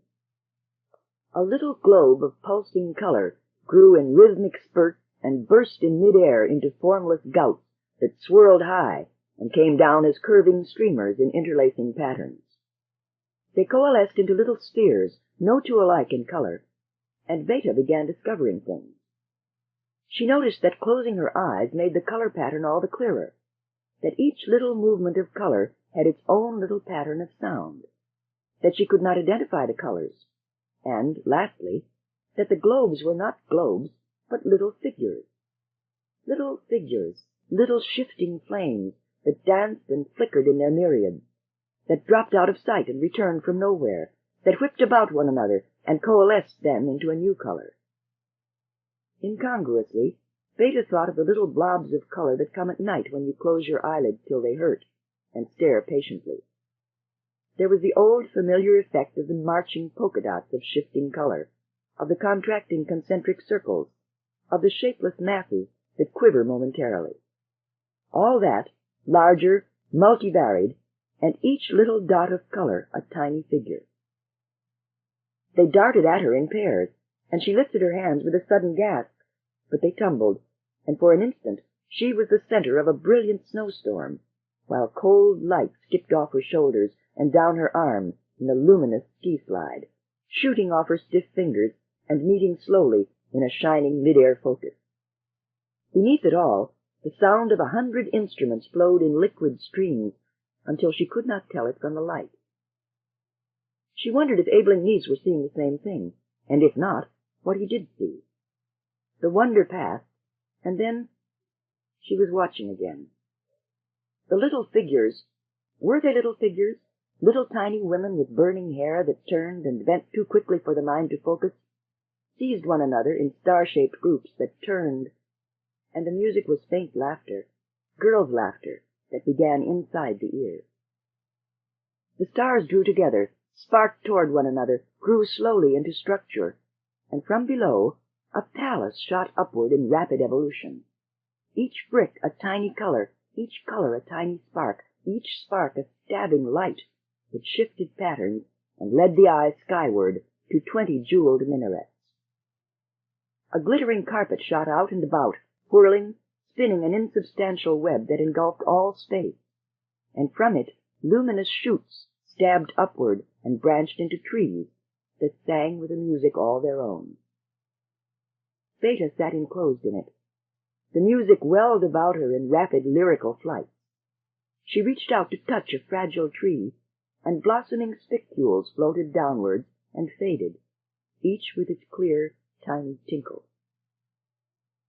The music crashed in 20 cymbals, and before her an area flamed up in a spout and cascaded down invisible steps into Beta's lap, where it spilled over and flowed in rapid current, raising the fiery sparkle to her waist, while across her lap was a rainbow bridge, and upon it the little figures. A place, and a garden, and tiny men and women on a bridge, stretching out as far as she could see, swimming through the stately swells of stringed music, converging in upon her. And then there seemed a frightened pause, a hesitant, indrawn motion, a swift collapse. The colors fled, spun into a globe that shrank and rose and disappeared. And it was nearly dark again. A heavy foot scratched for the pedal, reached it, and the light flooded in, the flat light of a prosy sun. Beta blinked until the tears came, as though for the longing of what was gone. Abeling Niece was a podgy inertness, with his eyes still round and his mouth still open.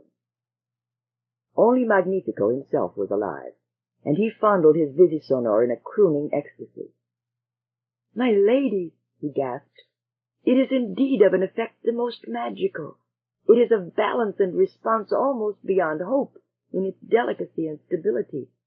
On this, it would seem I could work wonders. How liked you my composition, my lady?" "Was it yours?" breathed Beta.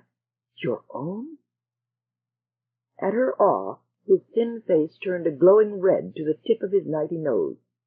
"My very own, my lady. The mule liked it not, but often and often I have played it for my own amusement. It was once in my youth that I saw the palace, a gigantic place of jeweled riches that I saw from a distance at a time of high carnival. There were people of a splendor undreamed of, and magnificence more than ever I saw afterwards, even in the mule service. It is but a poor makeshift I have created, but my mind's poverty precludes more. I call it the memory of heaven. Now, through the midst of the chatter, Mies shook himself to active life. Here, he said, here, Magnifico. Would you like to do that same thing for others? For a moment, the clown drew back. For others? He quavered. For thousands, cried Mies, in the great halls of the Foundation. Would you like to be your own master, and honored by all, wealthy and his imagination failed him. And all that, huh? What do you say? But how might I be all that, mighty sir? For indeed I am but a poor clown, ungiven to the great things of the world. The psychologist puffed out his lips and passed the back of his hand across his brow. He said, But you're playing, man. The world is yours if you would play so for the mayor and his trading trusts. Wouldn't you like that? The clown glanced briefly at Beta. Would she stay with me? Beta laughed. Of course, silly. Would it be likely that I'd leave you now that you're on the point of becoming rich and famous? It would all be yours, he replied earnestly, and surely the wealth of Galaxy itself would be yours before I could repay my debt to your kindness. But, said Mies casually, if you would first help me. What is that? The psychologist paused and smiled. A little surface probe that doesn't hurt. It wouldn't touch but the peel of your brain. There was a flare of deadly fear in Magnifico's eyes. Not a probe. I have seen it used. It drains the mind and leaves an empty skull. The mule did use it upon traitors and let them wander mindless through the streets, until out of mercy they were killed. He held up his hand to push Mies away. That was a psychic probe, explained Mies patiently, and even that would only harm a person when misused. This probe I have is a surface probe, and wouldn't hurt a baby. That's right, Magnifico, urged Beta. It's only to help beat the mule and keep him far away. Once that's done, you and I will be rich and famous all our lives. Magnifico held out a trembling hand. Will you hold my hand, then? Beta took it in both her own, and the clown watched the approach of the burnished terminal plates with large eyes. Abeling Mies rested carelessly on the too lavish chair in Mayor Indebur's private quarters, unregenerately unthankful for the condescension shown him, the small mayor's fidgeting unsympathetically. He tossed away a cigar stub and spat out a shred of tobacco. And incidentally, if you want something for your next concert at Mallow Hall, Indebur, he said, you can dump out those electronic gadgeteers into the sewers they came from, and have this little freak play the Visi-Sonor for you. Indebur, it's out of this world. Indebur said peevishly, I did not call you here to listen to your lectures on music. What of the mule? Tell me that. What of the mule? The mule? Well, I'll tell you. I used a surface probe and got little. Can't use the psychic probe because the freak is scared blind of it, so that his resistance will probably blow his unprintable mental fuses as soon as contact is made. But this is what I've got, if you'll just stop tapping your fingernails. First place, de-stress the mule's physical strength. He's probably strong, but most of the freak's fairy tales about it are probably considerably blown up by his own fearful memory. He wears queer glasses, and his eyes kill. He evidently has mental powers. So much we had at the start, commented the mayor sourly. Then the probe confirms it, and from there on I've been working mathematically. So, and how long will all this take? Your word-rattling will deafen me yet. About a month, I should say, and I may have something for you. And I may not, of course. But what of it? If this is all outside Selden's plans, our chances are precious little, unprintable little. Indebur whirled on the psychologist fiercely. Now I have you, traitor! Lie! Say you're not one of those criminal rumor-mongers that are spreading defeatism and panic through the Foundation and making my work doubly hard. I? Mies gathered anger slowly. Indebur swore at him. Because by the dust clouds of space the Foundation will win. The Foundation must win. Despite the loss at Horligor? It was not a loss. You have swallowed that spreading lie, too. We were outnumbered and betreasoned. By whom? Demanded Mies contemptuously. By the lice-ridden Democrats of the gutter, shouted Indabur back at him. I have known for long that the fleet has been riddled by Democratic cells. Most have been wiped out, but enough remain of the unexplained surrender of 20 ships in the thickest of the swarming fight, enough to force an apparent defeat. For that matter, my rough-tongued, simple patriot and epitome of the primitive virtues, what are your own connections with the Democrats? Abeling Mies shrugged it off. You rave, do you know that? What of the retreat since, and the loss of half of Siwena? Democrats again? No, not Democrats. The little man smiled sharply. We retreat, as the Foundation has always retreated under attack, until the inevitable march of history turns with us. Already I see the outcome. Already the so-called underground of the Democrats has issued manifestos swearing aid and allegiance to the government. It could be a feint, a cover for a deeper treachery, but I make good use of it, and the propaganda distilled from it will have its effect, whatever the crawling traitor's scheme. And better than that. Even better than that, Indabur? Judge for yourself. 2 days ago, the so-called Association of Independent Traders declared war on the Mule, and the Foundation fleet is strengthened at a stroke by 1,000 ships. You see, this Mule goes too far. He finds us divided and quarreling among ourselves, and under the pressure of his attack we unite and grow strong. He must lose. It is inevitable, as always. Mies still exuded skepticism. Then you tell me that Selden planned even for the fortuitous occurrence of a mutant? A mutant? I can't tell him from a human, nor could you, but for the ravings of a rebel captain, some outland youngsters, and an addled juggler and clown. You forget the most conclusive evidence of all, your own. My own? For just a moment, Mies was startled. Your own, sneered the mayor. The time vault opens in 9 weeks. What of that? It opens for a crisis. If this attack of the Mule is not the crisis, where is the real one, the one the vault is opening for? Answer me, you lardish ball. The psychologist shrugged. All right, if it keeps you happy. Do me a favor, though, just in case old Selden makes his speech and it does go sour. Suppose you let me attend the grand opening. All right, get out of here, and stay out of my sight for 9 weeks. With unprintable pleasure, you wizened horror, muttered Mies to himself as he left. Chapter 18. Fall of the Foundation. There was an atmosphere about the time vault that just missed definition in several directions at once.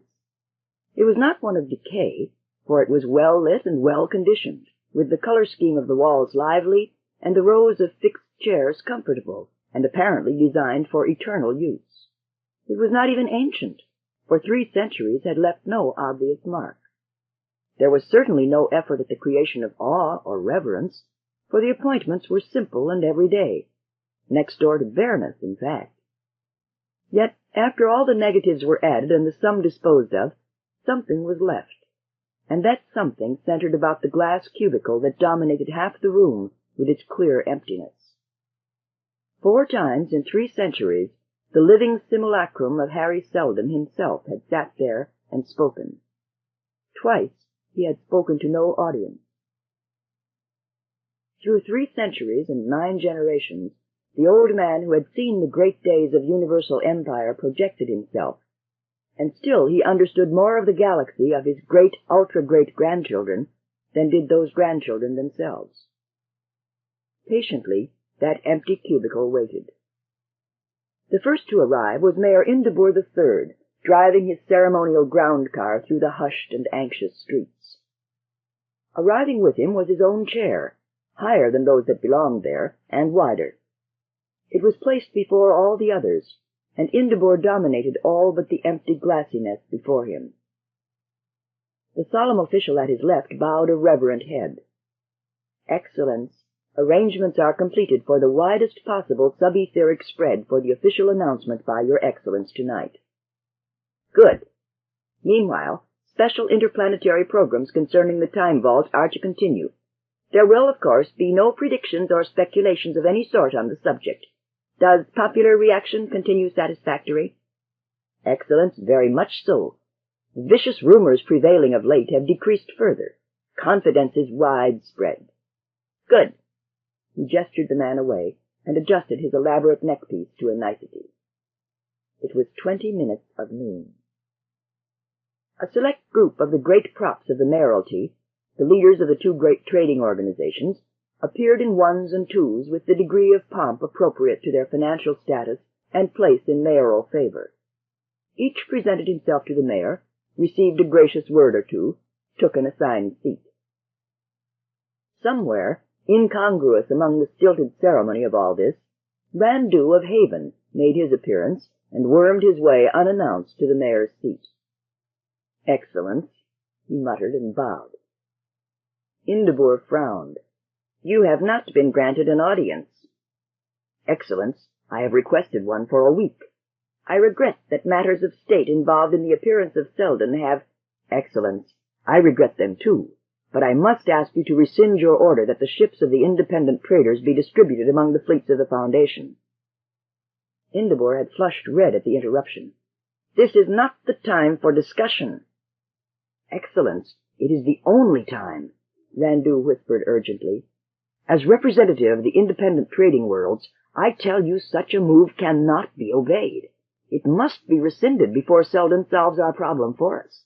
Once the emergency is past, it will be too late to conciliate, and our alliance will melt away." Indabur stared at Randu coldly. "You realize that I am head of the Foundation Armed Forces? Have I the right to determine military policy, or have I not?" "Excellence, you have, but some things are inexpedient." "I recognize no inexpediency. It is dangerous to allow your people separate fleets in this emergency. Divided action plays into the hands of the enemy. We must unite, Ambassador, militarily as well as politically." Randu felt his throat muscles tighten. He omitted the courtesy of the opening title. "You feel safe now that Selden will speak, and you move against us.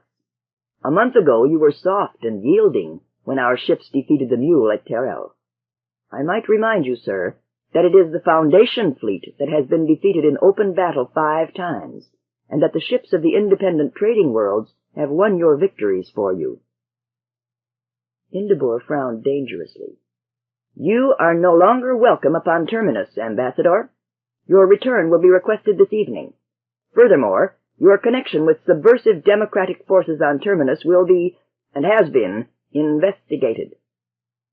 Randu replied, "When I leave, our ships will go with me.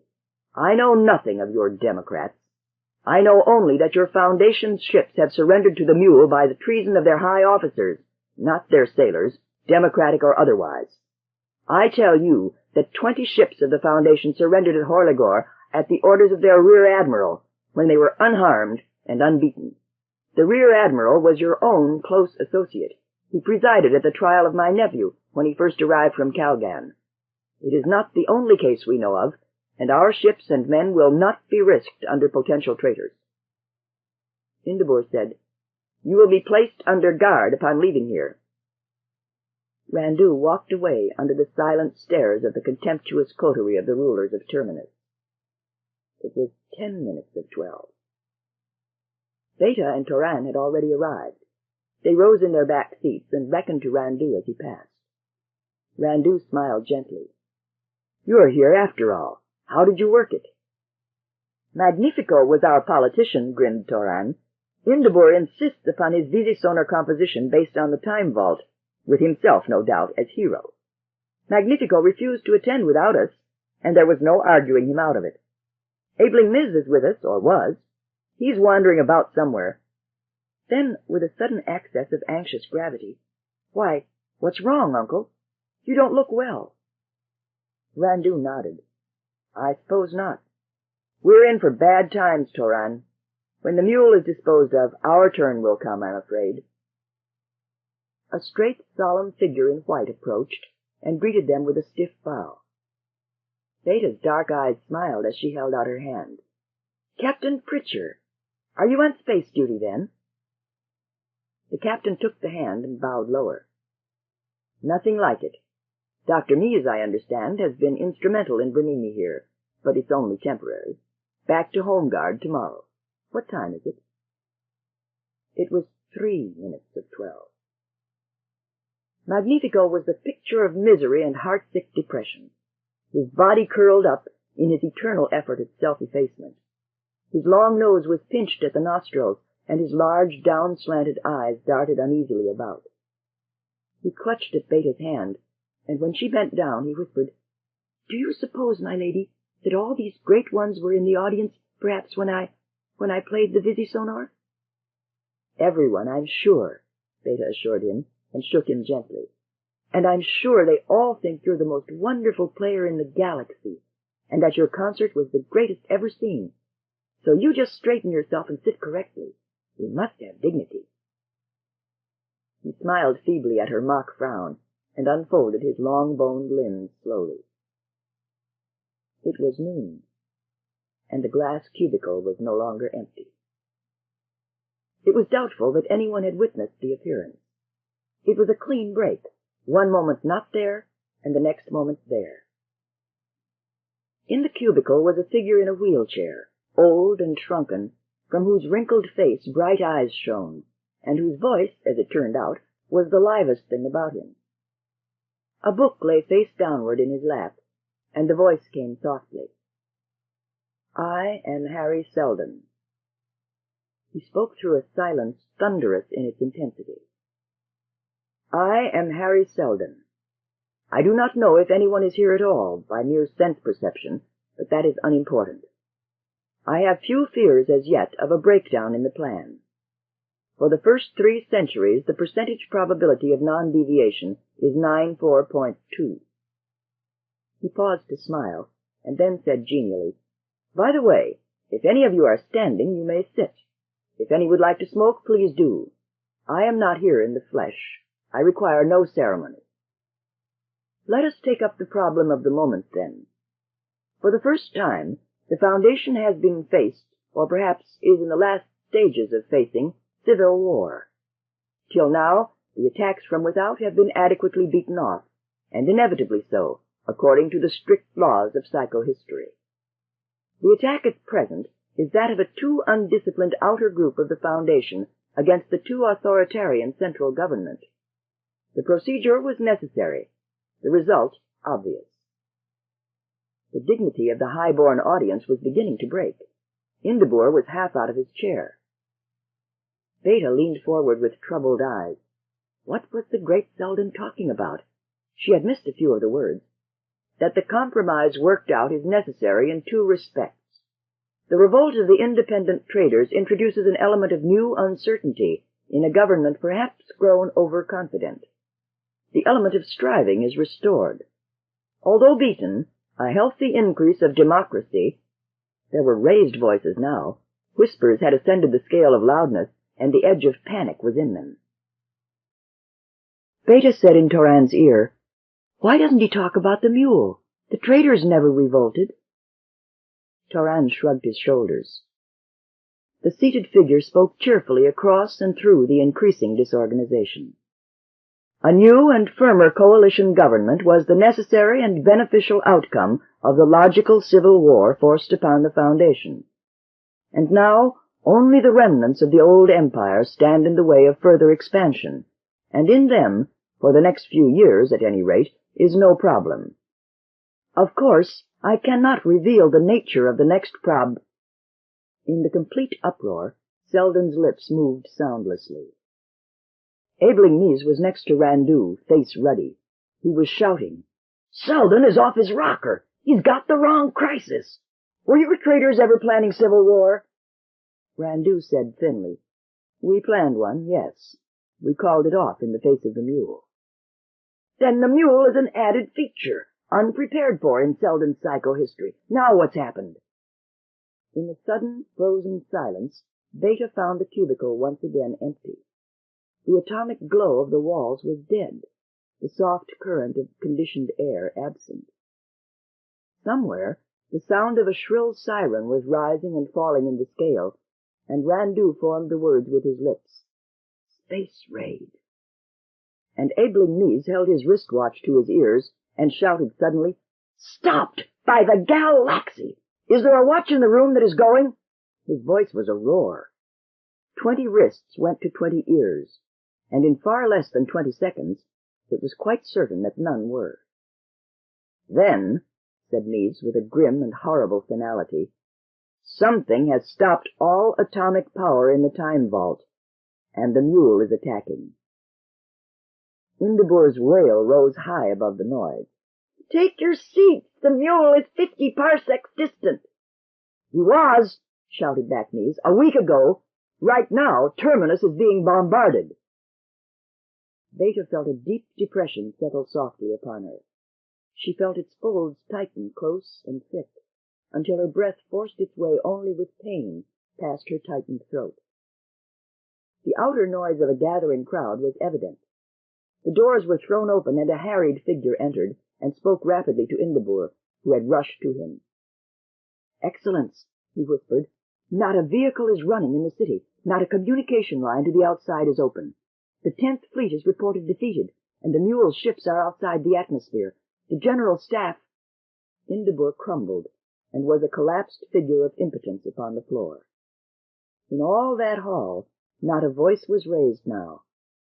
Even the growing crowd without was fearful, but silent, and the horror of cold panic hovered dangerously. Indebur was raised. Wine was held to his lips. His lips moved before his eyes opened, and the word they formed was, "Surrender." Beta found herself near to crying, not for sorrow or humiliation, but simply and plainly out of a vast, frightened despair.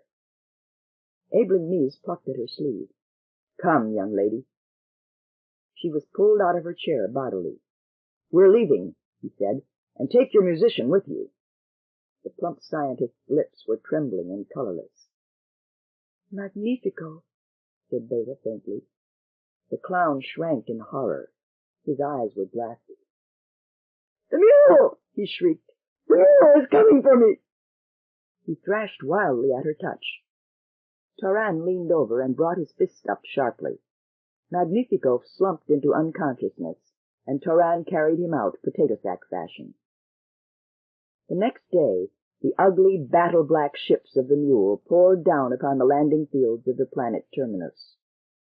The attacking general sped down the empty main street of Terminus City in a foreign-made ground car that ran where a whole city of atomic cars still stood useless.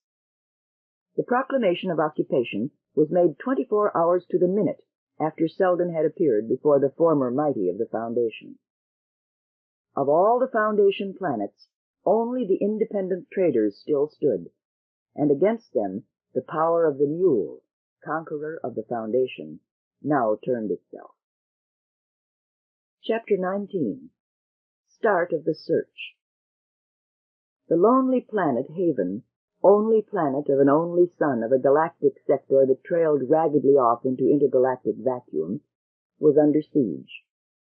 In a strictly military sense, it was certainly under siege, since no area of space on the galactic side further than 20 parsecs distance was outside range of the mule's advanced bases.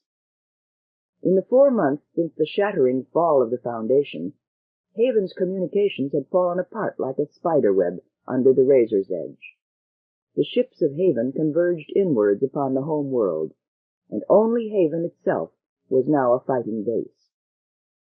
And in other respects, the siege was even closer, for the shrouds of helplessness and doom had already invaded. Beta plodded her way down the pink-waved aisle past the rows of milky plastic-topped tables and found her seat by blind reckoning. She eased onto the high, armless chair, answered half-heard greetings mechanically, rubbed a wearily itching eye with the back of a weary hand, and reached for her menu. She had time to register a violent mental reaction of distaste to the pronounced presence of various cultured fungus dishes, which were considered high delicacies at Haven, and which her Foundation taste found highly inedible. And then she was aware of the sobbing near her, and looked up. Until then, her notice of Judy, The plain, snub-nosed, indifferent blonde at the dining unit diagonally across had been the superficial one of the non-acquaintance. And now Judy was crying, biting woefully at a moist handkerchief, and choking back sobs until her complexion was blotched with turgid red. Her shapeless, radiation-proof costume was thrown back upon her shoulders, and her transparent face shield had tumbled forward into her dessert, and there remained. Beta joined the three girls who were taking turns at the eternally applied and eternally inefficacious remedies of shoulder-patting, hair-smoothing, and incoherent murmuring. "What's the matter?" she whispered. One turned to her and shrugged a discreet, "I don't know." Then, feeling the inadequacy of the gesture, she pulled Beta aside. "She's had a hard day, I guess, and she's worrying about her husband." "Is he on space patrol?" "Yes."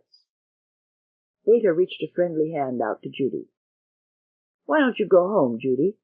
Her voice was a cheerfully businesslike intrusion on the soft, flabby inanities that had preceded. Judy looked up half in resentment. "I've been out once this week already." "Then you'll be out twice. If you try to stay on, you know, you'll just be out 3 days next week, so going home now amounts to patriotism. Any of you girls work in her department? Well then, suppose you take care of her card. Better go to the washroom first, Judy, and get the peaches and cream back where it belongs. Go ahead, shoot." Beta returned to her seat and took up the menu again with dismal relief. These moods were contagious.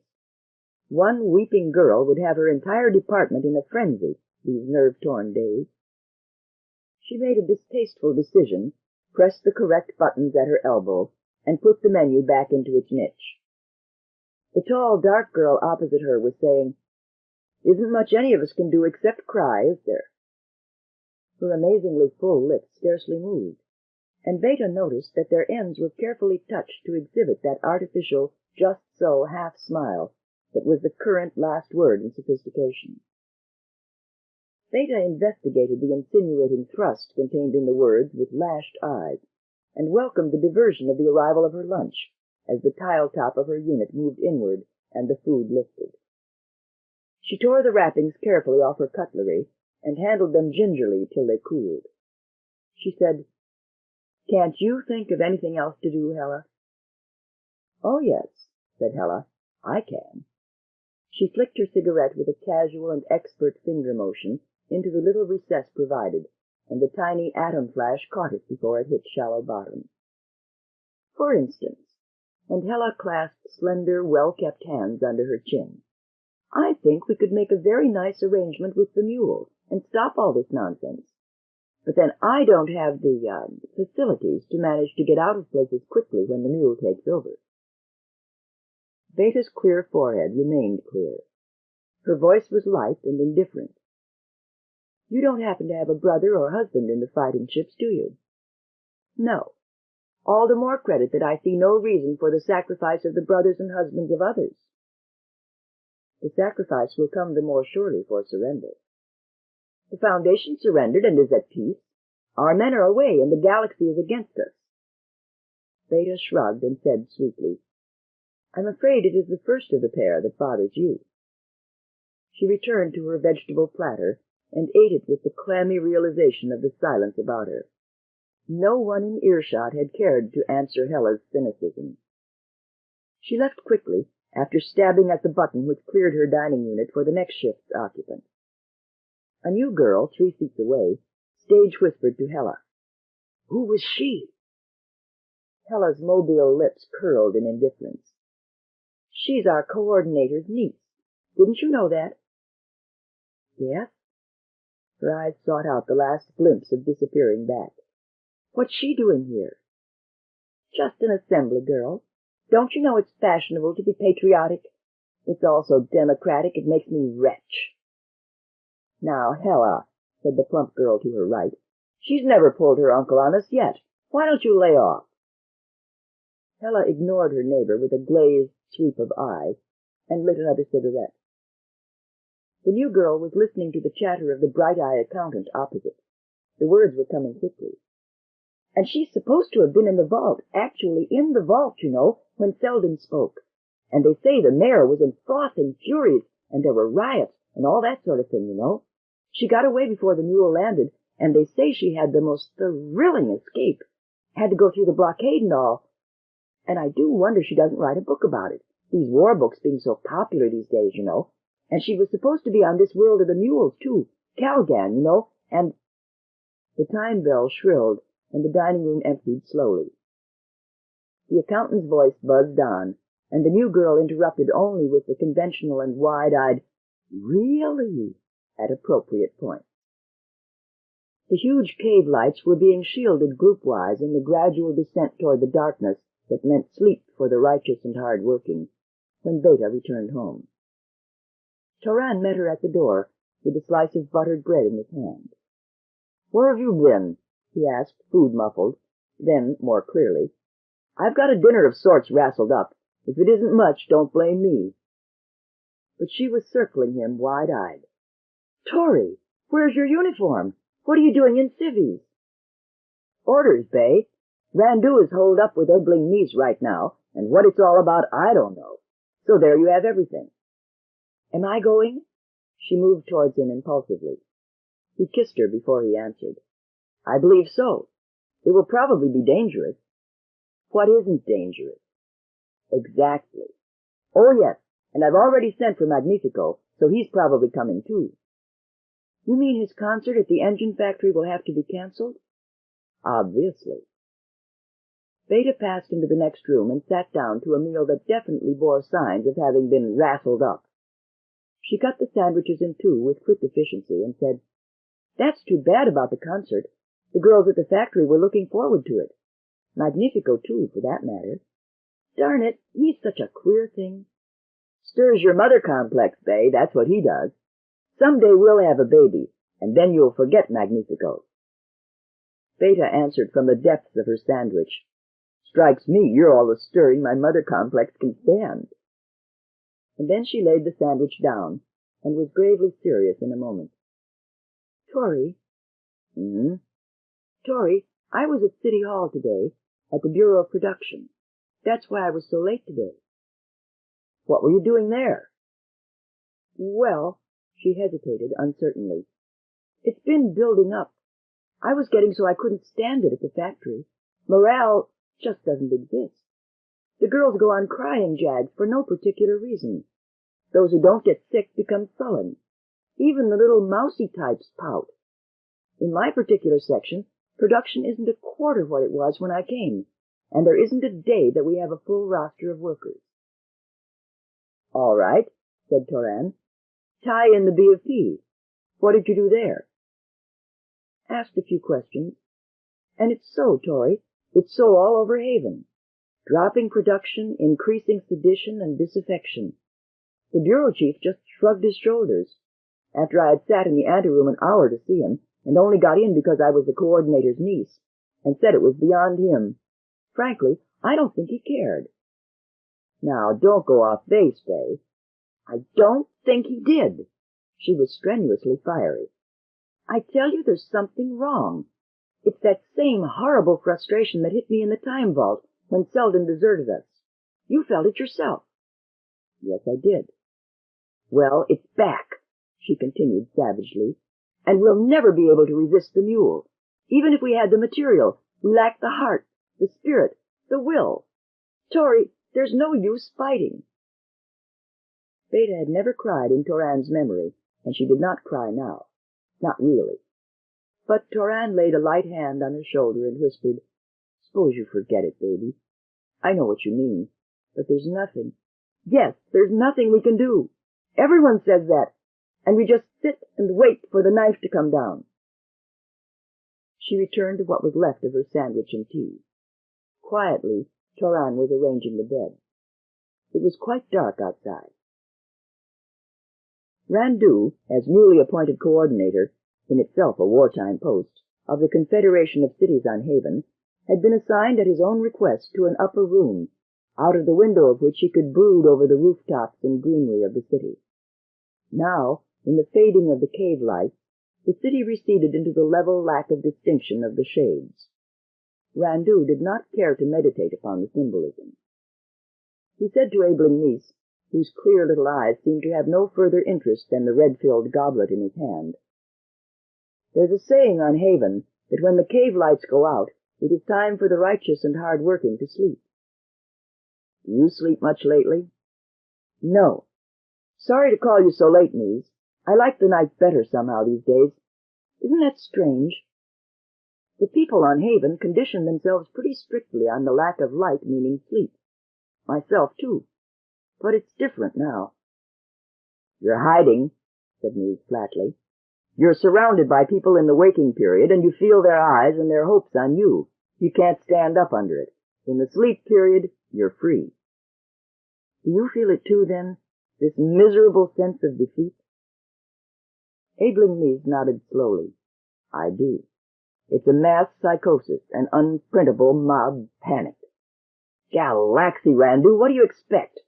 Here you have a whole culture brought up to a blind, blubbering belief that a folk hero of the past has everything all planned out and is taking care of every little piece of their unprintable lives.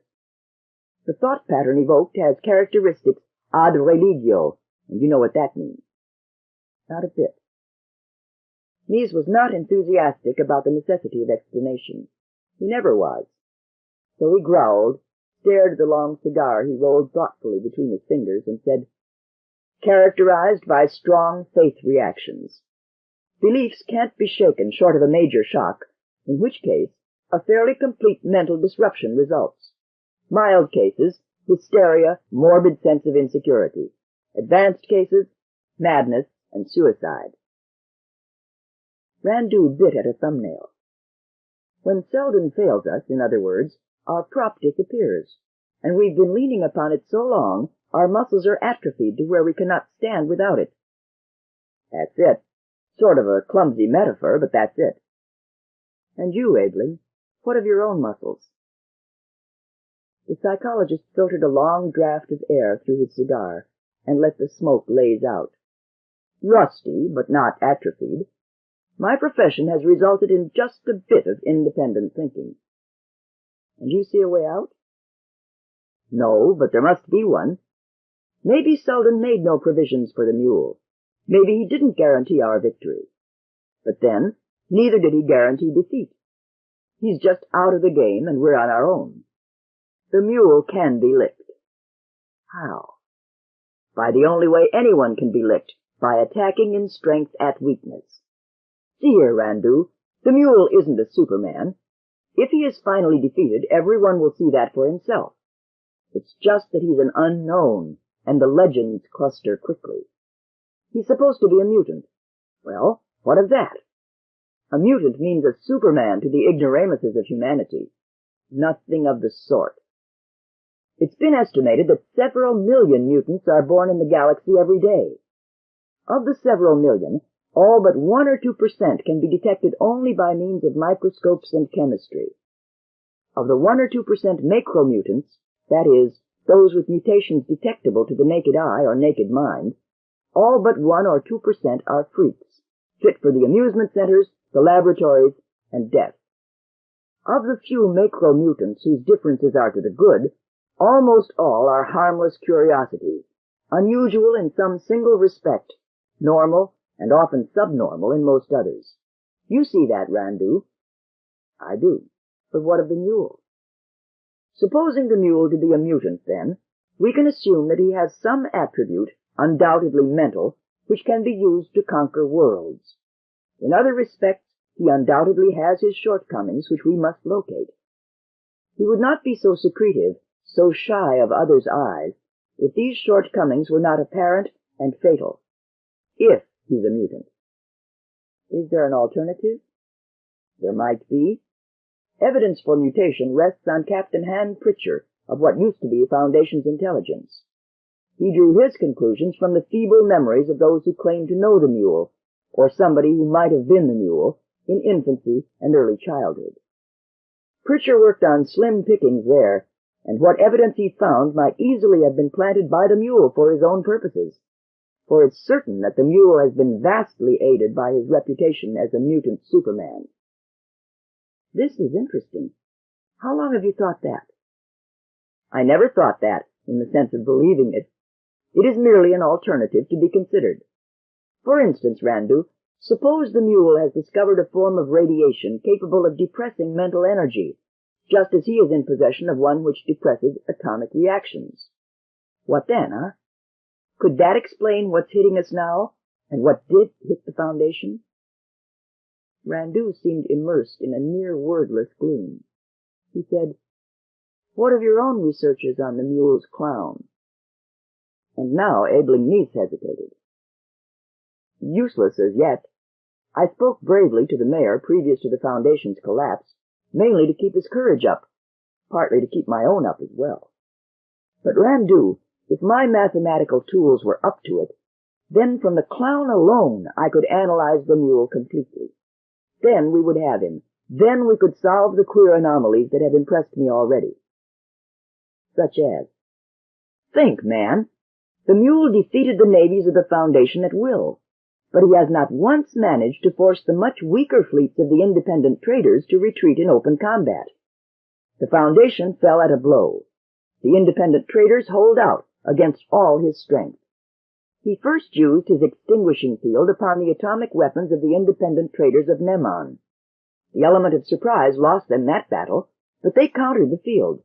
He was never able to use it successfully against the independents again. But over and over again, it worked against Foundation forces. It worked on the Foundation itself. Why? With our present knowledge, it is all illogical. So there must be factors of which we are not aware." "Treachery?" "That's rattle-pated nonsense, Randu. Unprintable twaddle. There wasn't a man on the Foundation who wasn't sure of victory, who would betray a certain to win side." Randu stepped to the curved window and stared unseeingly out into the unseeable. He said, "But we're certain to lose now. If the mule had 1,000 weaknesses, if he were a network of holes." He did not turn. It was as if the slump of his back, the nervous groping for one another of the hands behind him, that spoke. He said, "We escaped easily after the Time Vault episode, Abeling. Others might have escaped as well. A few did. Most did not. The extinguishing field could have been counteracted. It asked ingenuity and a certain amount of labor. All the ships of the Foundation Navy could have flown to Haven or other nearby planets to continue the fight as we did. Not 1% did so. In effect, they deserted to the enemy. The Foundation underground, upon which most people here seem to rely so heavily, has thus far done nothing of consequence.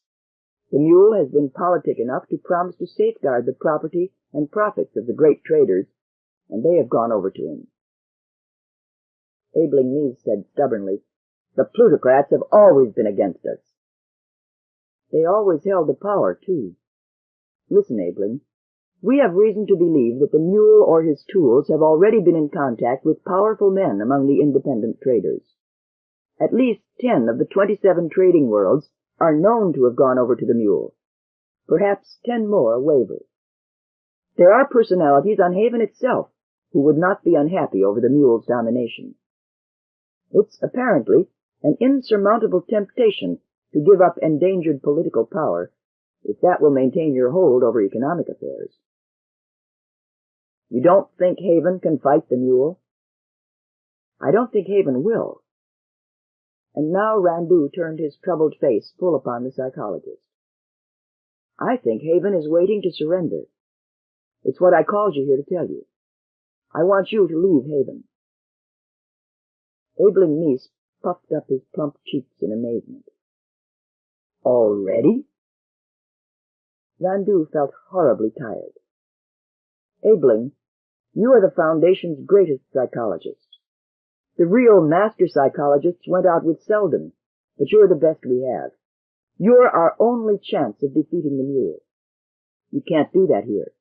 You'll have to go to what's left of the Empire." "To Trantor?" "That's right. What was once the Empire is bare bones today, but something must be still at the center. They've got the records there, Abeling. You may learn more of mathematical psychology, perhaps enough to be able to interpret the clown's mind. He will go with you, of course." Meese responded dryly, I doubt if he'd be willing to, even for fear of the mule, unless your niece went with him. I know that. Toran and Beta are leaving with you for that very reason. And, Abeling, there's another, greater purpose. Harry Seldon founded 2 foundations 3 centuries ago, one at each end of the galaxy. You must find that second foundation. Chapter 20. Conspirator. The mayor's palace, what was once the mayor's palace, was a looming smudge in the darkness. The city was quiet under its conquest and curfew, and the hazy milk of the great galactic lens, with here and there a lonely star, dominated the sky of the Foundation. In 3 centuries, the Foundation had grown from a private project of a small group of scientists to a tentacular trade empire sprawling deep into the galaxy, and half a year had flung it from its height to the status of another conquered province. Captain Han Pritchard refused to grasp that. The city's sullen nighttime quiet, the darkened palace, intruder occupied, were symbolic enough. But Captain Han Pritchard, just within the outer gate of the palace, with the tiny atomic bomb under his tongue, refused to understand. A shape drifted closer. The captain bent his head. The whisper came deathly low. The alarm system is as it always was, Captain. Proceed. It will register nothing. Softly, the captain ducked through the low archway and down the fountain-lined path to what had been Indebor's garden. 4 months ago had been the day in the time vault, the fullness of which his memory balked at. Singly and separately, the impressions would come back, unwelcome, mostly at night. Old Seldon speaking his benevolent words that were so shatteringly wrong, the jumbled confusion. Indebor, with his mayoral costume incongruously bright about his pinched, unconscious face. The frightened crowds gathering quickly, waiting noiselessly for the inevitable word of surrender. The young man, Toran, disappearing out of a side door with the mule's clown dangling over his shoulder. And himself, somehow out of it all afterward, with his car unworkable. Shouldering his way along and through the leaderless mob that was already leaving the city, destination unknown. Making blindly for the various rat holes which had once been, the headquarters for a democratic underground that for 80 years had been failing and dwindling. And the rat holes were empty. The next day, black alien ships were momentarily visible in the sky, sinking gently into the clustered buildings of the nearby city. Captain Han Pritchard felt an accumulation of helplessness and despair drown him. He started his travels in earnest. In 30 days he had covered nearly 200 miles on foot, changed to the clothing of a worker in the hydroponic factories, whose body he found newly dead by the side of the road, grown a fierce beard of russet intensity, and found what was left of the underground. The city was Mutant, the district a residential one of one-time elegance, slowly edging towards squalor. The house an undistinguished member of a row, and the man a small-eyed big bones, whose knotted fists bulged through his pockets, and whose wiry body remained unbudgingly in the narrow door opening. The captain mumbled, "I come from Miran." The man returned the gambit grimly. "Miran is early this year." The captain said, "No earlier than last year." But the man did not step aside. He said, "Who are you?" "Aren't you Fox?" "You always answer by asking." The captain took an imperceptibly longer breath, and then said calmly, "I am Han Pritchard, captain of the fleet, and member of the Democratic Underground Party. Will you let me in?" The Fox stepped aside. He said, "My real name is Orum Pally." He held out his hand. The captain took it. The room was well kept, but not lavish. In one corner stood a decorative book film projector, which to the captain's military eyes might easily have been a camouflaged blaster of respectable caliber. The projecting lens covered the doorway, and such could be remotely controlled. The fox followed his bearded guest's eyes and smiled tightly. He said, yes, but only in the days of Indabur and his lackey-hearted vampires.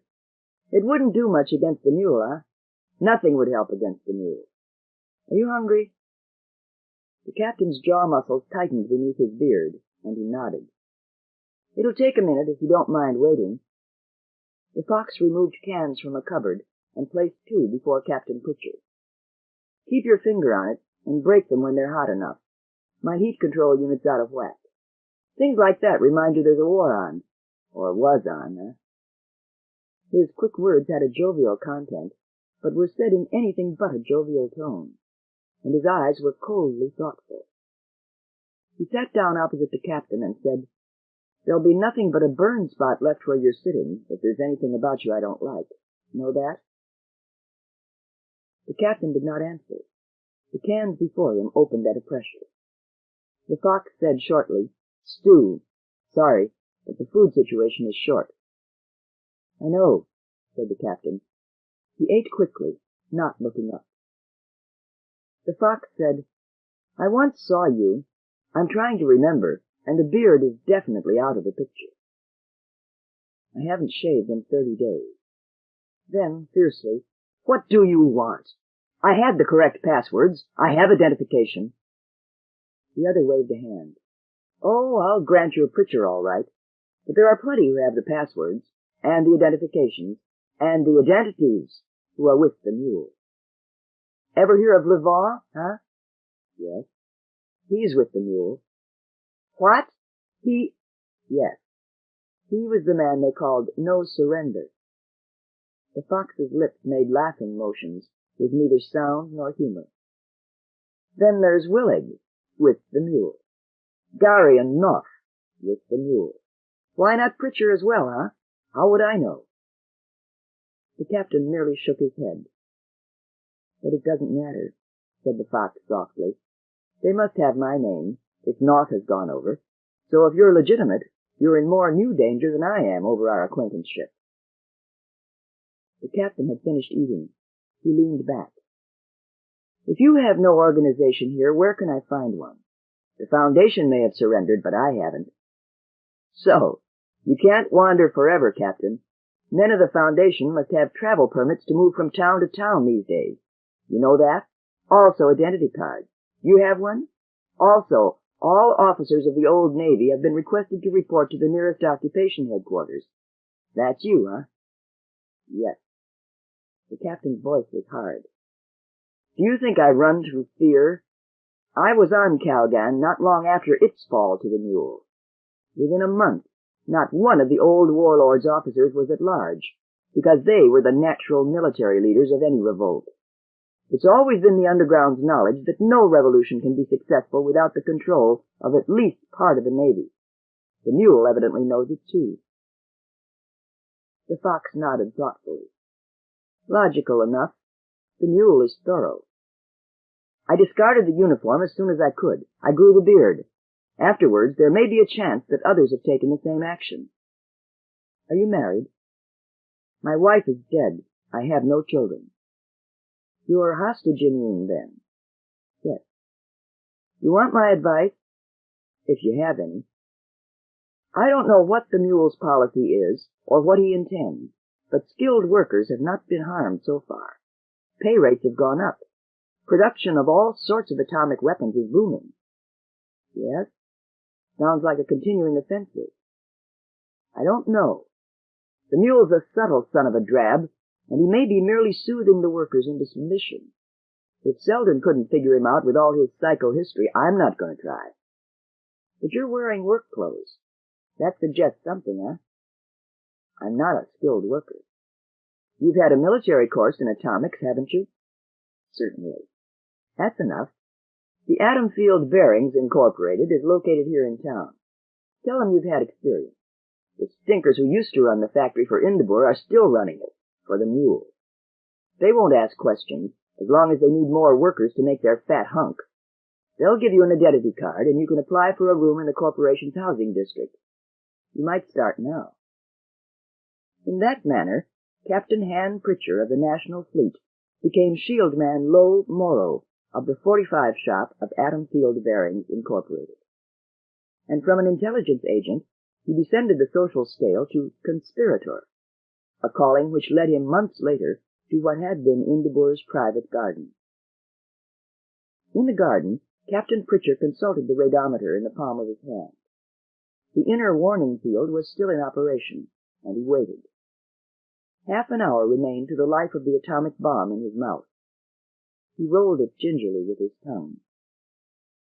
The radometer died into an ominous darkness, and the captain advanced quickly. So far, matters had progressed well. He reflected objectively that the life of the atomic bomb was his as well, that its death was his death, and the mule's death. And the grand climacteric of a 4 months' private war would be reached, a war that had passed from flight through a Newton factory. For 2 months, Captain Pritchard wore leaden aprons and heavy face shields, till all things military had been frictioned off his outer bearing. He was a laborer who collected his pay, spent his evenings in town, and never discussed politics. For 2 months, he did not see the fox. And then, one day, a man stumbled past his bench, and there was a scrap of paper in his pocket. The word fox was on it. He tossed it into the atom chamber, where it vanished in a sightless puff, sending the energy output up a millimicrovolt, and turned back to his work. That night he was at the fox's home, and took a hand in a game of cards with 2 other men he knew by reputation, and one by name and face.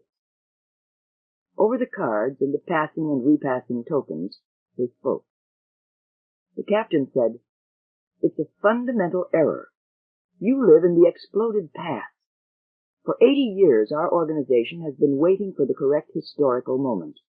We've been blinded by Selden's psychohistory, one of the first propositions of which is that the individual does not count, does not make history, and that complex social and economic factors override him, make a puppet out of him."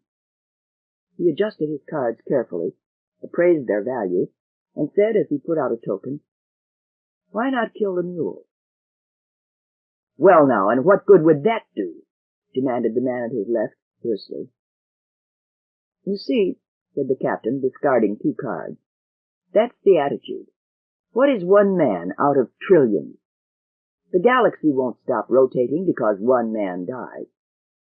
But the mule is not a man. He is a mutant. Already he had upset Selden's plan, and if you'll stop to analyze the implications, it means that he, one man, one mutant, upset all of Selden's psychohistory. If he had never lived, the foundation would not have fallen. If he ceased living, it would not remain fallen. Come, the Democrats have fought the mayors and the traitors for 80 years by connivery. Let's try assassination." "How?" interposed the fox with cold common sense. The captain said slowly, "I've spent 3 months of thought on that with no solution. I came here and had it in 5 minutes. He glanced briefly at the man whose broad pink melon of a face smiled from the place at his right. "You were once Mayor Indebur's chamberlain. I did not know you were of the underground." "Nor I that you were." "Well then, in your capacity as chamberlain, you periodically checked the working of the alarm system of the palace." "I did." "And the mule occupies the palace now." "So it has been announced, though he is a modest conqueror who makes no speeches, proclamations, nor public appearances of any sort." "That's an old story, and affects nothing. You, my ex-chamberlain, are all we need." The cards were shown, and the fox collected the stakes. Slowly, he dealt a new hand. The man who had once been chamberlain picked up his cards, singly. "Sorry, Captain. I checked the alarm system, but it was routine. I know nothing about it." "I expected that, but your mind carries an eidetic memory of the controls if it can be probed deeply enough with a psychic probe." The chamberlain's ruddy face paled suddenly and sagged. The cards in his hand crumpled under sudden fist pressure. A psychic probe. "You needn't worry," said the captain sharply. "I know how to use one. It will not harm you past a few days' weakness. And if it did, it is the chance you take and the price you pay. There are some among us, no doubt, who from the controls of the alarm could determine the wavelength combinations. There are some among us who could manufacture a small bomb under time control, and I myself will carry it to the mule." The men gathered over the table. The captain continued, "On a given evening, a riot will start in Terminus City in the neighborhood of the palace. No real fighting, disturbance, then flight. As long as the palace guard is attracted, or at the very least, distracted." From that day for a month the preparations went on, and Captain Han Pritchard of the National Fleet, having become conspirator, descended further in the social scale and became an assassin. Captain Pritchard, assassin, was in the palace itself, and found himself grimly pleased with his psychology. A thorough alarm system outside meant few guards within. In this case, it meant none at all. The floor plan was clear in his mind. He was a blob moving noiselessly up the well-carpeted ramp. At its head, he flattened against the wall and waited. The small closed door of a private room was before him. Behind that door must be the mutant who had beaten the unbeatable. He was early. The bomb had 10 minutes of life in it. 5 of these passed, and still in all the world there was no sound. The mule had 5 minutes to live. So had Captain Pritchard. He stepped forward on sudden impulse. The plot could no longer fail. When the bomb went, the palace would go with it. All the palace. A door between, 10 yards between, was nothing. But he wanted to see the mule as they died together. In a last insolent gesture, he thundered upon the door, and it opened and let out the blinding light. Captain Pritchard staggered, then caught himself. The solemn man, standing in the center of the small room before a suspended fishbowl, looked up mildly. His uniform was a somber black, and as he tapped the bowl in an absent gesture, it bobbed quickly, and the feather-finned orange and vermilion fish within darted wildly. He said, "Come in, Captain." To the captain's quivering tongue, the little metal globe beneath was swelling ominously. A physical impossibility, the captain knew, but it was in its last minute of life. The uniformed man said, "You had better spit out the foolish pellet and free yourself for speech. It won't blast." The minute passed, and with a slow, sodden motion, the captain bent his head and dropped the silvery globe into his palm. With a furious force it was flung against the wall. It rebounded with a tiny, sharp clangor, gleaming harmlessly as it flew. The uniformed man shrugged. "So much for that, then. It would have done you no good in any case, Captain. I am not the mule. You will have to be satisfied with his viceroy." "How did you know?" muttered the captain thickly. "Blame it on an efficient counter-espionage system. I can name every member of your little gang, every step of their planning." "And you let it go this far?" "Why not? It has been one of my great purposes here to find you and some others, particularly you. I might have had you some months ago, while you were still a worker at the Newton Bearings Works, but this is much better. If you hadn't suggested the main outlines of the plot yourself, one of my own men would have advanced something of much the same sort for you. The result is quite dramatic, and rather grimly humorous." The captain's eyes were hard. "I find it so, too. Is it all over now?" "Just begun. Come, Captain, sit down. Let us leave heroics for the fools who are impressed by it. Captain, you are a capable man. According to the information I have, you were the first on the Foundation to recognize the power of the mule. Since then, you have interested yourself rather daringly in the mule's early life. You have been one of those who carried off his crown, who, incidentally, has not yet been found, and for which there will yet be full payment. Naturally, your ability is recognized, and the mule is not of those who fear the ability of his enemies, as long as he can convert it into the ability of a new friend. Is that what you're hedging up to? Oh, no. Oh, yes. It was the purpose of tonight's comedy. You are an intelligent man, yet your little conspiracies against the mule fail humorously. You can scarcely dignify it with the name of conspiracy.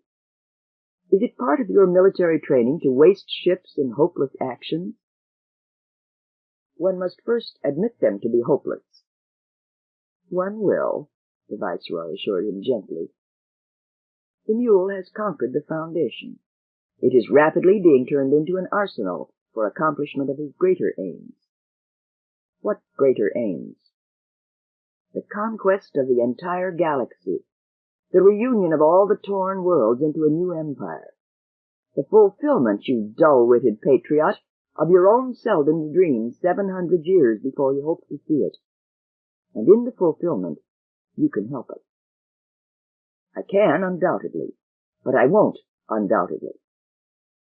I understand, reasoned the Viceroy, that only 3 of the independent trading worlds yet resist. They will not last much longer. It will be the last of all Foundation forces. You still hold out.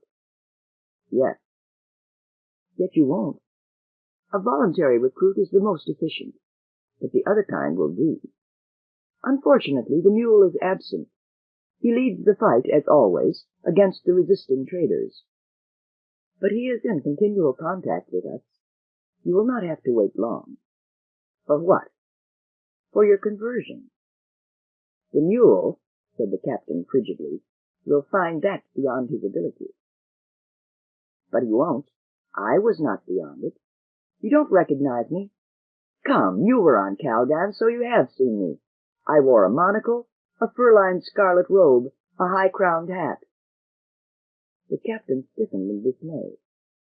You were the warlord of Calgan. Yes, and now I am the loyal viceroy of the mule. You see, he is persuasive. Chapter 21. Interlude in Space. The blockade was run successfully. In the vast volume of space, not all the navies ever in existence could keep their watch in tight proximity. Given a single ship, a skillful pilot, and a moderate degree of luck, and there are holes and to spare. With cold-eyed calm, Toran drove a protesting vessel from the vicinity of one star to that of another. If the neighborhood of great mass made an interstellar jump erratic and difficult, it also made the enemy detection devices useless, or nearly so. And once the girdle of ships had been passed, the inner sphere of dead space, through whose blockaded sub-ether no message could be driven, was passed as well. For the first time in over 3 months, Toran felt unisolated. A week passed before the enemy news programs dealt with anything more than the dull, self-laudatory details of growing control over the Foundation. It was a week in which Toran's armored trading ship fleeted in from the periphery with hasty jumps. Abeling Mies called out to the pilot room, and Toran rose blink-eyed from his charts. "What's the matter?"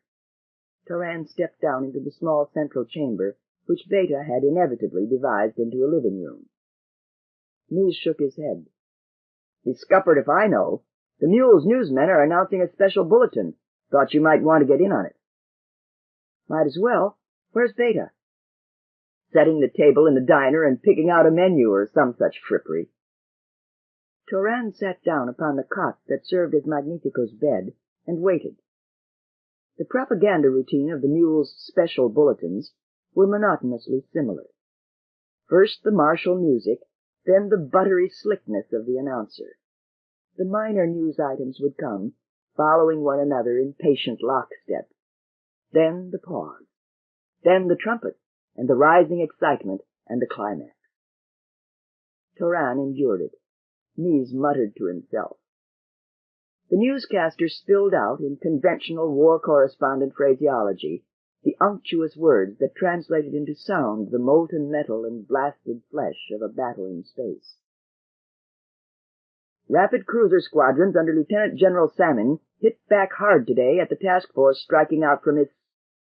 The carefully expressionless face of the speaker upon the screen faded into the blackness of a space cut through by the quick swaths of ships reeling across emptiness in deadly battle. The voice continued through the soundless thunder. The most striking action of the battle was the subsidiary combat of the heavy cruiser Cluster against 3 enemy ships of the Nova class. The screen's view veered and closed in. A great ship sparked, and one of the frantic attackers glowed angrily, twisted out of focus, swung back, and rammed. The Cluster bowed wildly and survived the glancing blow that drove the attacker off in twisting reflection.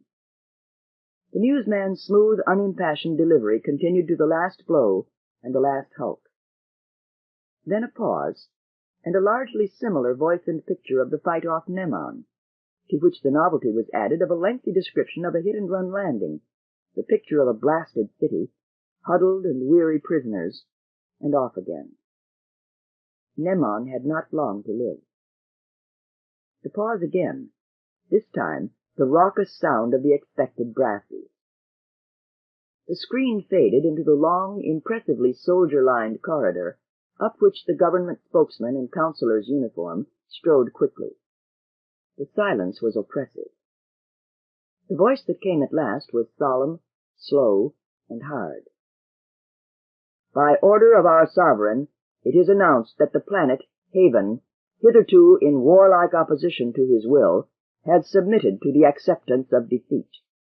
At this moment, the forces of our sovereign are occupying the planet.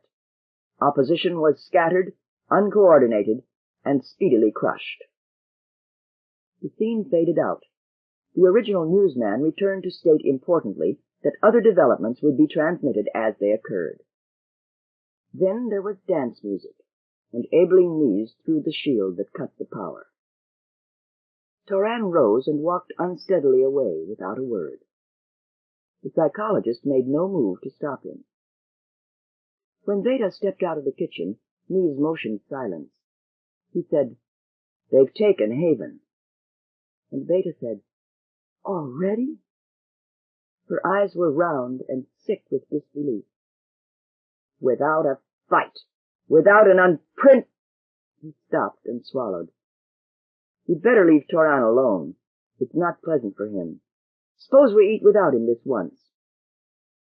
Veda looked once toward the pilot room, then turned hopelessly. "Very well." Magnifico sat unnoticed at the table. He neither spoke nor ate, but stared ahead with a concentrated fear that seemed to drain all the vitality out of his thread of a body. Abeling Knees pushed absently at his iced fruit dessert and said harshly, "Two trading worlds fight. They fight and bleed and die and don't surrender. Only at Haven, just as at the Foundation." "But why? Why?" The psychologist shook his head. "It's of a piece with all the problem. Every queer facet is a hint at the nature of the mule. First, the problem of how he could conquer the Foundation with little blood and at a single blow essentially, while the independent trading worlds held out.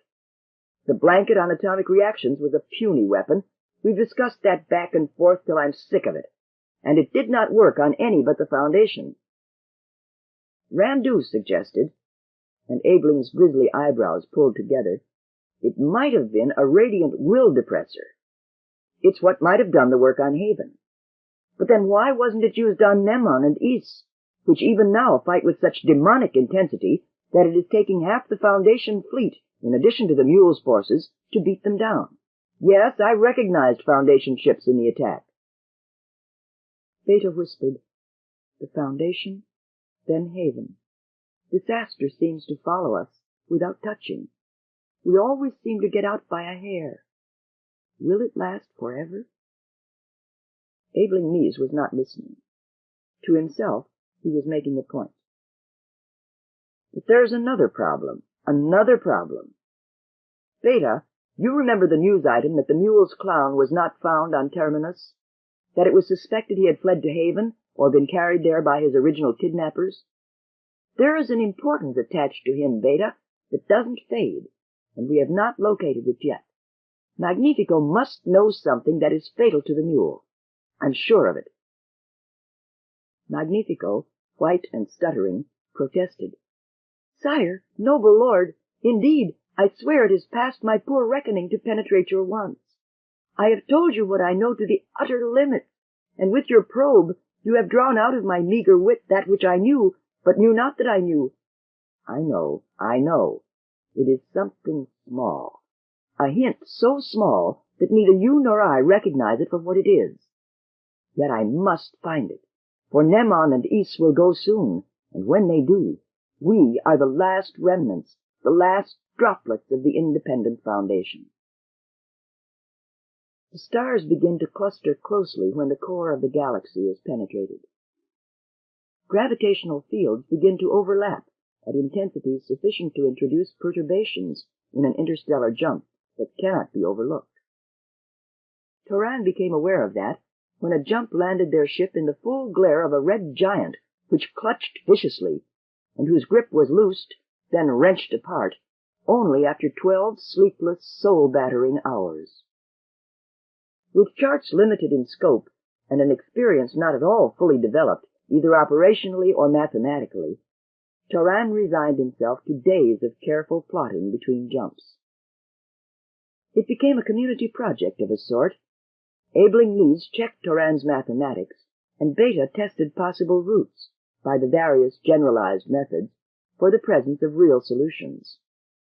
Even Magnifico was put to work on the calculating machine for routine computations, a type of work which, once explained, was a source of great amusement to him, and at which he was surprisingly proficient. So, at the end of a month, or nearly, Beta was able to survey the red line that wormed its way through the ship's trimensional model of the galactic lens halfway to its center, and say with satiric relish, "You know what it looks like? It looks like a 10-foot earthworm with a terrific case of indigestion. Eventually, you'll land us back in Haven." "I will," growled Toran with a fierce rustle of his chart, "if you don't shut up." "And at that," continued Beta, "there is probably a route right through, straight as a meridian of longitude." "Yeah? Well, in the first place, dimwit, it probably took 500 ships 500 years to work out that route by hit and miss, and my lousy half-credit charts don't give it. Besides, maybe those straight routes are a good thing to avoid. They're probably choked up with ships, and besides— Oh, for galaxy's sake, stop driveling and slavering so much righteous indignation." Her hands were in his hair. He yelled, "Ouch! Let go!" seized her wrists and whipped downward, whereupon Toran, Beta, and Chair formed a tangled threesome on the floor. It degenerated into a panting wrestling match, composed mostly of choking laughter and various foul blows. Toran broke loose at Magnifico's breathless entrance. "What is it?" The lines of anxiety puckered the clown's face and tightened the skin whitely over the enormous bridge of his nose. "The instruments are behaving queerly, sir. I have not, in the knowledge of my ignorance, touched anything." In 2 seconds, Toran was in the pilot room. He said quietly to Magnifico, "Wake up Abeling Lees. Have him come down here." He said to Beta, who was trying to get a basic order back to her hair by use of her fingers, "We've been detected, Vey." "Detected?" And Beta's arms dropped. "By whom?" "Galaxy knows," muttered Toran, "but I imagine by someone with blasters already ranged and trained." He sat down, and in a low voice was already sending into the sub-ether the ship's identification code. And when Abeling Lees entered, bathrobed and blear-eyed, Toran said with a desperate calm, "It seems we're inside the borders of a local inner kingdom which is called the Autarky of Philia." "Never heard of it," said Lees abruptly. "Well, neither did I," replied Toran, "but we're being stopped by a Philian ship just the same, and I don't know what it will involve." The captain inspector of the Felian ship crowded aboard with 6 armed men following him. He was short, thin-haired, thin-lipped, and dry-skinned. He coughed a sharp cough as he sat down and threw open the folio under his arm to a blank page. "Your passports and ship's clearance, please." "We have none," said Toran. "None, eh?" He snatched up a microphone suspended from his belt and spoke into it quickly. 3 men and 1 woman. Papers not in order." He made an accompanying notation in the folio. He said, "Where are you from?" "Siwena," said Toran warily. "Where is that?"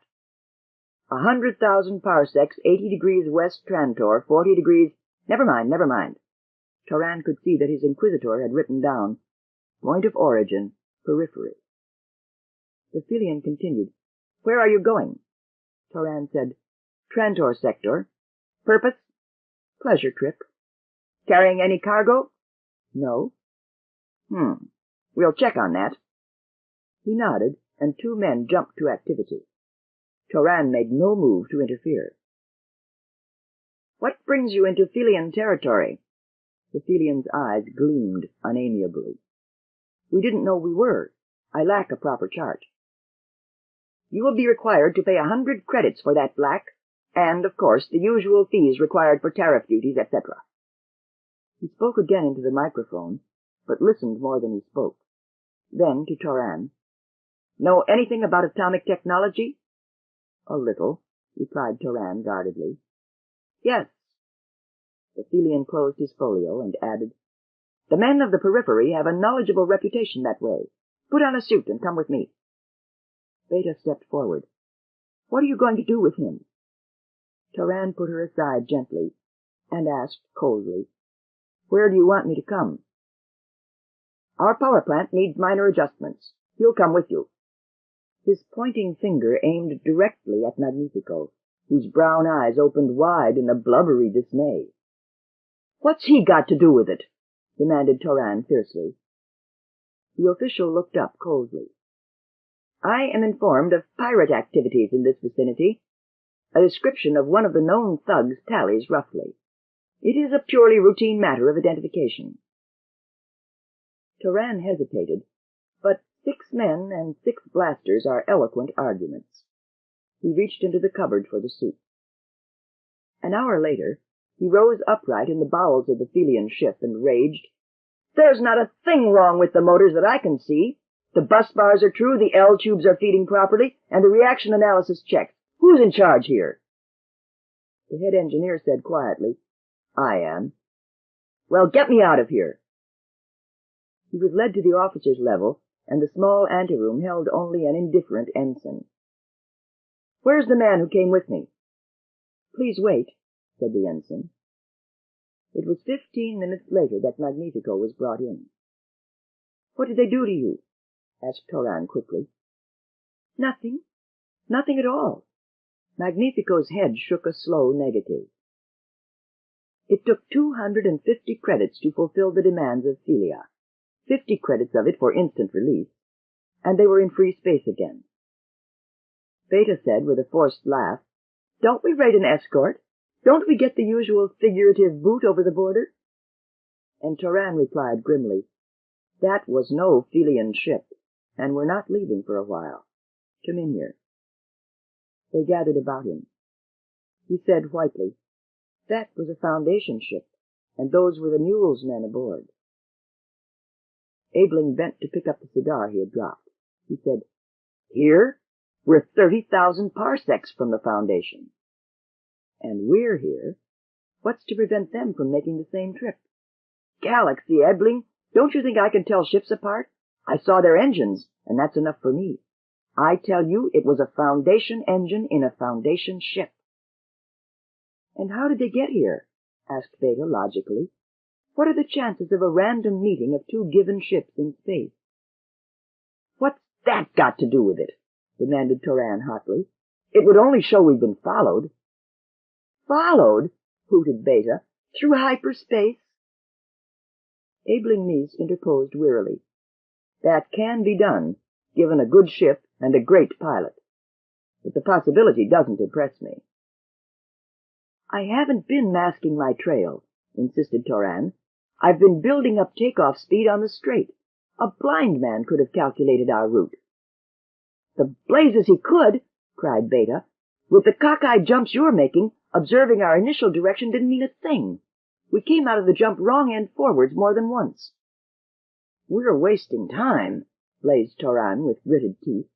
It's a Foundation ship under the mule. It's stopped us. It's searched us. It's had Magnifico alone with me as hostage to keep the rest of you quiet in case you suspected. And we're going to burn it out of space right now. Hold on now, and Abeling knees clutched at him. Are you going to destroy us for one ship you think is an enemy? Think, man. Would those scuppers chase us over an impossible route half through the bestinkered galaxy, look us over, and then let us go? They're still interested in where we're going. Then why stop us and put us on our guard? You can't have it both ways, you know. I'll have it my way. Let go of me, Abeling, or I'll knock you down. Magnifico leaned forward from his balanced perch on his favorite chairback. His long nostrils flared with excitement. I crave your pardon for my interruption, but my poor mind is of a sudden plagued with a queer thought. Beta anticipated Toran's gesture of annoyance, and added her grip to Abeling's. Go ahead and speak, Magnifico. We will all listen faithfully. Magnifico said, In my stay in their ship, what addled wits I have will be mazed and bemused by a chattering fear that befell me. Of a truth, I have a lack of memory of most that happened, many men staring at me, and talk I did not understand. But towards the last, as though a beam of sunlight had dashed through a cloud rift, there was a face I knew, a glimpse, the merest glimmer, and yet it glows in my memory even stronger and brighter. Toran said, Who was it? The captain who was with us so long a time ago, when first you saved me from slavery. It had obviously been Magnifico's intention to create a sensation, and the delighted smile that curled broadly in the shadow of his proboscis attested to his realization of the intention's success. Captain Han Pritchard? Demanded Neves sternly. You're sure of that? Certain sure now? Sir, I swear. And he laid a bone-thin hand upon his narrow chest. I would uphold the truth of it before the mule, and swear it in his teeth, though all his power were behind him to deny it. Beta said in pure wonder, Then what's it all about? The clown faced her eagerly. My lady, I have a theory. It came upon me ready-made, as though the galactic spirit had gently laid it in my mind. He actually raised his voice above Toran's interrupting objection. My lady, he addressed himself exclusively to Beta, if this captain had, like us, escaped with a ship, if he, like us, were on a trip for a purpose of his own devising, if he blundered upon us, he would suspect us of following and waylaying him, as we suspect him of the like. What wonder he played this comedy to enter our ship? Why would he want us in his ship, then? Demanded Toran. That doesn't fit. Why, yes, it does, clamored the clown, with a flowing inspiration. He sent an underling who knew us not, but who described us into his microphone. The listening captain would be struck at my own poor likeness, for, of a truth, there are not many in this great galaxy who bear a resemblance to my scantiness. I was the proof of the identity of the rest of you. And so he leaves us? What do we know of this mission, and the secrecy thereof? He has spied us out for not an enemy, and having it done, so must he needs think it wise to risk his plan by widening the knowledge thereof? Beta said slowly, Don't be stubborn, Tory. It does explain things. It could be, agreed Neves. Toran seemed helpless in the face of united resistance. Something in the clown's fluent explanations bothered him. Something was wrong. Yet he was bewildered and, in spite of himself, his anger ebbed. For a while, he whispered, I thought we might have had one of the mule's ships. And his eyes were dark with the pain of Haven's loss. The others understood. Chapter 22. Death on Neo Trantor. Neo Trantor, the small planet of Delicath, renamed after the Great Sack, was for nearly a century the seat of the last dynasty of the First Empire. It was a shadow world and a shadow empire, and its existence is only of legalistic importance. Under the first of the Neo Trantorian dynasty, Encyclopedia Galactica. Neo Trantor was the name, New Trantor. And when you have said the name, you have exhausted at a stroke all the resemblances of the New Trantor to the great original. 2 parsecs away, the sun of old Trantor still shone, and the galaxy's imperial capital of the previous century still cut through space in the silent and eternal repetition of its orbit. Men even inhabited old Trantor. Not many, 100 million perhaps, where 50 years before 40 billions had swarmed. The huge metal world was in jagged splinters. The towering thrusts of the multi-towers from the single world-girdling base were torn and empty, still bearing the original blast holes and fire gut, shards of the great sack of 40 years earlier. It was strange that a world which had been the center of a galaxy for 2,000 years, that had ruled limitless space and been home to legislators and rulers whose whims spanned the parsecs, could die in a month. It was strange that a world which had been untouched through the vast conquering sweeps and retreats of a millennium, and equally untouched by the civil wars and palace revolutions of another millennium, should lie dead at last.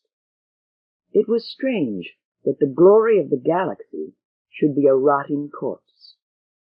And pathetic. For centuries would yet pass before the mighty works of 50 generations of humans would decay past use. Only the declining powers of men themselves rendered them useless now. The millions left after the billions had died tore up the gleaming metal base of the planet and exposed soil that had not felt the touch of sun in 1,000 years. Surrounded by the mechanical perfections of human efforts, encircled by the industrial marvels of mankind, freed of the tyranny of environment, they returned to the land. In the huge traffic clearings, wheat and corn grew. In the shadow of the towers, sheep grazed. But Neo Trantor existed, an obscure village of a planet drowned in the shadow of mighty Trantor, until a heart-throttled royal family, racing before the fire and flame of the great sack, sped to it as its last refuge, and held out there, barely, until the roaring wave of rebellion subsided. There it ruled in ghostly splendor over a cadaverous remnant of Imperium. 20 agricultural worlds were a galactic empire. Dagobert IX, ruler of 20 worlds of refractory squires and sullen peasants, was emperor of the galaxy, lord of the universe. Dagobert IX had been 25 on the bloody day he arrived with his father upon Neo Trantor. His eyes and mind were still alive with the glory and the power of the empire that was. But his son, who might one day be Dagobert X, was born on Neo Trantor. 20 worlds were all he knew. George Comason's open-air car was the finest vehicle of its type on all Neo Trantor, and, after all, justly so. It did not end with the fact that Comason was the largest landowner on Neo Trantor. It began there. For in earlier days he had been the companion and evil genius of a young crown prince, restive in the dominating grip of a middle-aged emperor. And now he was the companion and still the evil genius of a middle-aged crown prince, who hated and dominated an old emperor. So George Comason, in his air car, which in mother-of-pearl finish and gold and lumitron ornamentation needed no coat of arms as owner's identification, surveyed the lands that were his, and the miles of rolling wheat that were his, and the huge threshers and harvesters that were his, and the tenant farmers and machine tenders that were his, and considered his problems cautiously. Beside him, his bent and withered chauffeur guided the ship gently through the upper winds and smiled. George Comason spoke to the wind, the air, and the sky. "You remember what I told you, Inchney?" Inchney's thin gray hair whisked lightly in the wind. His gap-toothed smile widened in its thin-lipped fashion, and the vertical wrinkles of his cheeks deepened, as though he were keeping an eternal secret from himself. The whisper of his voice whistled between his teeth. "I remember, sire, and I have thought." "And what have you thought, Inchney?" There was an impatience about the question. Inchney remembered that he had been young and handsome, and a lord on old Trantor. Inchney remembered that he was a disfigured ancient on Neo Trantor, who lived by grace of Squire George Commason, and paid for the grace by lending his subtlety on request. He sighed very softly. He whispered again. "Visitors from the Foundation, sire, are a convenient thing to have, especially, sire, when they come with but a single ship and but a single fighting man. How welcome they might be." "Welcome?" said Commason gloomily. "Perhaps so, but those men are magicians and may be powerful." "Phew," muttered Inchney. "The mistiness of distance hides the truth. The Foundation is but a world. Its citizens are but men. If you blast them, they die." Inchney held the ship on its course. A river was a winding sparkle below. He whispered, "And is there not a man they speak of now who stirs the worlds of the periphery?" Commason was suddenly suspicious. "What do you know of this?" There was no smile on his chauffeur's face. "Nothing, sire. It was but an idle question." The squire's hesitation was short. He said with brutal directness, "Nothing you ask is idle, and your method of acquiring knowledge will have your scrawny neck in a vice yet. But have it. This man is called the Mule, and a subject of his has been here some months ago on a matter of business.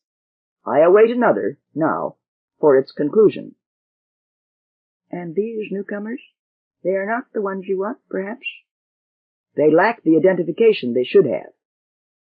"It has been reported that the Foundation has been captured." "I did not tell you that."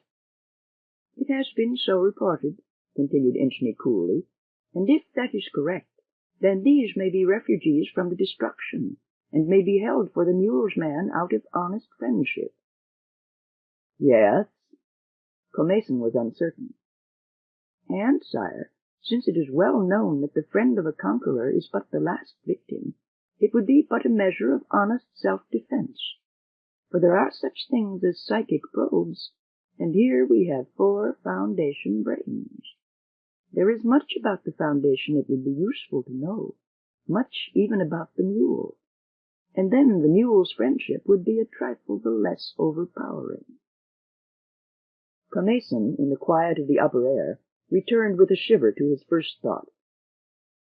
"But if the Foundation has not fallen, if the reports are lies, it is said that it has been foretold it cannot fall." "We are past the age of soothsayers, sire." "And yet if it did not fall, Inchney, think, if it did not fall. The Mule made me promises, indeed." He had gone too far and backtracked. "That is, he made boasts, but boasts are wind, and deeds are hard." Inchney laughed noiselessly. "Deeds are hard indeed, until begun. One could scarcely find a further fear than a Galaxy-End Foundation." "There is still the Prince," murmured Commason almost to himself. "He deals with the Mule also, then, sire?" Commason could not quite choke down the complacent shift of features. "Not entirely, not as I do. But he grows wilder, more uncontrollable. A demon is upon him. If I seize these people and he takes them away for his own use, for he does not lack a certain shrewdness, I am not yet ready to quarrel with him." He frowned, and his heavy cheeks bent downwards with dislike.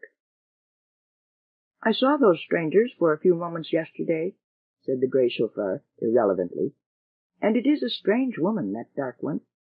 She walks with the freedom of a man, and she is of a startling paleness against the dark luster of hair." There was almost a warmth in the husky whisper of the withered voice, so that Commason turned toward him in sudden surprise. Inchney continued, "The Prince, I think, would not find this shrewdness proof against a reasonable compromise.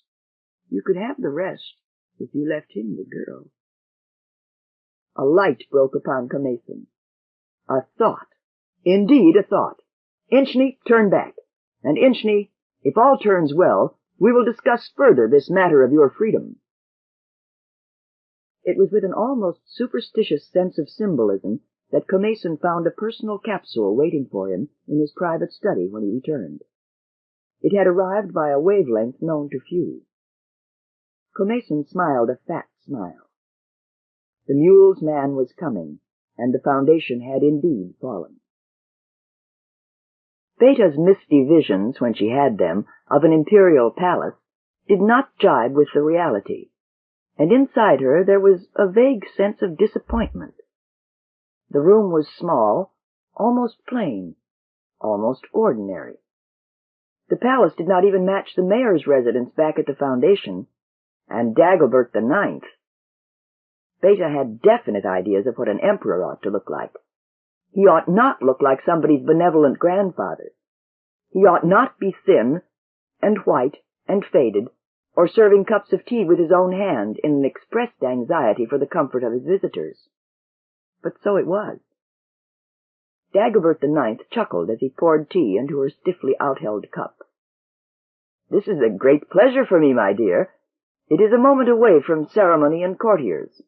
I have not had the opportunity for welcoming visitors from my outer provinces for a time now. My son takes care of these details now that I'm older. You haven't met my son? A fine boy. Headstrong, perhaps, but then he's young. Do you care for a flavor capsule? No?" Toran attempted an interruption. "Your Imperial Majesty—" "Yes?" "Your Imperial Majesty, it has not been our intention to intrude upon you." "Nonsense. There is no intrusion. Tonight there will be the official reception, but until then we are free. Let's see. Where did you say you were from? It seems a long time since we had an official reception. You said you were from the province of Anacreon?" "From the Foundation, Your Imperial Majesty." "Yes, the Foundation. I remember now. I had it located. It is in the province of Anacreon. I have never been there. My doctor forbids extensive traveling. I don't recall any recent reports from my viceroy at Anacreon. How are conditions there?" he concluded anxiously. "Sire," mumbled Toran, "I bring no complaints." "That is gratifying. I will commend my viceroy." Toran looked helplessly at Aebling Mies, whose brusque voice rose. "Sire, we have been told that it will require your permission for us to visit the Imperial University Library on Trantor."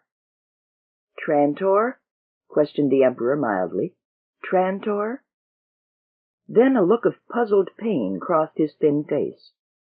"Trantor," he whispered. "I remember now.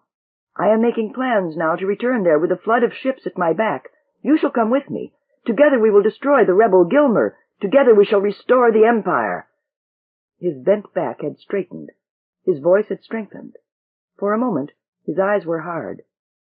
Then he blinked and said softly, "But Gilmer is dead. I seem to remember. Yes, Gilmer is dead. Trantor is dead. For a moment it seemed— Where was it you said you came from?" Magnifico whispered to Beta, "Is this really an emperor? For somehow I thought emperors were greater and wiser than ordinary men." Beta motioned him quiet. She said, "If your Imperial Majesty would but sign an order permitting us to go to Trantor, it would avail greatly the common cause." "To Trantor?" The Emperor was blank and uncomprehending. "Sire, the Viceroy of Anacreon, in whose name we speak, sends words that Gilmer is yet alive." "Alive? Alive?" thundered Dagobert. "Where? It will be war." "Your Imperial Majesty, it must not yet be known. His whereabouts are uncertain. The Viceroy sends us to acquaint you of the fact, and it is only on Trantor that we may find his hiding place. Once discovered— Yes, he must be found." The old Emperor doddered to the wall and touched the little photocell with a trembling finger. He muttered, after an ineffectual pause, "My servants do not come. I cannot wait for them." He was scribbling on a blank sheet, and ended with a flourished D. He said, Gilmer will yet learn the power of his emperor. Where was it you came from? Anacreon. What are the conditions there? Is the name of the emperor powerful? Beta took the paper from his loose fingers. Your Imperial Majesty is beloved by the people. Your love for them is widely known. I shall have to visit my good people of Anacreon, but my doctor says— I don't remember what he says, but— He looked up, his old gray eyes sharp. Were you saying something of Gilmer? No, Your Imperial Majesty. He shall not advance further. Go back and tell your people that. Trantor shall hold. My father leads the fleet now, and the rebel vermin Gilmer shall freeze in space with his regicidal rabble. He staggered into a seat, and his eyes were blank once more. What was I saying?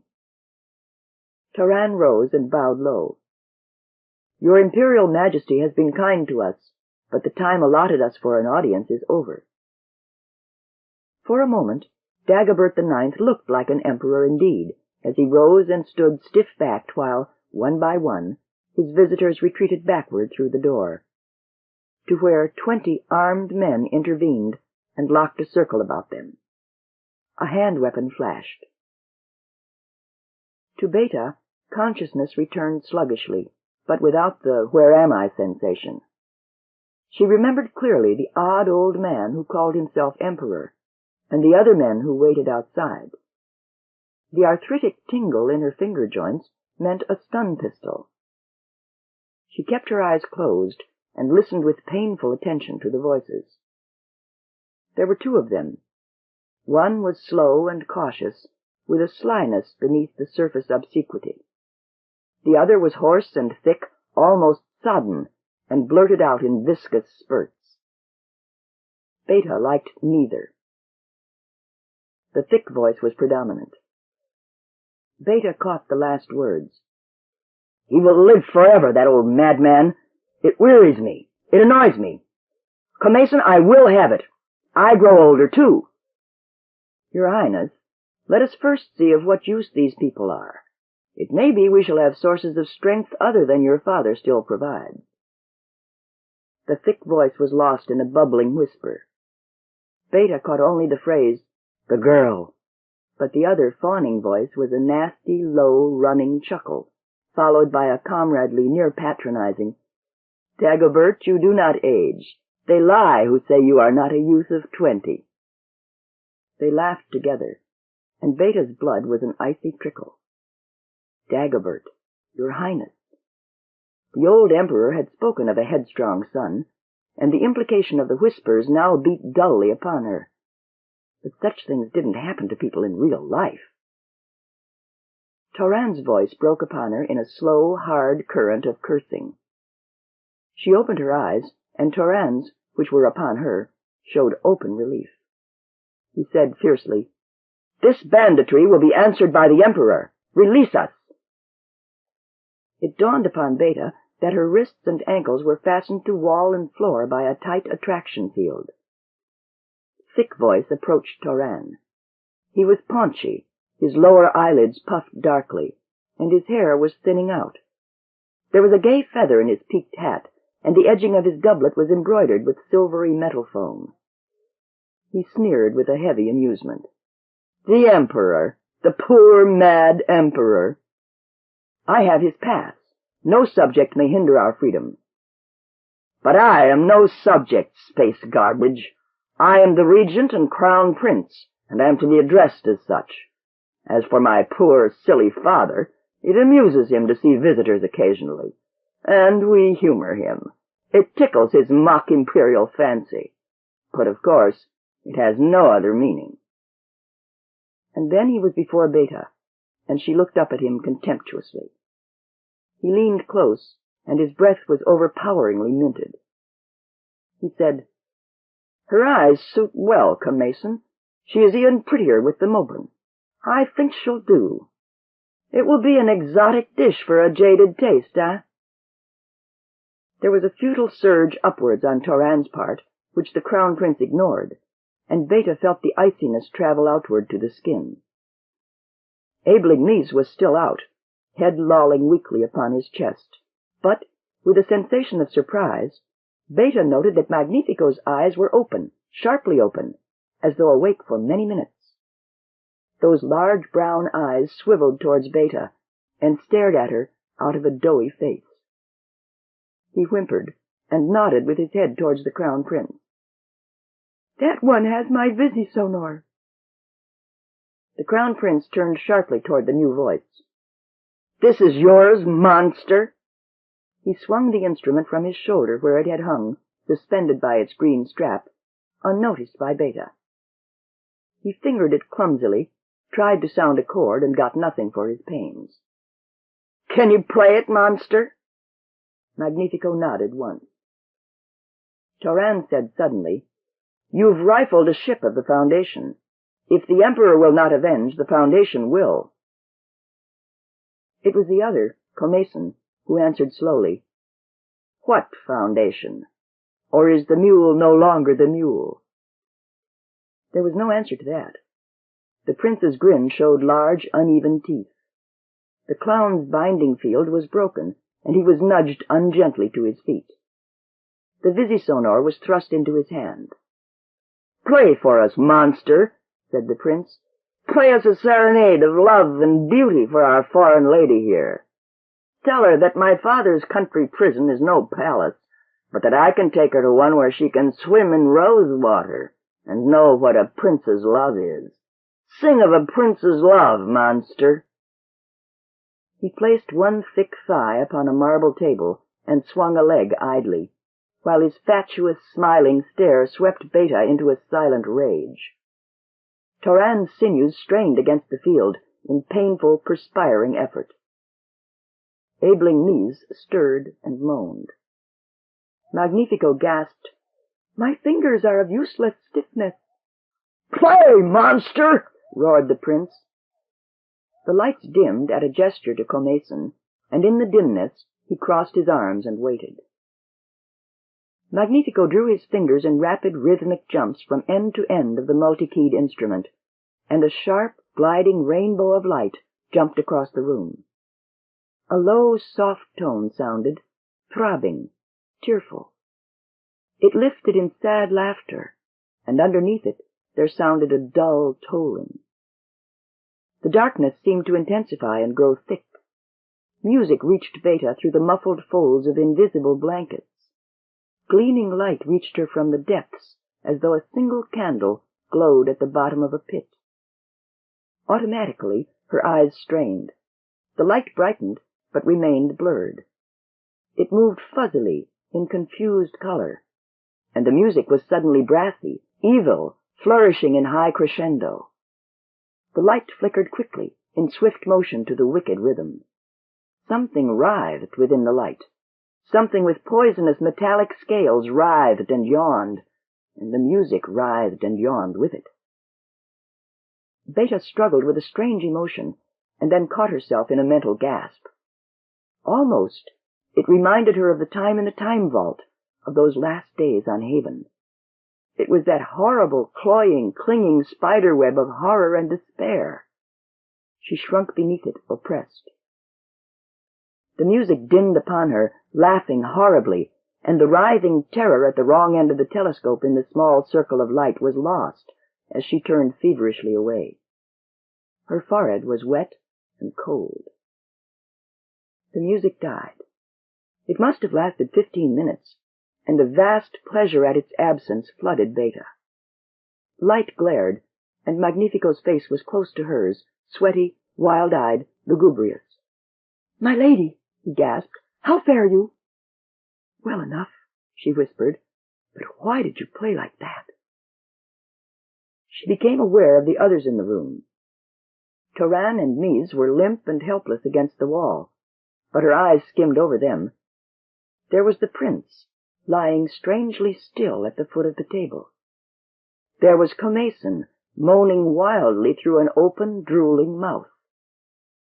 Comason flinched and yelled mindlessly as Magnifico took a step towards him. Magnifico turned, and with a leap, turned the others loose. Toran lunged upward, and with eager, taut fists, seized the landowner by the neck. "You come with us. We'll want you to make sure we get to our ship." 2 hours later, in the ship's kitchen, Beta served a walloping homemade pie, and Magnifico celebrated the return to space by attacking it with a magnificent disregard of table manners. Good, Magnifico? Magnifico? Yes, my lady? What was it you played back there? The clown writhed. I'd rather not say. I learned it once, and the Visi-Sonor is of an effect upon the nervous system most profound. Surely it was an evil thing, and not for your sweet innocence, my lady. Oh, now come, Magnifico. I'm not as innocent as that. Don't flatter so. Did I see anything like what they saw? I hope not. I played it for them only. If you saw, it was but the rim of it, from afar. And that was enough. Do you know you knocked the prince out? Magnifico spoke grimly through a large, muffled piece of pie. I killed him, my lady. What? She swallowed painfully. He was dead when I stopped, or I would have continued. I cared not for Commason. His greatest threat was death or torture. But, my lady, this prince looked upon you wickedly, and— He choked in a mixture of indignation and embarrassment. Beta felt strange thoughts come, and repressed them sternly. Magnifico, you've got a gallant soul. Oh, my lady. He bent a red nose into his pie, but somehow did not eat. Abeling Mies stared out the port. Trantor was near, its metallic shine fearfully bright. Toran was standing there, too. He said with dull bitterness, We've come for nothing, Abeling. The mule's man precedes us. Abeling Mies rubbed his forehead with a hand that seemed shriveled out of its former plumpness. His voice was an abstracted mutter. Toran was annoyed. I say those people know the Foundation has fallen. I say— Huh? Mies looked up, puzzled. Then he placed a gentle hand upon Toran's wrist, in complete oblivion of any previous conversation. Toran, I've been looking at Trantor. Do you know, I have the queerest feeling ever since we arrived on Neo Trantor. It's an urge, a driving urge that's pushing and pushing inside. Toran, I can do it. I know I can do it. Things are becoming clear in my mind. They have never been so clear. Toran stared and shrugged. The words brought him no confidence. He said tentatively, Mies? Yes? You didn't see a ship come down on Neo Trantor as we left? Consideration was brief. No. I did. Imagination, I suppose, but it could have been that Philian ship. The one with Captain Han Pritchard on it? The one with Space Knows Who upon it. Magnifico's information. It followed us here, Mies. Abeling Mies said nothing. Toran said strenuously, Is there anything wrong with you? Aren't you well? Mies' eyes were thoughtful, luminous, and strange. He did not answer. Chapter 23. The Ruins of Trantor. The location of an objective upon the great world of Trantor presents a problem unique in the galaxy. There are no continents or oceans to locate from 1,000 miles distance. There are no rivers, lakes, and islands to catch sight of through the cloud rifts. The metal-covered world had been, one colossal city, and only the old imperial palace could be identified readily from outer space by a stranger. The Beta circled the world at almost aircar height in repeated painful search. From polar regions, where the icy coating of the metal spires were somber evidence of the breakdown or neglect of the weather conditioning machinery, they worked southwards. Occasionally they could experiment with the correlations, or presumable correlations, between what they saw and what the inadequate map obtained at Neo Trantor showed. But it was unmistakable when it came. The gap in the metal coat of the planet was 50 miles. The unusual greenery spread over hundreds of square miles, enclosing the mighty grace of the ancient imperial residences. The Beta hovered and slowly oriented itself. There were only the huge super causeways to guide them. long, straight arrows on the map, smooth, gleaming ribbons there below them. What the map indicated to be the university area was reached by dead reckoning, and upon the flat area of what once must have been a busy landing field, the ship lowered itself. It was only as they submerged into the welter of metal that the smooth beauty apparent from the air dissolved into the broken, twisted, near wreckage that had been left in the wake of the sack. Spires were truncated, smooth walls gouted and twisted, and just for an instant there was the glimpse of a shaven area of earth, perhaps several hundred acres in extent, dark and plowed. Lee Center waited as the ship settled downward cautiously. It was a strange ship, not from Neo Trantor, and inwardly he sighed. Strange ships and confused dealings with the men of outer space could mean the end of the short days of peace, a return to the old grandiose times of death and battle. Center was leader of the group. The old books were in his charge, and he had read of those old days. He did not want them. Perhaps 10 minutes spent themselves as the strange ship came down to nestle upon the flatness, but long memories telescoped themselves in that time. There was first the great farm of his childhood. That remained in his mind merely as busy crowds of people. Then there was the trek of the young families to new lands. He was 10 then, an only child, puzzled and frightened. Then the new buildings, the great metal slabs to be uprooted and torn aside, the exposed soil to be turned and freshened and invigorated, neighboring buildings to be torn down and leveled, others to be transformed to living quarters. There were crops to be grown and harvested, peaceful relations with neighboring farms to be established. There was growth and expansion, and the quiet efficiency of self-rule. There was the coming of a new generation of hard little youngsters born to the soil. There was the great day when he was chosen leader of the group, and for the first time since his 18th birthday, he did not shave, and saw the first stubble of his leader's beard appear. And now the galaxy might intrude and put an end to the brief idyll of isolation. The ship landed. He watched wordlessly as the port opened.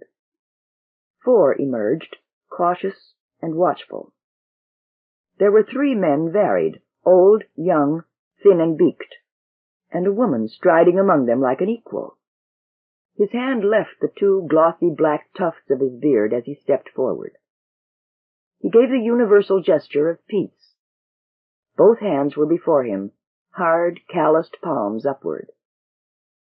The young man approached 2 steps and duplicated the gesture. "I come on peace."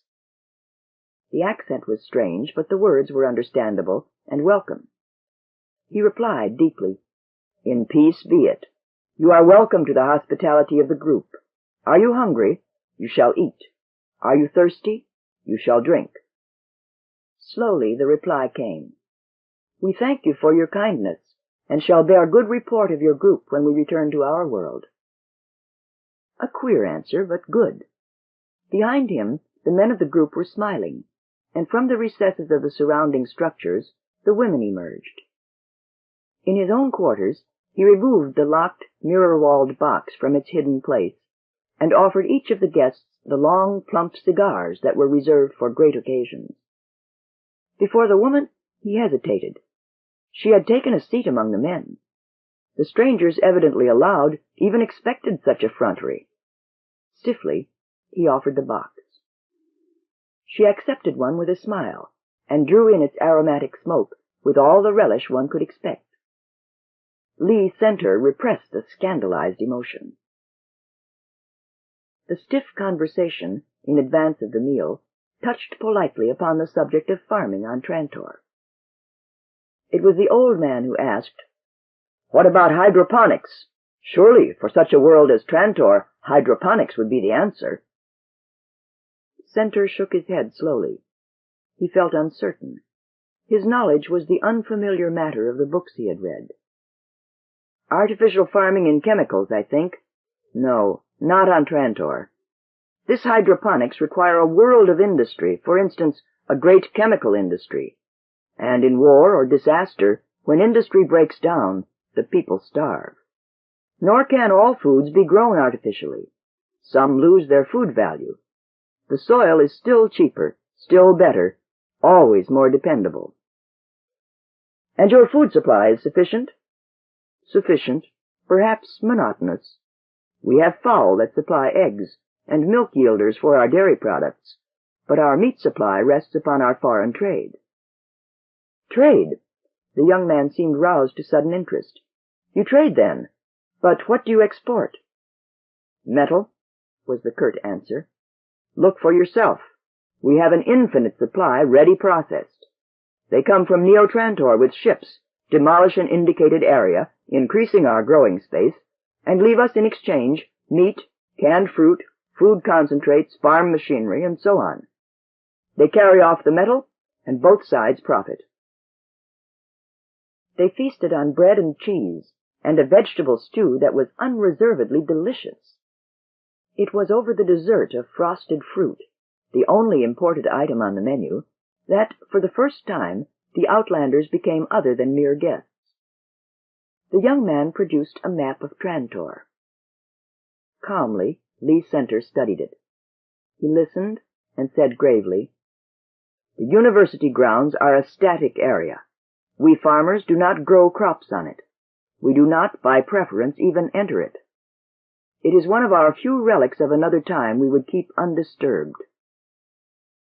"We are seekers after knowledge. We would disturb nothing. Our ship would be our hostage." The old man offered this, eagerly, feverishly. "I can take you there, then," said Center. That night the strangers slept, and that night Lee Center sent a message to Neo Trantor. Chapter 24. Convert. The thin life of Trantor trickled to nothing when they entered among the wide-spaced buildings of the university grounds. There was a solemn and lonely silence over it. The strangers of the Foundation knew nothing of the swirling days and nights of the bloody sack that had left the university untouched. They knew nothing of the time after the collapse of the imperial power, when the students, with their borrowed weapons and their pale-faced, inexperienced bravery, formed a protective volunteer army to protect the central shrine of the science of the galaxy. They knew nothing of the 7 days' fight and the armistice that kept the university free, when even the imperial palace clanged with the boots of Gilmer and his soldiers during the short interval of their rule. Those of the Foundation, approaching for the first time, realized only that in a world of transition from a gutted old to a strenuous new, this area was a quiet, graceful museum piece of ancient greatness. They were intruders, in a sense. The brooding emptiness rejected them. The academic atmosphere seemed still to live and to stir angrily at the disturbance. The library was a deceptively small building which broadened out vastly underground into a mammoth volume of silence and reverie. Abeling Neese paused before the elaborate murals of the reception room. He whispered, one had to whisper here, "I think we passed the catalog rooms back a way. I'll stop there." His forehead was flushed, his hand trembling. "I mustn't be disturbed, Toran. Will you bring my meals down to me?" "Anything you say. We'll do all we can to help. Do you want us to work under you?" "No, I must be alone." "You think you will get what you want?" And Abeling Neese replied with a soft certainty, "I know I will." Toran and Beta came closer to setting up housekeeping in normal fashion than at any time in their year of married life. It was a strange sort of housekeeping. They lived in the middle of grandeur with an inappropriate simplicity. Their food was drawn largely from Lee Center's farm, and was paid for in the little atomic gadgets that may be found on any trader's ship. Magnifico taught himself how to use the projectors in the library reading room, and sat over adventure novels and romances to the point where he was almost as forgetful of meals and sleep as was Abeling Neese. Abeling himself was completely buried. He had insisted on a hammock's being slung up for him in the psychology reference room. His face grew thin and white. His vigor of speech was lost, and his favorite curses had died a mild death. There were times when the recognition of either Toran or Beta seemed a struggle. He was more himself with Magnifico, who brought him his meals, and often sat watching him for hours at a time, with a queer, fascinated absorption, as the aging psychologist transcribed endless equations, cross-referred to endless book films, scurried endlessly about in a wild mental effort towards an end he alone saw. Toran came upon her in the darkened room and said sharply, "Beta!" Beta started guiltily. "Yes? You want me, Tori?" "Sure I want you. What in space are you sitting there for?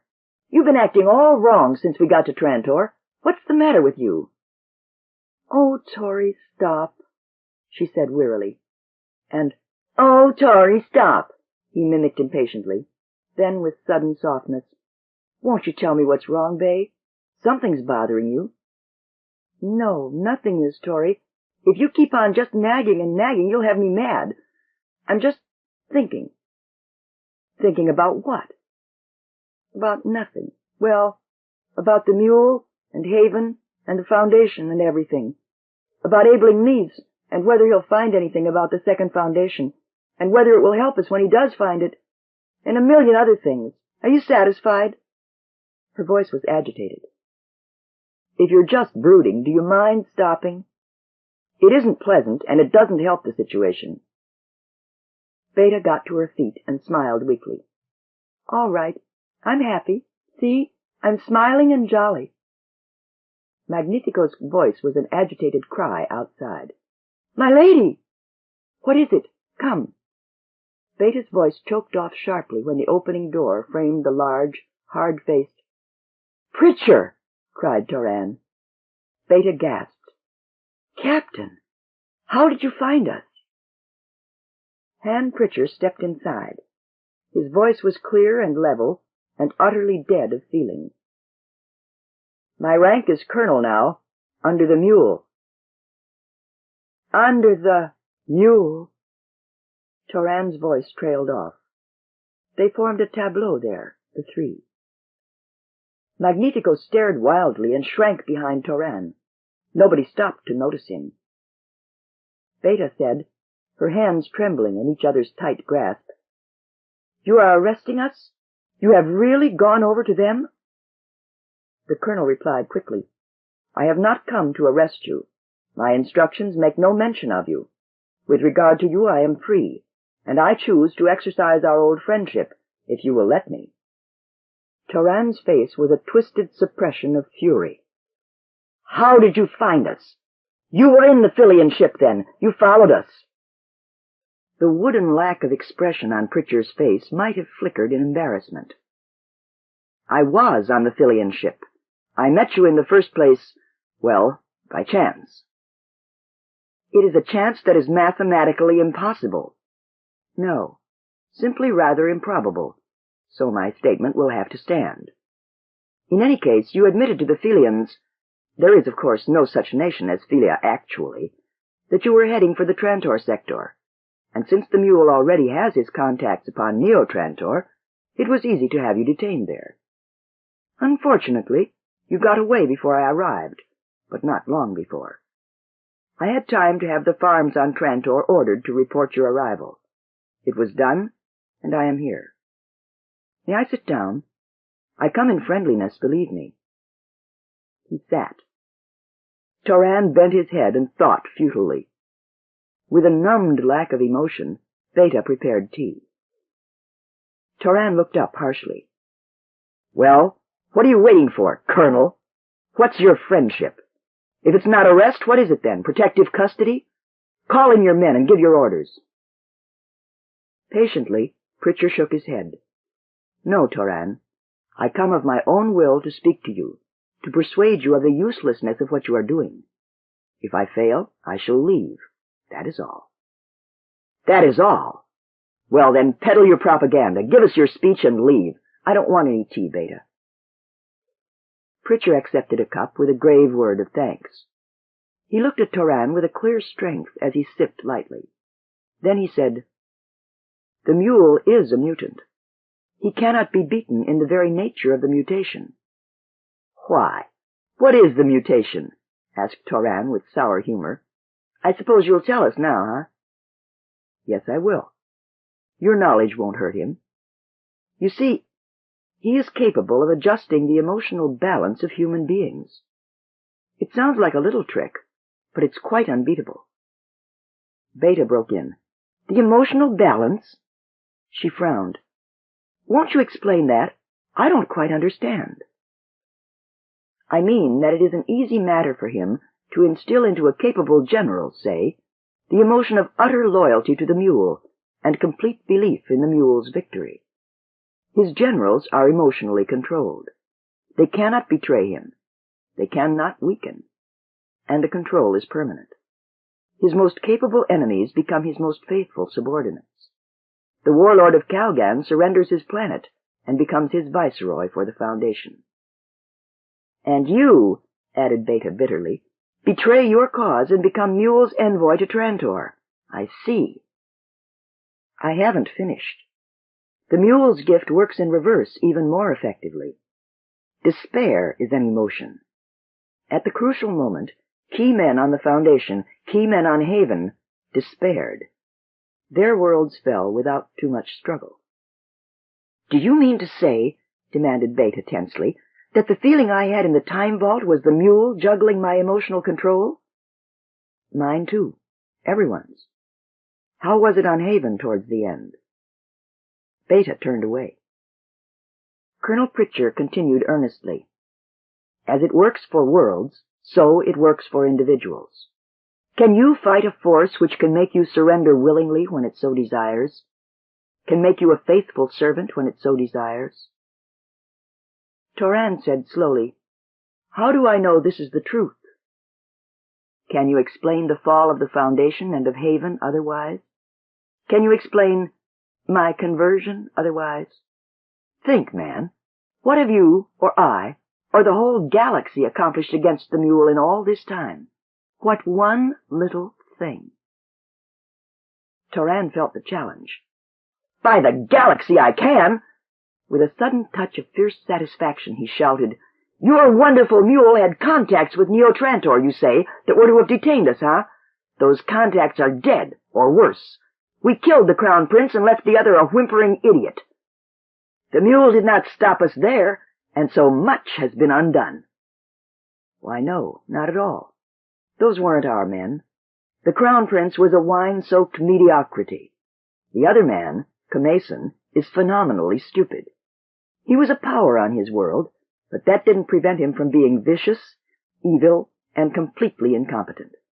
We had nothing really to do with them. They were, in a sense, merely feints. It was they who detained us, or tried. Again, no. Kamason had a personal slave, a man called Inchny. Detention was his policy. He is old, but will serve our temporary purpose. You would not have killed him, you see. Beta whirled on him. She had not touched her own tea. But by your very statement, your own emotions have been tampered with. You've got faith and belief in the mule, an unnatural, a diseased faith in the mule. Of what value are your opinions? You've lost all power of objective thought. You're wrong. Slowly the colonel shook his head. Only my emotions are fixed. My reason is as it always was. It may be influenced in a certain direction by my conditioned emotions, but it is not forced. And there are some things I can see more clearly now that I am freed of my earlier emotional trend. I can see that the mule's program is an intelligent and worthy one. In the time since I have been converted, I have followed his career from its start 7 years ago. With his mutant mental power, he began by winning over a condottiere and his band. With that, and his power, he won a planet. With that, and his power, he extended his grip until he could tackle the warlord of Calgan. Each step followed the others logically. With Calgan in his pocket, he had a first-class fleet, and with that, and his power, he could attack the Foundation. The Foundation is the key. It is the greatest area of industrial concentration in the galaxy, and now that the atomic techniques of the Foundation are in his hands, he is the actual master of the galaxy. With those techniques, and his power, he can force the remnants of the Empire to acknowledge his rule, and eventually, with the death of the old Emperor, who is mad and not long for this world, to crown him Emperor. He will then have the name as well as the fact. With that, and his power, where is the world in the galaxy that can oppose him?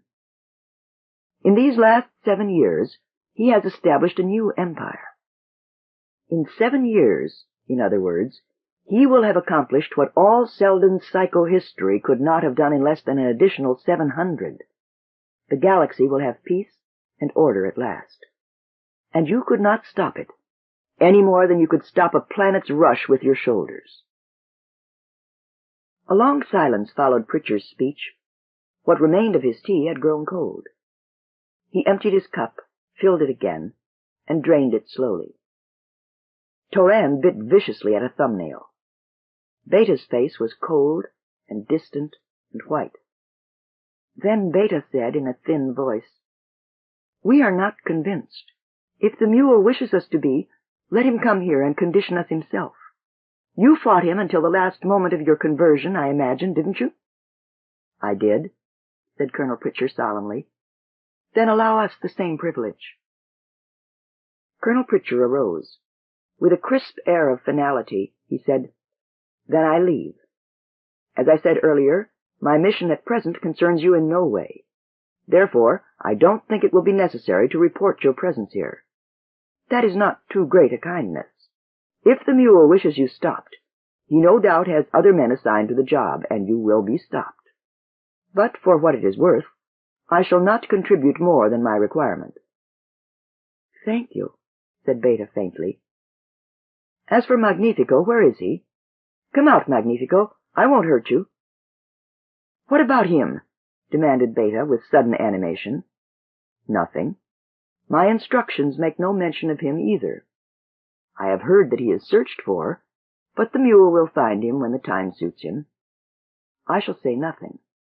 Will you shake hands?" Beta shook her head. Toran glared his frustrated contempt. There was the slightest lowering of the colonel's iron shoulders. He strode to the door, turned, and said, "One last thing. Don't think I am not aware of the source of your stubbornness. It is known that you search for the second foundation. The mule, in his time, will take his measures. Nothing will help you. But I knew you in other times. Perhaps there is something in my conscience that urged me to this. At any rate, I tried to help you and remove you from the final danger before it was too late. Goodbye." He saluted sharply and was gone. Beta turned to a silent Toran and whispered, "They even know about the second foundation."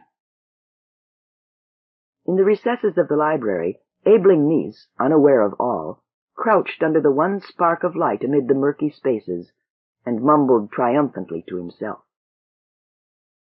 Chapter 25. Death of a Psychologist. After that, there were only 2 weeks left to the life of Aebling Mies.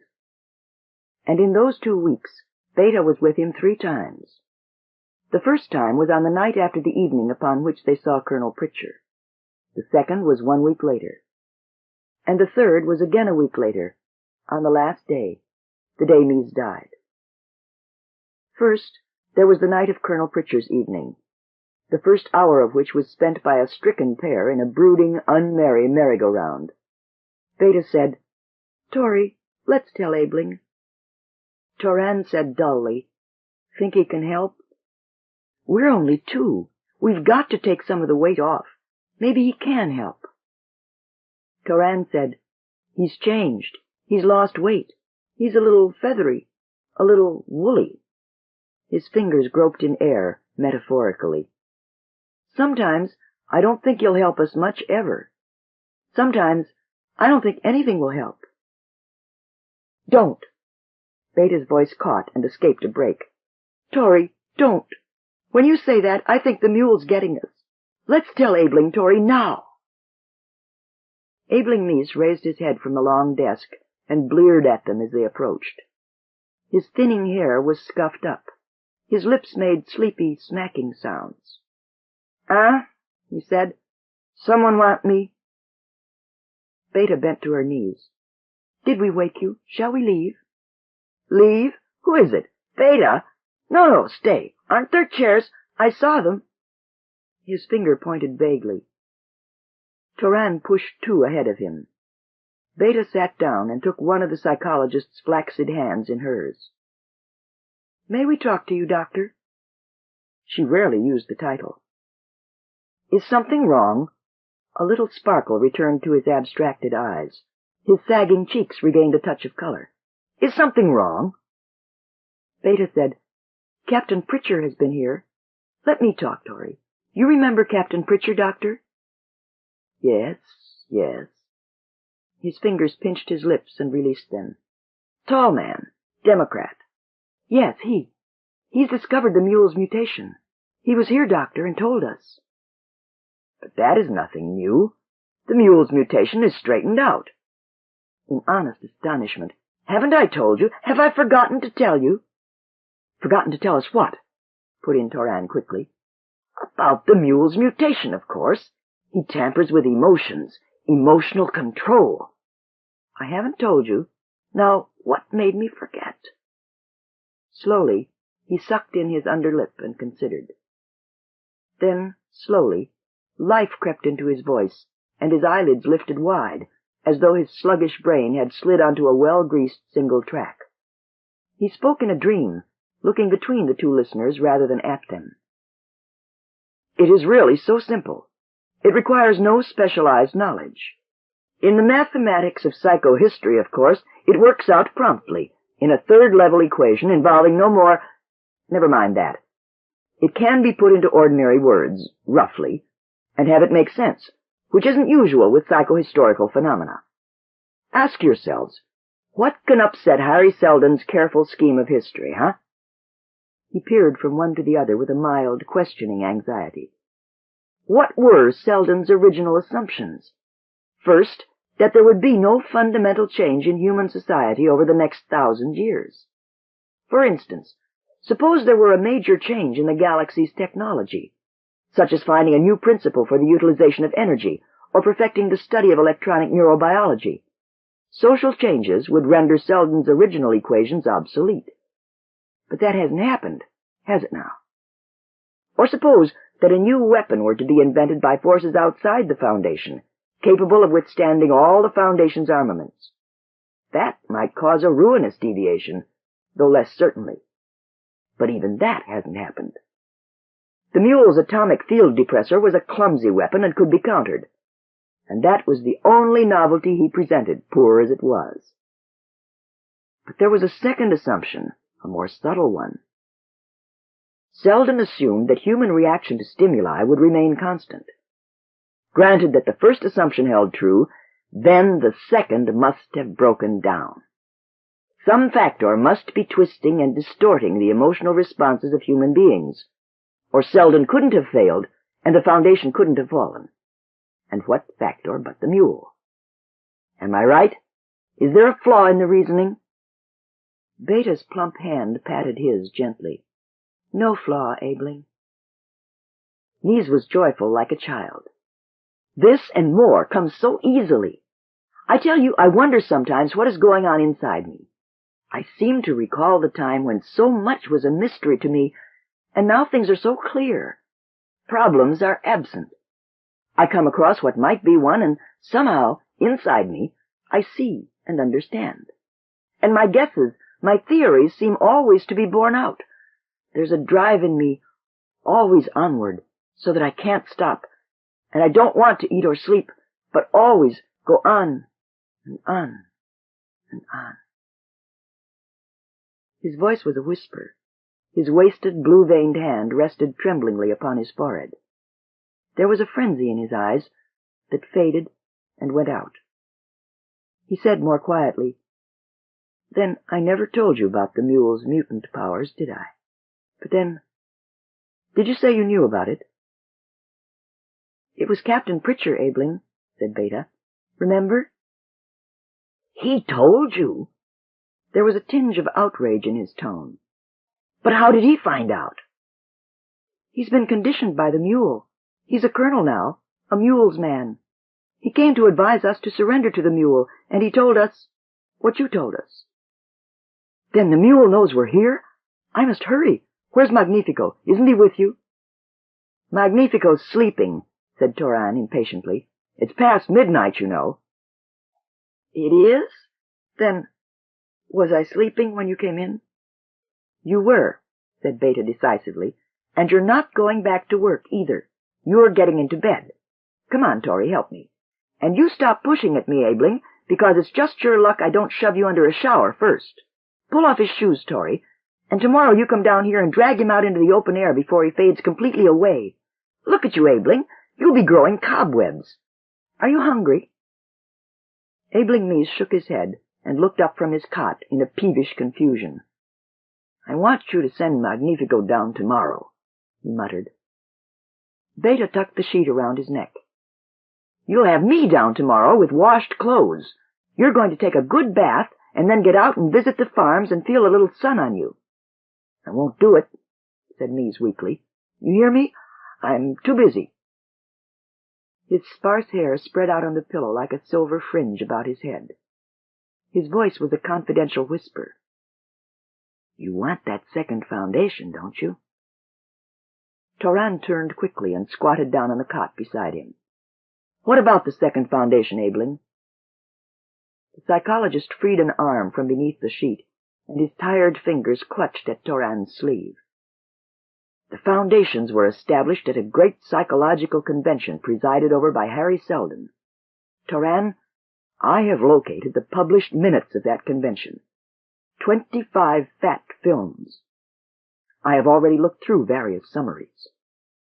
Well, do you know that it is very easy to find from them the exact location of the first foundation, if you know anything at all about psychohistory? It is frequently referred to when you understand the equations, but, Toran, nobody mentions the second foundation. There has been no reference to it anywhere. Toran's eyebrows pulled into a frown. It doesn't exist? Of course it exists, cried Mees angrily. Who said it didn't? But there's less talk of it. Its significance, and all about it, are better hidden, better obscured. Don't you see? It's the more important of the two. It's the critical one, the one that counts. And I've got the minutes of the Seldon convention.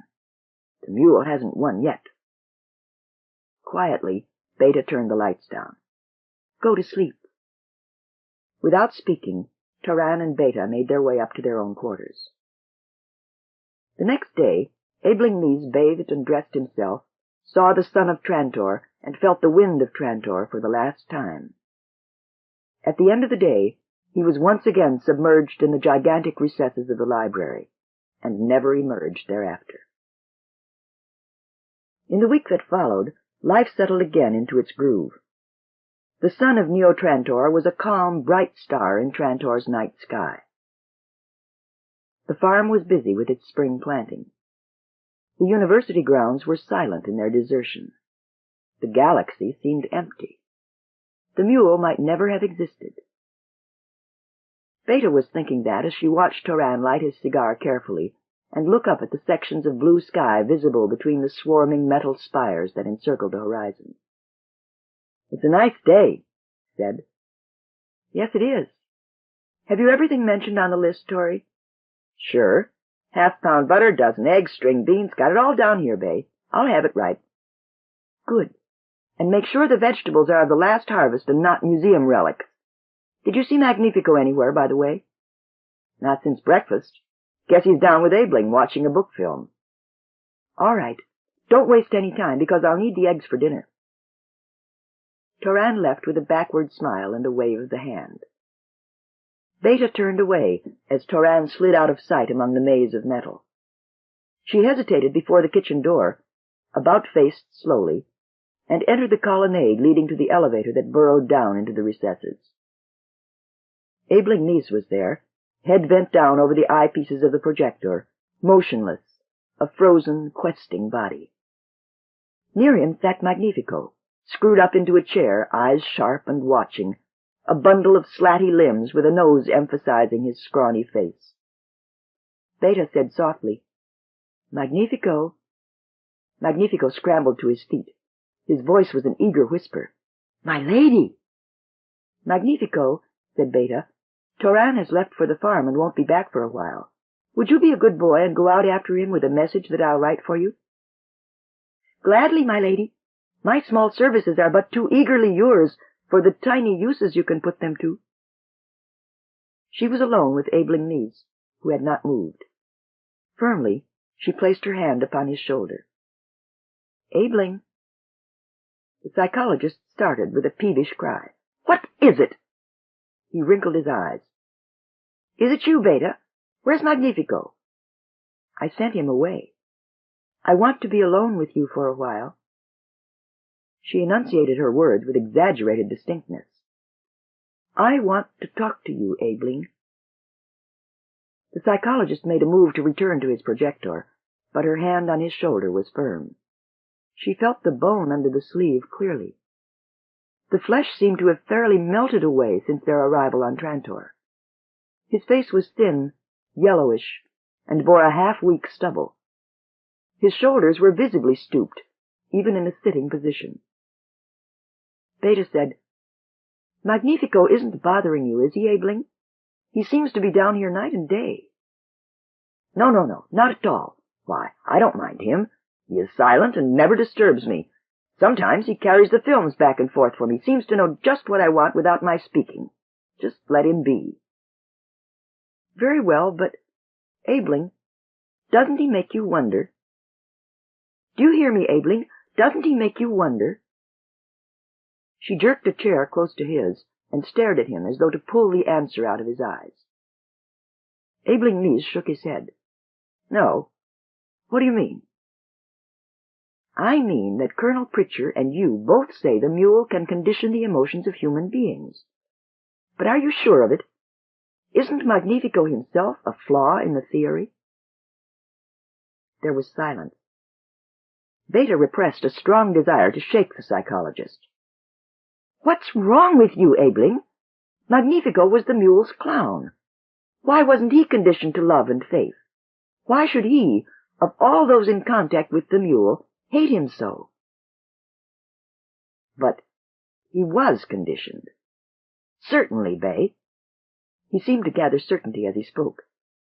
"Do you suppose that the mule treats his clown the way he treats his generals? He needs faith and loyalty in the latter, but in his clown he needs only fear. Didn't you ever notice that Magnifico's continual state of panic is pathological in nature? Do you suppose it is natural for a human being to be as frightened as that all the time? Fear to such an extent becomes comic. It was probably comic to the mule, and helpful too, since it obscured what help we might have gotten earlier from Magnifico." Beta said, "You mean Magnifico's information about the mule was false?" "It was misleading. It was colored by pathological fear. The mule is not the physical giant Magnifico thinks. He is more probably an ordinary man outside his mental powers. But if it amused him to appear a Superman to poor Magnifico—" The psychologist shrugged. "In any case, Magnifico's information is no longer of importance." "What is, then?" But Nies shook himself loose and returned to his projector. "What is, then?" she repeated. "The second foundation?" The psychologist's eyes jerked towards her. "Have I told you anything about that? I don't remember telling you anything. I'm not ready yet. What have I told you?" "Nothing," said Beta intensely. "Oh, Galaxy, you've told me nothing, but I wish you would because I'm deathly tired. When will it be over?" Abeling Nies peered at her, vaguely rueful. "Well, now, my dear, I did not mean to hurt you. I forget sometimes who my friends are. Sometimes it seems to me that I must not talk of all this. There's a need for secrecy. But from the mule, not from you, my dear." He patted her shoulder with a weak amiability. She said, "What about the second foundation?" His voice was automatically a whisper, thin and sibilant. Do you know the thoroughness with which Selden covered his traces? The proceedings of the Selden Convention would have been of no use to me at all as little as a month ago, before this strange insight came. Even now it seems tenuous. The papers put out by the conventions are often apparently unrelated, always obscure. More than once I wondered if the members of the convention themselves knew all that was in Selden's mind. Sometimes I think he used the convention only as a gigantic front, and single-handed erected the structure. Of the foundations, urged Beta, of the second foundation. Our foundation was simple, but the second foundation was only a name. It was mentioned, but if there was any elaboration, it was hidden deep in the mathematics. There is still much I don't even begin to understand, but for 7 days the bits have been clumping together into a vague picture. Foundation number 1 was a world of physical scientists. It represented a concentration of the dying science of the galaxy under the conditions necessary to make it live again. No psychologists were included. It was a peculiar distortion and must have had a purpose. The usual explanation was that Selden's psychohistory worked best where the individual working units, human beings, had no knowledge of what was coming, and could therefore react naturally to all situations. Do you follow me, my dear? Yes, Doctor. Then listen carefully. Foundation number 2 was a world of mental scientists. It was the mirror image of our world. Psychology, not physics, was king. Triumphantly, you see? I don't. But think, Beta. Use your head. Harry Selden knew that his psychohistory could predict only probabilities and not certainties. There was always a margin of error, and as time passed, that margin increases in geometric progression. Selden would naturally guard as well as he could against it. Our foundation was scientifically vigorous. It could conquer armies and weapons. It could pit force against force. But what of the mental attack of a mutant such as the mule? That would be for the psychologists of the second foundation. Beta felt excitement rising within her. Yes, yes, yes, certainly. But they've done nothing so far. How do you know they haven't? Beta considered that. I don't. Do you have evidence that they are? No. There are many factors I know nothing of. The second foundation could not have been established full-grown any more than we were. We developed slowly and grew in strength. They must have also. The stars know at what stage their strength is now. Are they strong enough to fight the mule? Are they aware of the danger in the first place? Have they capable leaders? But if they follow Selden's plan, then the mule must be beaten by the second foundation. Ah. And Abeling Misa's thin face wrinkled thoughtfully. Is it that again? But the second foundation was a more difficult job than the first. Its complexity is hugely greater, and consequently so is its possibility of error. And if the second foundation should not beat the mule, it is bad, ultimately bad. It is the end, maybe, of the human race as we know it. No. Yes. If the mule's descendants inherit his mental powers, you see, Homo sapiens could not compete. There would be a new dominant race, a new aristocracy, with Homo sapiens demoted to slave labor as an inferior race. Isn't that so? Yes, that is so. And even if by some chance the mule did not establish a dynasty, he would still establish a distorted new empire, upheld by his personal power only. It would die with his death. The galaxy would be left where it was before he came, except that there would no longer be foundations around which a real and healthy second empire could coalesce. It would mean thousands of years of barbarism. It would mean no end in sight. What can we do? Can we warn the second foundation? We must, or they may go under through ignorance, which we cannot risk. But there is no way of warning them. No way? I don't know where they're located. They are at the other end of the galaxy, but that is all. and there are millions of worlds to choose from. But, Abeling, don't they say? She pointed vaguely at the films that covered the table. No, they don't. Not where I can find it, yet. The secrecy must mean something. There must be a reason. A puzzled expression returned to his eyes. But I wish you'd leave. I have wasted enough time, and it's growing short. It's growing short. He tore away, petulant and frowning. Magnifico's soft step approached. Your husband is home, my lady. Abeling Mies did not greet the clown. He was back at his projector. That evening, Toran, having listened, spoke. And you think he's really right, Bay? You think he isn't— He hesitated. He is right, Tori. He's sick, I know that. The change that's come over him, the loss of weight, the way he speaks, he's sick. But as soon as the subject of the mule or the second foundation or anything he is working on comes up, listen to him. He is lucid and clear as the sky of outer space. He knows what he's talking about. I believe him. Then there's hope. It was half a question. I haven't worked it out. Maybe. Maybe not. I'm carrying a blaster from now on. The shiny-barreled weapon was in her hand as she spoke. Just in case, Tori. Just in case. In case what? Beta laughed with a touch of hysteria. Never mind. Maybe I'm a little crazy too, like Abeling Mies. Abeling Mies at that time had 7 days to live, and the 7 days slipped by, one after the other, quietly. To Toran, there was a quality of stupor about them.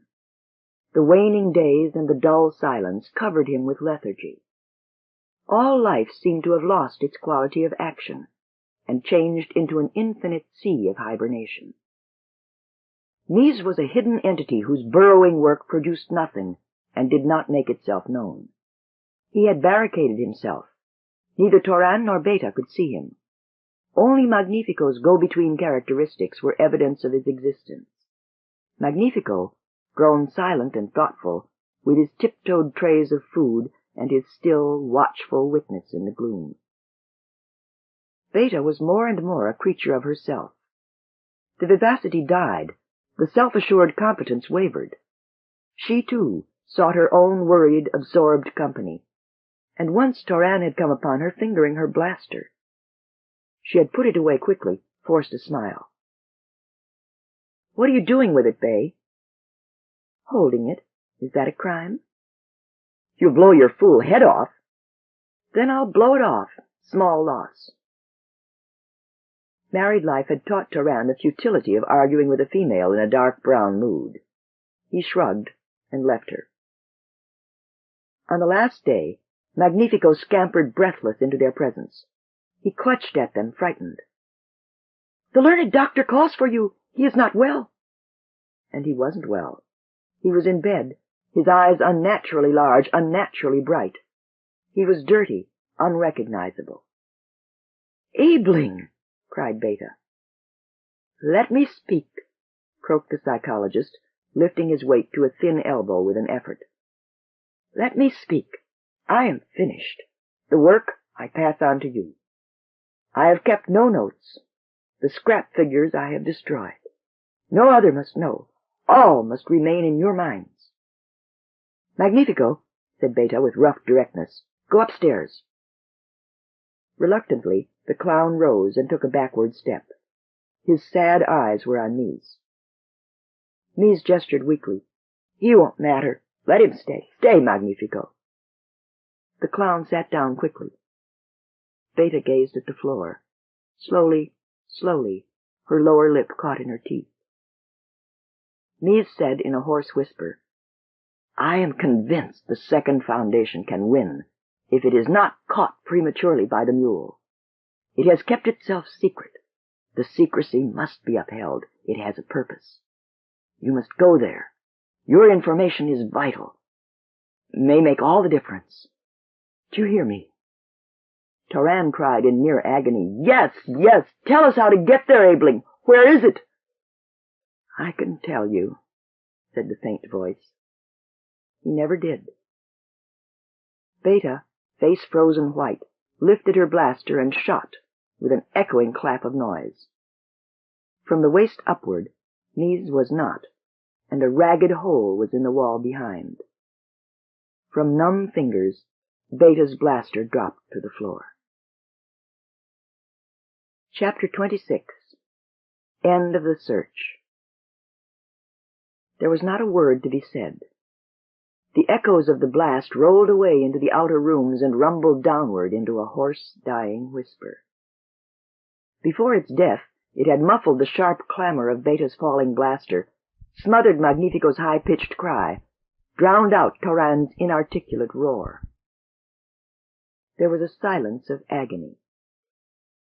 Beta's head was bent into obscurity.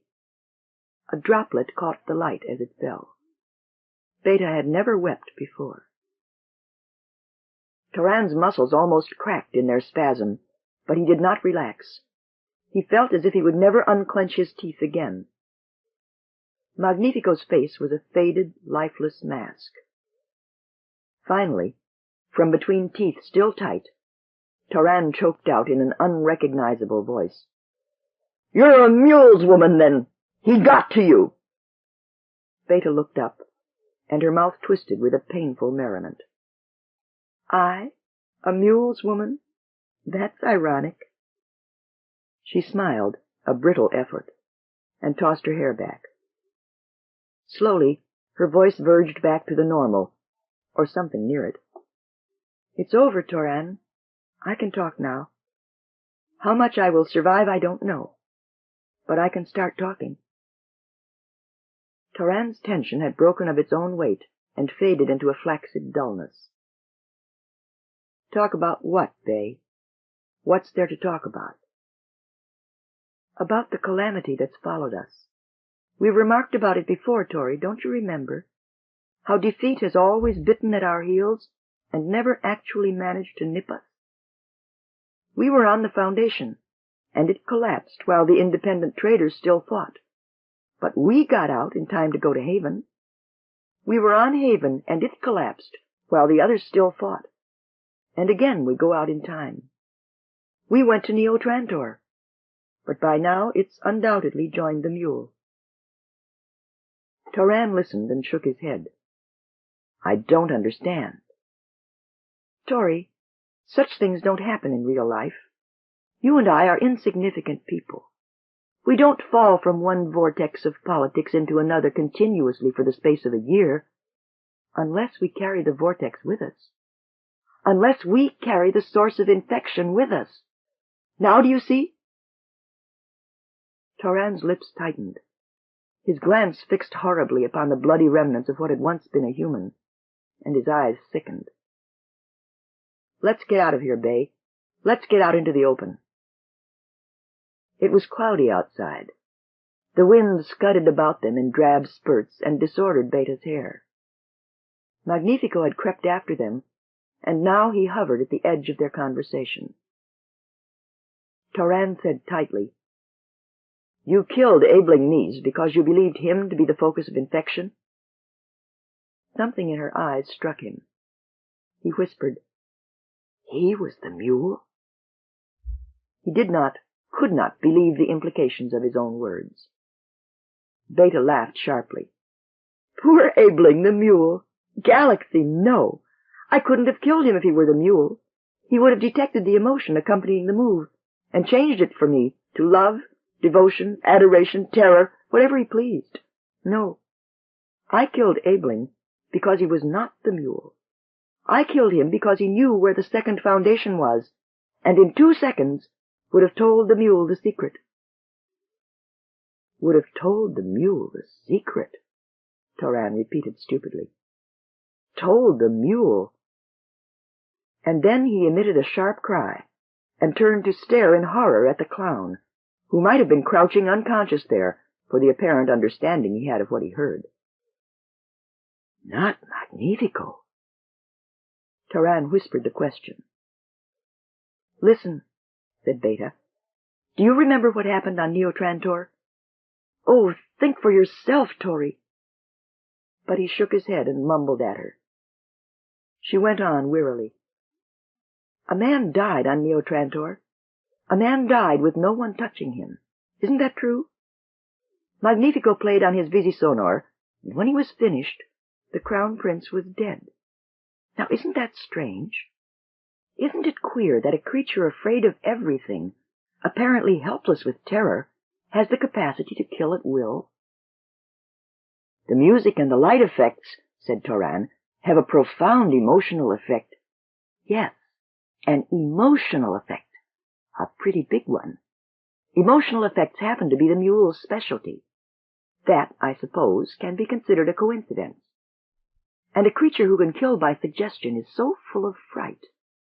Well, the mule tampered with his mind, supposedly, so that can be explained. But, Toran, I caught a little of that Visi-Sonor selection that killed the Crown Prince.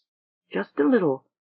But it was enough to give me the same feeling of despair I had in the Time Vault and on Haven. Toran, I can't mistake that particular feeling. Toran's face was darkening. I felt it too. I forgot. I never thought. It was then that it first occurred to me. It was just a vague feeling, intuition, if you like. I had nothing to go on. And then Pritchard told us of the mule and his mutation, and it was clear in a moment. It was the mule who had created the despair in the Time Vault. It was Magnifico who had created the despair on Neo Trantor. It was the same emotion.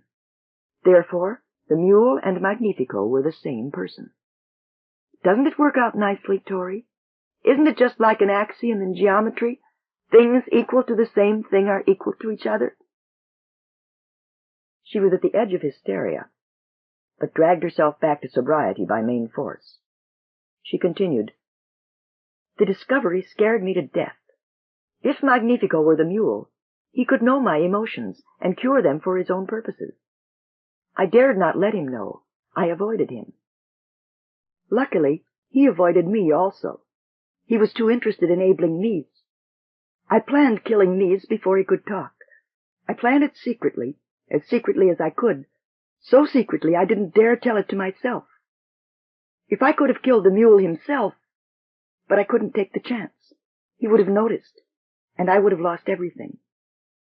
She seemed drained of emotion. Toran said harshly and with finality, It's impossible. Look at the miserable creature. He, the mule, he doesn't even hear what we're saying. But when his eyes followed his pointing finger, Magnifico was erect and alert, his eyes sharp and darkly bright. His voice was without a trace of an accent. I hear her, my friend. It is merely that I have been sitting here and brooding on the fact that with all my cleverness and forethought I could make a mistake and lose so much. Toran stumbled backward, as if afraid the clown might touch him, or that his breath might contaminate him. Magnifico nodded and answered the unspoken question. I am the mule. He seemed no longer a grotesque. His pipe-stem limbs, his beak of a nose, lost their humor-compelling qualities. His fear was gone. His bearing was firm. He was in command of the situation, with an ease born of usage. He said tolerantly, Seat yourselves. Go ahead. You might as well sprawl out and make yourselves comfortable. The game's over, and I'd like to tell you a story. It's a weakness of mine. I want people to understand me. And his eyes, as he looked at Beta, were still the old, soft, sad brown ones of Magnifico the clown. There's nothing really to my childhood, he began, plunging bodily into quick, impatient speech, that I care to remember. Perhaps you can understand that. My meagerness is glandular. My nose I was born with. It was not possible for me to lead a normal childhood. My mother died before she saw me. I do not know my father. I grew up haphazard, wounded and tortured in mind, full of self-pity and hatred of others. I was known then as a queer child. All avoided me, most out of dislike, some out of fear. Queer incidents occurred. Well, never mind. Enough happened to enable Captain Pritchard, in his investigation of my childhood, to realize that I was a mutant, which was more than I ever realized until I was in my 20s. Toran and Beta listened distantly. The wash of his voice broke over them, seated on the ground as they were, unheeded almost. The clown, or the mule, paced before them with little steps, speaking downward to his own folded arms. The whole notion of my unusual power seems to have broken on me so slowly, in such sluggish steps. Even toward the end I couldn't believe it. To me, men's minds are dials with pointers that indicate the prevailing emotion. It is a poor picture, but how else can I explain it? Slowly, I learned that I could reach into those minds and turn the pointer to the spot I wished, that I could nail it there forever. And then it took even longer to realize that others couldn't. But the consciousness of power came, and with it, the desire to make up for the miserable position of my earlier life. Maybe you can understand it. Maybe you can try to understand it. It isn't easy to be a freak, to have a mind and an understanding and be a freak. Laughter and cruelty, to be different, to be an outsider. You've never been through it. Magnifico looked up to the sky and teetered on the balls of his feet and reminisced stonily. But I eventually did learn, and I decided that the galaxy and I could take turns. Come, they had had their innings, and I had been patient about it for 22 years. My turn. It would be up to the rest of you to take it, and the odds would be fair enough for the galaxy. One of me. Trillions of them. He paused to glance at Beta swiftly. But I had a weakness. I was nothing in myself. If I could gain power, it could only be by means of others. Success came to me through middlemen. Always. It was as Pritchard said. Through a pirate, I obtained my first asteroidal base of operations. Through an industrialist, I got my first foothold on a planet. Through a variety of others, ending with the warlord of Calgan, I won Calgan itself and got a navy. After that, it was the Foundation, and you two come into the story. The Foundation, he said softly, was the most difficult task I had met. To beat it, I would have to win over, break down, or render useless an extraordinary proportion of its ruling class. I could have done it from scratch, but a shortcut was possible, and I looked for it. After all, if a strong man can lift 500 pounds, it does not mean that he is eager to do so continuously. My emotional control is not an easy task. I prefer not to use it where not fully necessary. So I accepted allies in my first attack upon the Foundation. As my clown, I looked for the agent or agents of the Foundation that must inevitably have been sent to Calgan to investigate my humble self. I know now it was Han Pritchard I was looking for. By a stroke of fortune, I found you instead. I am a telepath, but not a complete one, and, my lady, you were from the Foundation. I was led astray by that. It was not fatal, for Pritchard joined us afterward, but it was the starting point of an error which was fatal. Toran stirred for the first time. He spoke in an outraged tone. Hold on now. You mean that when I outfaced that lieutenant on Calgan with only a stun pistol and rescued you, that you had emotionally controlled me into it? He was spluttering. You mean I've been tampered with all along? A thin smile played on Magnifico's face. Why not? You don't think it's likely? Ask yourself, then, would you have risked death for a strange grotesque you had never seen before if you had been in your right mind? I imagine you were surprised at events in cold afterblood. Yes, said Beta distantly. He was. It's quite plain. As it was, continued the mule, Toran was in no danger. The lieutenant had his own strict instructions to let us go. So the three of us and Pritchard went to the Foundation, and see how my campaign shaped itself instantly. When Pritchard was court-martialed and we were present, I was busy. The military judges of that trial later commanded their squadrons in the war. They surrendered rather easily, and my navy won the Battle of Horligor and other lesser affairs. Through Pritchard, I met Dr. Meade, who brought me a Visi-Sonor entirely of his own accord, and simplified my task immensely. Only it wasn't entirely of his own accord. Beta interrupted. Those concerts. I've been trying to fit them in. Now I see. Yes, said Magnifico. The Visi-Sonor acts as a focusing device. In a way, it is a primitive device for emotional control in itself. With it, I can handle people in quantity and single people more intensively. The concerts I gave on Terminus before it fell, and Haven before it fell, contributed to the general defeatism. I might have made the Crown Prince of Neo Trantor very sick without the Visi-Sonor, but I could not have killed him. You see? But it was Abeling Nice who was my most important find. He might have been— Magnifico said it with chagrin, then hurried on. There is a special facet to emotional control you do not know about. Intuition or insight or hunch tendency, whatever you wish to call it, can be treated as an emotion. At least, I can treat it so. You don't understand it, do you? He waited for no negative. The human mind works at low efficiency. 20% is the figure usually given. When, momentarily, there is a flash of greater power, it is termed a hunch, or insight, or intuition. I found early that I could induce a continual use of high brain efficiency. It is a killing process for the person affected, but it is useful. The atomic field depressor, which I used in the war against the Foundation, was the result of high-pressuring a Calgan technician.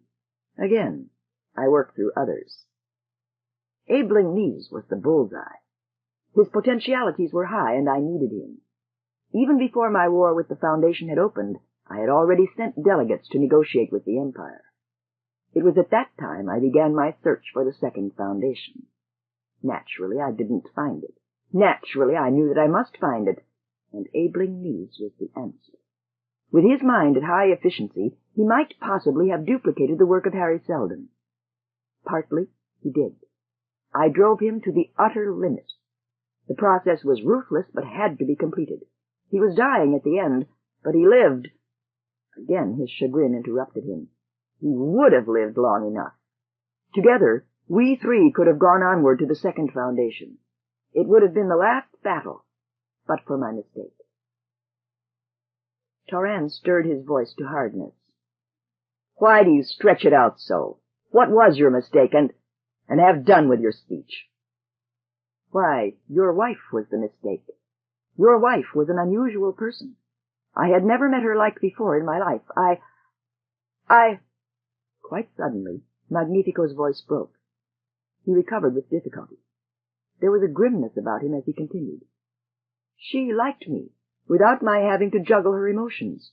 She was neither repelled by me nor amused by me. She pitied me. She liked me. Don't you understand? Can't you see what that would mean to me?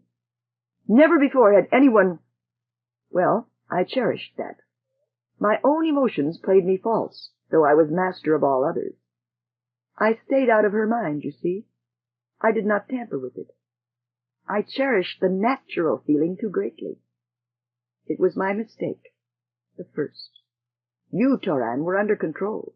You never suspected me, never questioned me, never saw anything peculiar or strange about me. As, for instance, when the Thelian ship stopped us. They knew our location, by the way, because I was in communication with them, as I'd remained in communication with my generals at all times. When they stopped us, I was taken aboard to adjust Han Pritcher, who was on it as a prisoner. When I left, he was a colonel, a mule's man, and in command.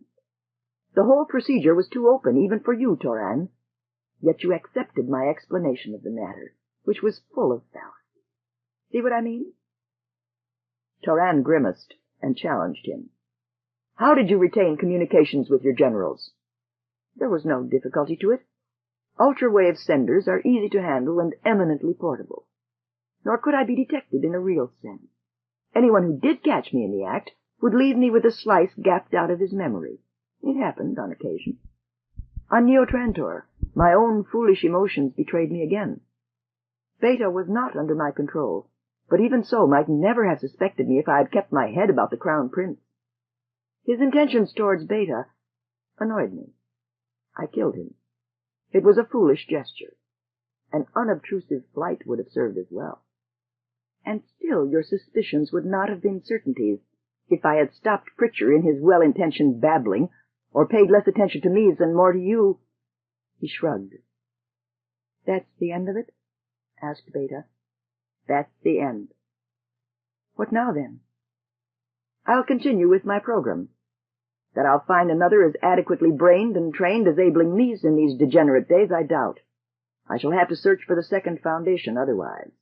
In a sense, you have defeated me. And now Beta was upon her feet, triumphant. In a sense? Only in a sense? We have defeated you entirely. All your victories outside the Foundation count for nothing, since the galaxy is a barbarian vacuum now. The Foundation itself is only a minor victory, since it wasn't meant to stop your variety of crisis. It's the second Foundation you must beat, the second Foundation, and it's the second Foundation that will defeat you. Your only chance was to locate it and strike it before it was prepared. You won't do that now. Every minute from now on, they will be readier for you. At this moment, the machinery may have started.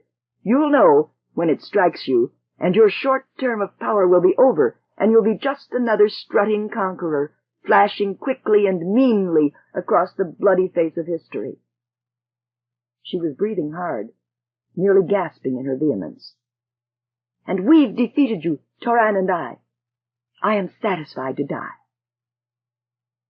But the mule's sad brown eyes were the sad, brown, loving eyes of Magnifico. I won't kill you or your husband. It is, after all, impossible for you two to hurt me further, and killing you won't bring back Abeling Meese. My mistakes were my own, and I take responsibility for them. Your husband and yourself may leave. Go in peace, for the sake of what I call friendship. Then, with a sudden touch of pride, and meanwhile, I am still the mule, the most powerful man in the galaxy. I shall still defeat the second Foundation. And Beta shot her last arrow with a firm, calm certitude.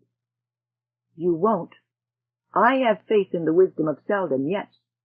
You shall be the last ruler of your dynasty as well as the first. Something caught Magnifico. Of my dynasty? Yes, I had thought of that often, that I might establish a dynasty, that I might have a suitable consort. Beta suddenly caught the meaning of the look in his eyes and froze horribly. Magnifico shook his head.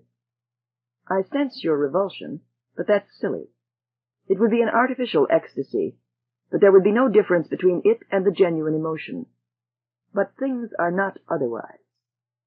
I call myself the mule, but not because of my strength, obviously.